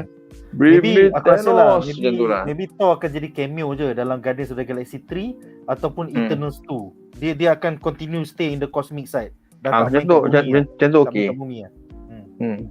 Aku rasa tu okey lah. So hopefully all the best lah. So kalau macam aku harap sangat Hercules ni dia recast, tak tahu kenapa. Sama lah. Multiverse. Kau tengok Hulk dah tukar berapa kali dah berlakon, tak jadi masalah kot. Okay, bring us home bro. Apa pendapat kau tentang the mid credit, post credit and the stinger at the end? Thor will return. So silakan. Babe, Roy Kent ni badan dia kecil kot dalam Ted Lasso. Ni CG kan bro? Bro, body dia ni CG. Dia tak buat badan ke ni? Tak buat badan. Dia kalau Natalie Portman pun dia dah kan Natalie Portman pun dah tambah tu. Kalau dia pun nak CG Roy Kent ni habis bajet dia nak letak muscle tu. I mean, come on, this thing is so very cakap the worst CGI lah. And okay, aku terfikir Hercules ni engkau nak letak dekat mana? Sebab tu dah okay. Aku rasa kan ini interconnect dengan Thor Will Return. Aku rasa one of the Thor and Love and Thunder punya journey sebab sekarang ni Thor dengan anak dia tengah pergi tolong planet yang tak boleh lawan sendiri. For some reason Hercules akan datang kacau. Aku semak ada budak dah tak ada dalam komik. Betul lah. Random bro, tiba-tiba dia ada anak angkat. Fuck. Kroni sebab nak letak anak Chris Hemsworth. Ini semua kroni je. Berlakon mesti dapat berapa juta tu. Babi betul lah. Okay, lepas tu itu satu. And for Valhalla scene tu bagi aku macam tak payah pun, tak apa sebenarnya. Macam pergi Valhalla. Sedangkan is Heimdall. Ada bro, dia nak matikan rumors yang Natalie Portman akan kembali sebagai Valkyrie. Pasal dalam komik bila Jane Foster mati dia hidup balik sebagai Valkyrie. So dia nak matikan terus rumor tu like no. Sebab MCU punya Valkyrie engkau tak payah mati pun. Basically it's a kind of like a Odin soldier. So betul. Ami betul lah dalam Norse punya mitologi Valkyrie ni orang yang guide pergi Valhalla. Yang guide pergi Valhalla. Tapi dalam MCU tak kita askar special nama je Valkyrie tapi tak ada apa pun. Tu je. Betul. So macam cakap lah basically scene tu just kadang cuma nak matikan dia. And aku kecewa dalam scene Heimdall tu cakap at least kau cakap lah so how's my son doing. Tak ada babe. Tak ada. So adakah Heimdall tak tahu dia ada anak? Itu soalan aku. Dia macam ni Heimdall lah kita cakap macam ni lah. When you have the ability to menggendap everyone, everything at the same time, you lose track siapa anak kau. So many kids weh. Heimdall dia sibuk sangat. Skoding banyak sangat benda bro. Skoding sangat. Alright, the final one. The stinger. And for Thor Will Return, actually lepas aku tengok tu baru baru aku rasa apa yang fan rasa yang masa IJ posting tu, yang kita tak tahu nak top 5 ke tak. 50-50. Aku rasa tak payah, okey lah. Top 5 rehatkan dulu. Engkau banner Thor punya karakter balik through cameo. Build through cameo. Give a personal integral story structure yang boleh connected with the cosmic punya lore actually. Dia pergi Eternal, dia pergi ke Guardian of the Galaxy, and give him something yang meaningful in the end of his life. Like that. It's always make like that. Tapi aku tahu Kevin Simak ni semua, dia orang tak fikir semua tu, dia fikir duit je. Tengoklah macam mana. Kita tengok macam mana. Hari Sabtu ni dia akan buat banyak announcement di San Diego Comic Con. Sabtu dengan Ahad kan? Sabtu dekat US, kita 21 jam ke hadapan. So kita akan tengok hari Ahad. Ahad pagi. Tapi like Ahad I pagi said atau lah, tengah hari. Dan macam itulah. this is to me is, if this is going to be the turning point or not, this Comic Con is it lah. So I will be watching it with very high interest sebab this whole like bullshit yang tak connected langsung and like abysmal end product semua benda ni kan. Hopefully COVID will excuse you 10 years of good content, benefit of the doubt. Tapi macam if during this Comic Con pun you don't, there's no indication you're gonna turn things around, then macam yang komentar tadi cakap lah, I guess this is it. This is probably it. I look forward kepada weekend ni for Marvel ataupun MCU Phase 4.5. 4.5 please. 4.5 please be better than Phase 4. Alright, so kita ada 5 komen terakhir untuk malam ini. Daniel Kim berkata, harap Nick boleh bincangkan nanti siapakah director yang korang nak untuk Thor 5. Aku harap lah kalau ada lah Thor 5, kau buang Taika Waititi tu, kau terus ubah haluan balik, kau ambil director berwibawa macam Matthew Vaughn ke, ataupun kalau kau nak ubah 180, kau ambil Zack Snyder.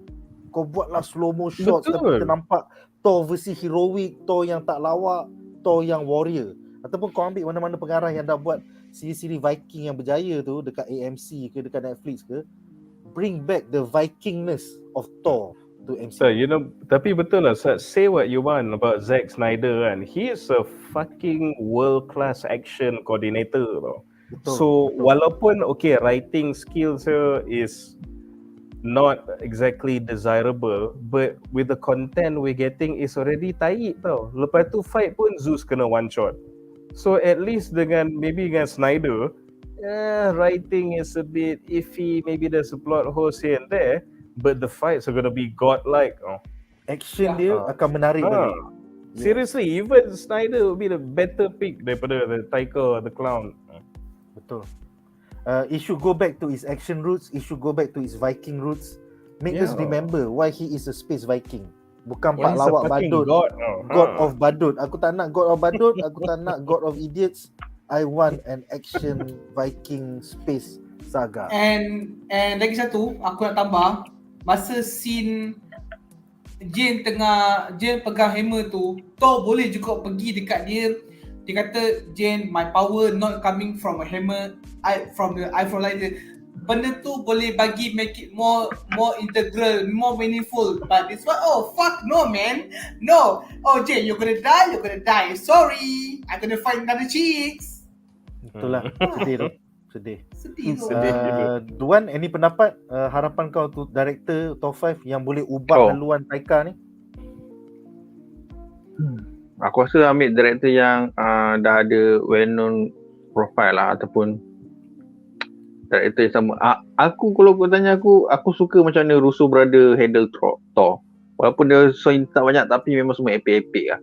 So kalau boleh diberi peluang Russo Brother lagi sekali, biar Russo Brother yang buat lah. Sebab dia pun akan main dengan karakter dalam dunia Thor ni lah, Asgard ni. Banyak sangat karakter tau. Even dekat Asgard sendiri, tak payah cakap lah kalau dengan Olympus ke apa ke, tak payah cakap lah kan. Dekat Asgard sini dah banyak walaupun dah dapat mati kan. So, kalau yang boleh handle karakter banyak, aku rasa memang Russo Brother lah. Kalau dia boleh buat, panggil lah siapa pun. Kalau dia boleh dapat balik lah kan job dengan Marvel. Yang lain aku tak tahu sebab yang aku dah just sedia ada kita nampak Russo Brother yang boleh handle. Well, kalau aku rasa maybe kita back to the origin, Kenneth Branagh ataupun Alan Taylor. Ni dua je aku nak. I think they tried already bro, and dia orang tak berjaya di box office. You should give somebody else a chance at the back.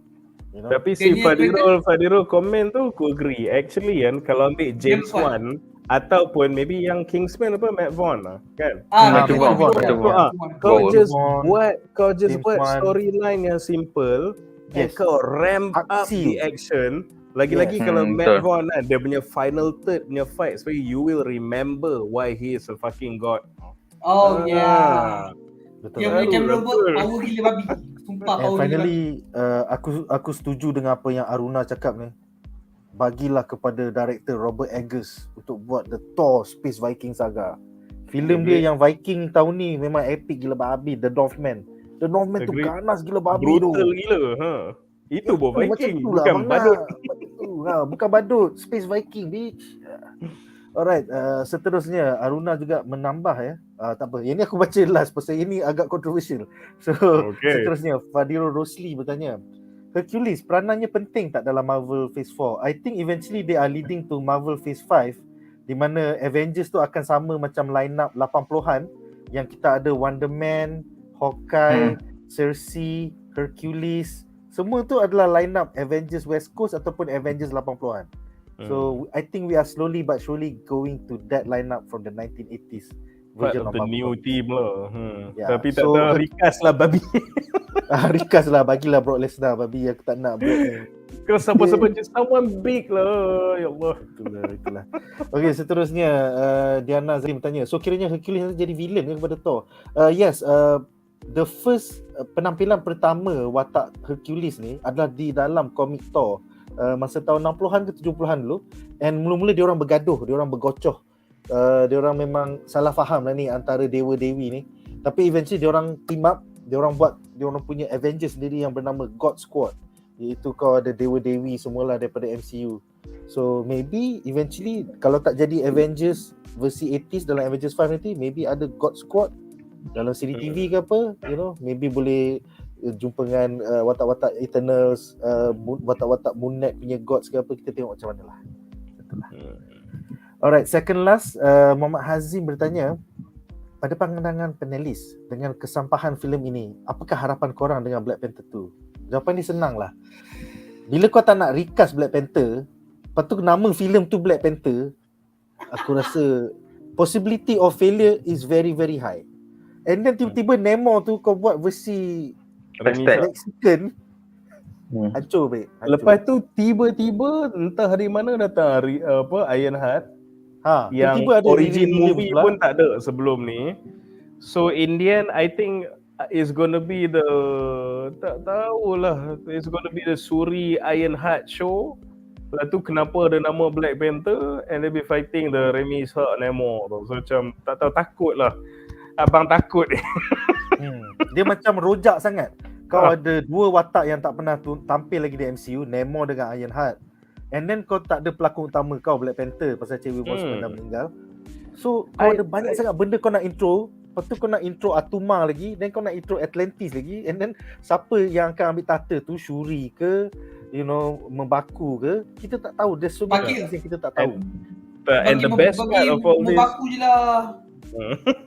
And yang best dia, kalau dia buat filem ni 2 jam je, mana ada masa nak bagi tahu semua benda ni sia. Tak, lepas tu, and the best part of all that apa tau, by the end of the movie, in typical Phase 4 fashion, it'll contribute nothing to Kang or an overarching story. There'll be the icing on the cake.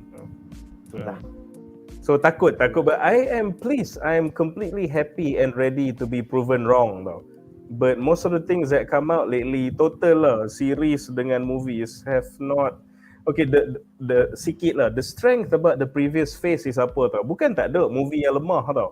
But like I said lah, the defining character of the interconnected universe of the MCU ni, movie lemah pun jadi important. Jadi it means something or it's bringing something to the overarching storyline. So when the series and movies bagus average, especially yang lemah, everyone contribute nothing to the overarching story.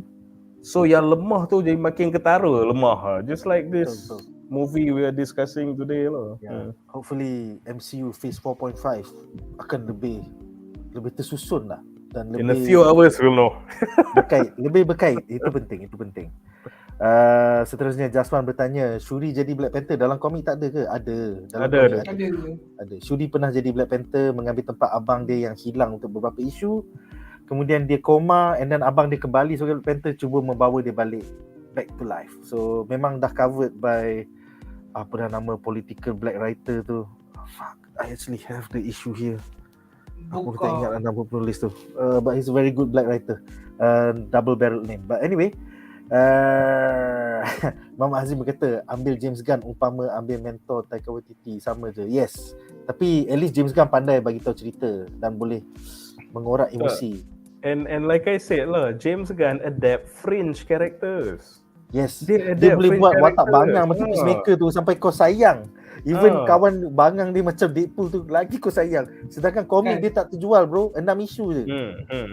So macam Thor is a AAA character. It's not a fringe character.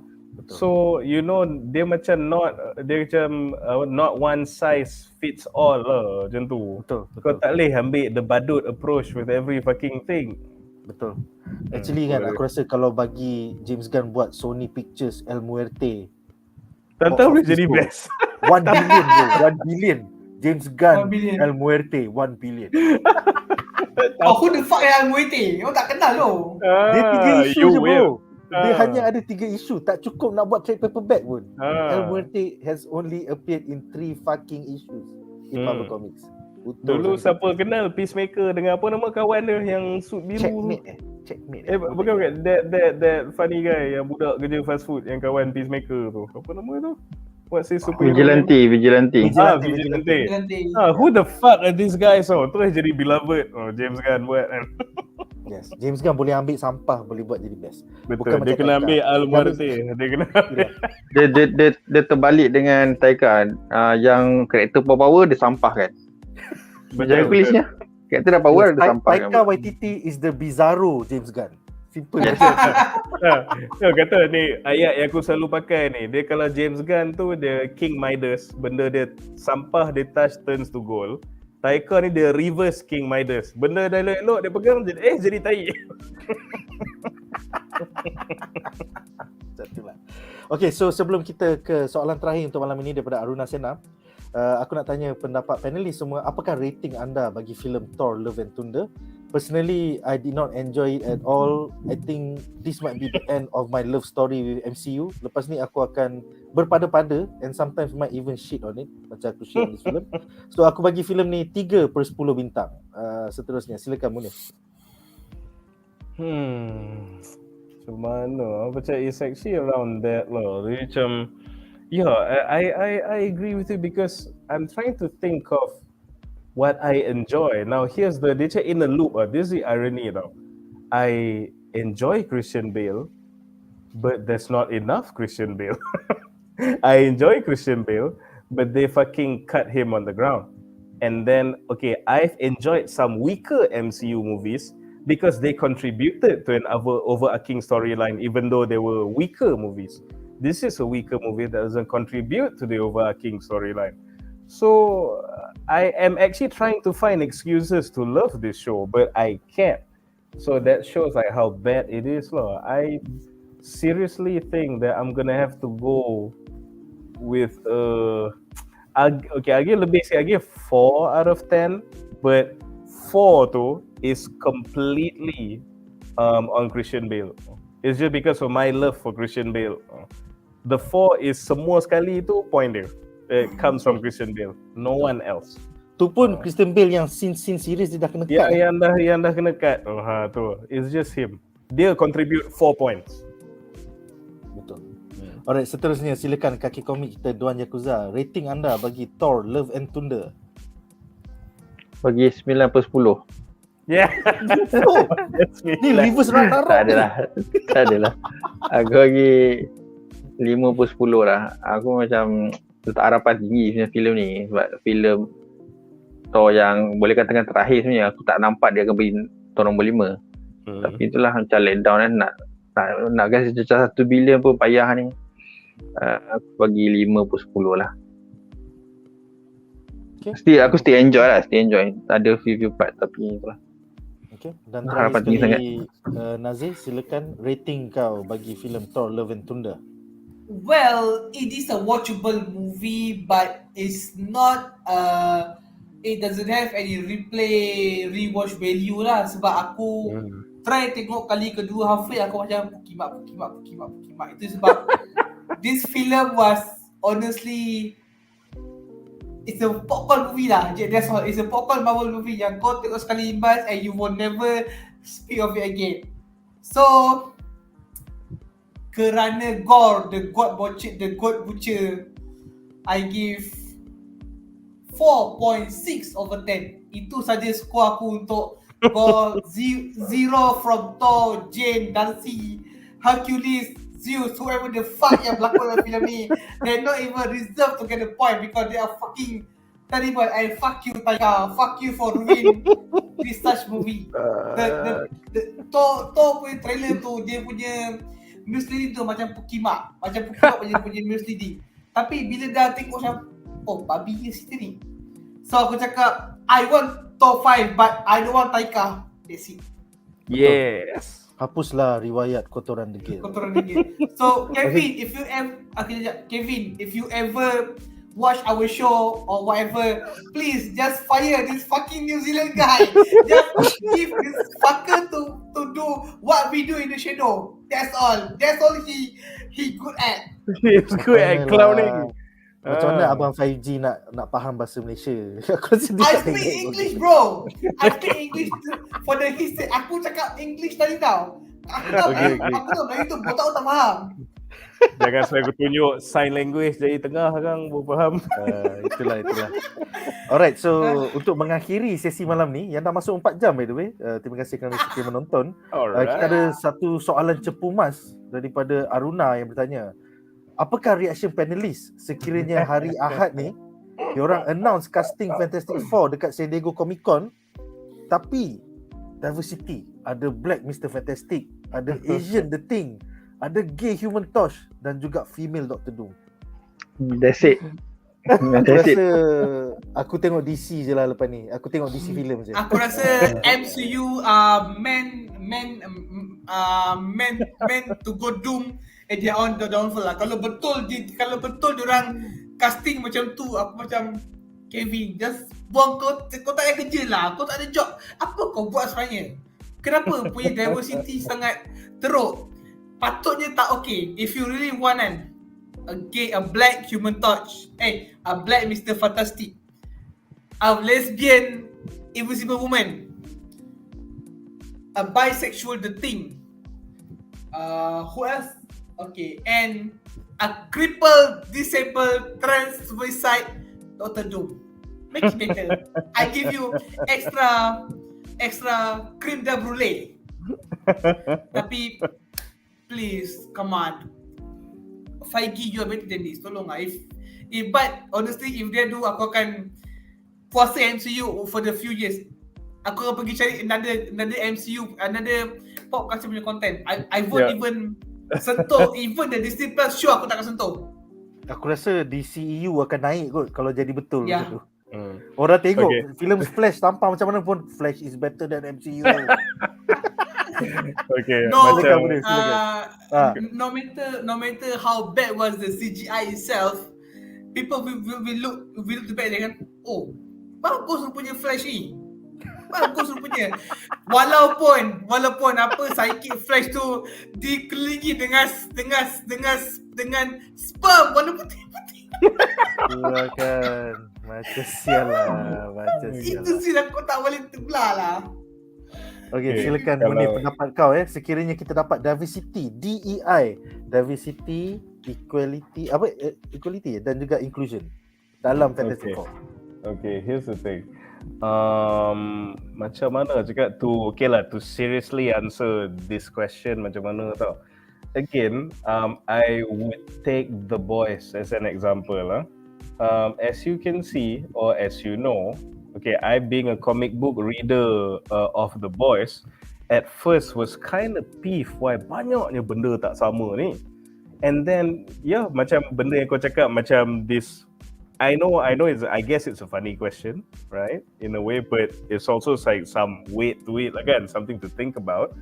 But the thing is, pasal karakter tukar jadi gay, pasal karakter jadi gender band, pasal karakter jadi race band, all these funny things that Aruna just asked here, every single thing happened in The Boys. And I read the comics of The Boys, and I fucking love the TV show. So, to me, if you want to do all these things, then you better have a formula to pull it off. Simple as that. I macam never say never kan. I'm not going to say no. I mean macam seriously, all these things yang nak race band, gender band, whatever that has been done in The Boys to beloved characters from The Boys, and macam we love the show all the same. So when it comes to Marvel, and my problem with Marvel Phase 4 is that it's not the inclusivity, it's not even the LGBTQ stuff, even though, okay, it's not my values. But I have friends who are that, and I don't trample on them also, to each their own. But because this, to me, is not the issue. The issue is you don't respect the source material, you don't do your research, you do not approach it with care when it comes to the shared universe, and you contribute nothing to moving the shared universe. Like I said lah, macam okay, you nak buat Zeus kan, you nak buat Zeus gay, you nak buat Zeus a cross-dresser, you nak buat Zeus all this, okay fine, we can relate it back to the fact that even in Greek fables and Greek mythology, memang all these Olympian gods are really deprived and perverted. You can see Zeus being gay. You can macam see Zeus maybe like going both ways or something. I don't know, like really active sexually. Buat dengan binatang pun apa semua. You can see him cross-dressing, pakai like skirt apa benda semua kan. But you don't let him get one shot by fucking Thor. My issue is that. You can do whatever you want to the character of Zeus, like gender band, whatever. But you don't give us the epic moments. You don't respect the power scaling of the characters. You don't respect the power level of the characters. You don't respect the established writing and lore of the characters. Never, but jangan kata from the comics, you don't respect the thing that is done within your cinematic universe by your colleagues also. So I think race and sexuality is the least of our worries when it comes to how you approach these movies. Betul. Because The again, story, like I said, the story needs to be worked on first. Yeah. The problem with the MCU character, our complaints about the MCU right now is, okay, I know like some will complain about the inclusivity part and everything and all this like woke stuff and all. But I believe, at least on my part and the part of most people, so the main complaint has been the story and the characterizations and the pacing and the weak writings and plots, Because again, I cannot reiterate this enough. Race ban, gender ban, all these like things, it's in The Boys. Yeah. And it fucks the source material, and many people would argue it's better than the source material. How the fuck did they do that? Because they don't compromise with what made The Boys, which is the fucked upness, the politics, the good writings, the shocking moments, the epic fights. They're all there. Nak band-band apa, but they are all there. But for the MCU, those things are not there, but the agendas are, and you refuse to give the host country any bit of compromise or leeway to kind of control the content a bit. So we have bigger problems at hand. I have gay friends, I have transgender friends, I have like all this like kind of friends with their own things. I have my things. So we're all sinners in the end in this world. I have black, But, crippled, transvestite friend. Yeah. But hey, bro, okay, sorry off topic, tapi ABJAD people nowadays basically they are collecting the litter like collecting Pokemon. So they want to become everything. So at the end of the day, to summarize what I feel, like The Boys as a case study, you want to do all these fucking things, you make it work. But if it's just about the agenda, but then like bye-bye story, like fuck the fans, tak tayang in your country pun tak apa, then you know, fuck you then. Betul lah. Alright, so sebagai penutup, silakan Duan, bring us home. Pendapat kau kalau tiba-tiba hari Ahad ni Abang 5G kita announce Fantastic Four yang versi Geng ABJAD dan juga penuh dengan diversity dan equality. Silakan. That's it lah. So, kau dah patah balik lah. Sebab kan kau tak nak buat Human Torch jadi hangus kan. Pernah buat. Lepas tu gagal pula filem tu kan. So kau dah pernah buat dah eksperimen ni. So my advice is stick to the source material lah. Sebab macam mana kau tengok bila kau ikut fancast, macam mana kau buat John Krasinski tu jadi Mr. Fantastic, semua orang suka. Even though kau butcher dia pun tak kisahlah sebab kau nak tunjuk Wanda kuat kan. Tapi fans suka. Kalau kau ambil beli pun fans suka. So kalau boleh Human Torch tu buat je lah congregation kan, buat je lah apa tu yang kalau Bang Green pun buat je lah dia kira, sebab dia asal dia kalau ni dia Yahudi lah kan. Jadi kalau nak buat dia black aku rasa Bang Green okey lah sebab nanti dia akan jadi CGI kan. Tapi kalau boleh buat je lah semua putih ikut soal material lah. So kalau dia nak buat juga macam mana ni ready untuk kegagalan je lah. Sebab kita dah tengok macam mana Buzz Lightyear pun gagal, Thor pun hampir-hampir gagal. So get ready je lah kalau dia buat benda tu. Sebab aku pun akan macam lost hope lah. Sebab kita semua mengharapkan Fantastic Four antara yang terbaik lah kan. Sebab kau dah bring back home Fantastic Four dekat MCU kan. Kalau itu pun kau tak boleh nak buat betul-betul, that's it lah. Betul lah. Kalau aku nak tambah satu benda before that, aku nak cakap pasal this one actor dalam MCU. So we talk about this hypothetical race changing, gender bending benda semua ni kan. Here's the thing, there is one character in the MCU, dia punya gravitas, dia punya charisma, dia punya approach at acting, dia punya plot when it came to him, how his character was set up dalam MCU punya universe makes a lot of people forget that he was race banned pun in the first place, which is Nick Fury. Oh yeah, dia jadi kulit hitam, betul? And tapi dalam komik dia buat dulu. Betul. Tapi dia Indian dalam komik tu dia ubah lepas depa dah cast Nick Fury tu. So Nick Fury MCU came first tau. Lepas tu baru dia change accordingly in the comic. Tak, I think Mark Millar wrote komik black. Dia buat dulu dalam Ultimate. And then eventually from the Ultimate Universe. Ultimate Universe kan. Betul. Yeah. So that cover. Tapi the point is kan, aku yang masa at first macam ramai kau semua, weh macam apa benda ni kan, Nick Fury putih kan. So there was some angry voices lah. Tapi at the end of the day, you know, macam because the writing was good for the character, he pulled it off in the end. So you know, not all, you know, when ni leads to another issue pasal Disney. When people criticize Disney products, it's not always because they're bigots. You know, when people criticize Disney products, sometimes the product is just not good. So I don't like that sometimes they use this agendas as a shield for why people criticize their shows, just like that whole Reva Star Wars thing. So sometimes what you serve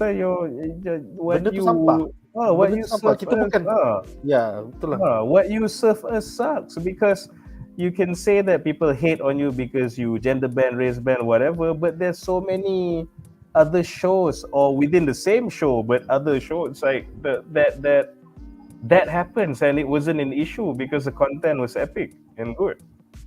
So kan, focus on what matters at the end of the day, which is we want to be entertained. We're so like sick and tired of our work and all these everyday issues, whatever the hell was more. So for 2 hours you just want to escape and see space gods fight with like demon sword powered aliens, you know. Tom Cruise but 1 billion at the box office. And I always tell my friends this, it's just pretty people doing badass things unapologetically. 80s, boom, 1 billion for you. Fans are happy, no agendas, thank you very much, see you next year. So it's the simplest thing ever. We just want to be entertained. Don't do things Yes. that will get shit Formula tu dah banned, that ada. will get Formula people kejayaan tu fighting. dah ada. And if you have to do it, then do it like the boys. You want to do all these things, but macam the boys, it works. They can pull it off. Yes, bagi So, A rating. Kalau nak masuk benda-benda abjad ni A rating terus. Habis cerita.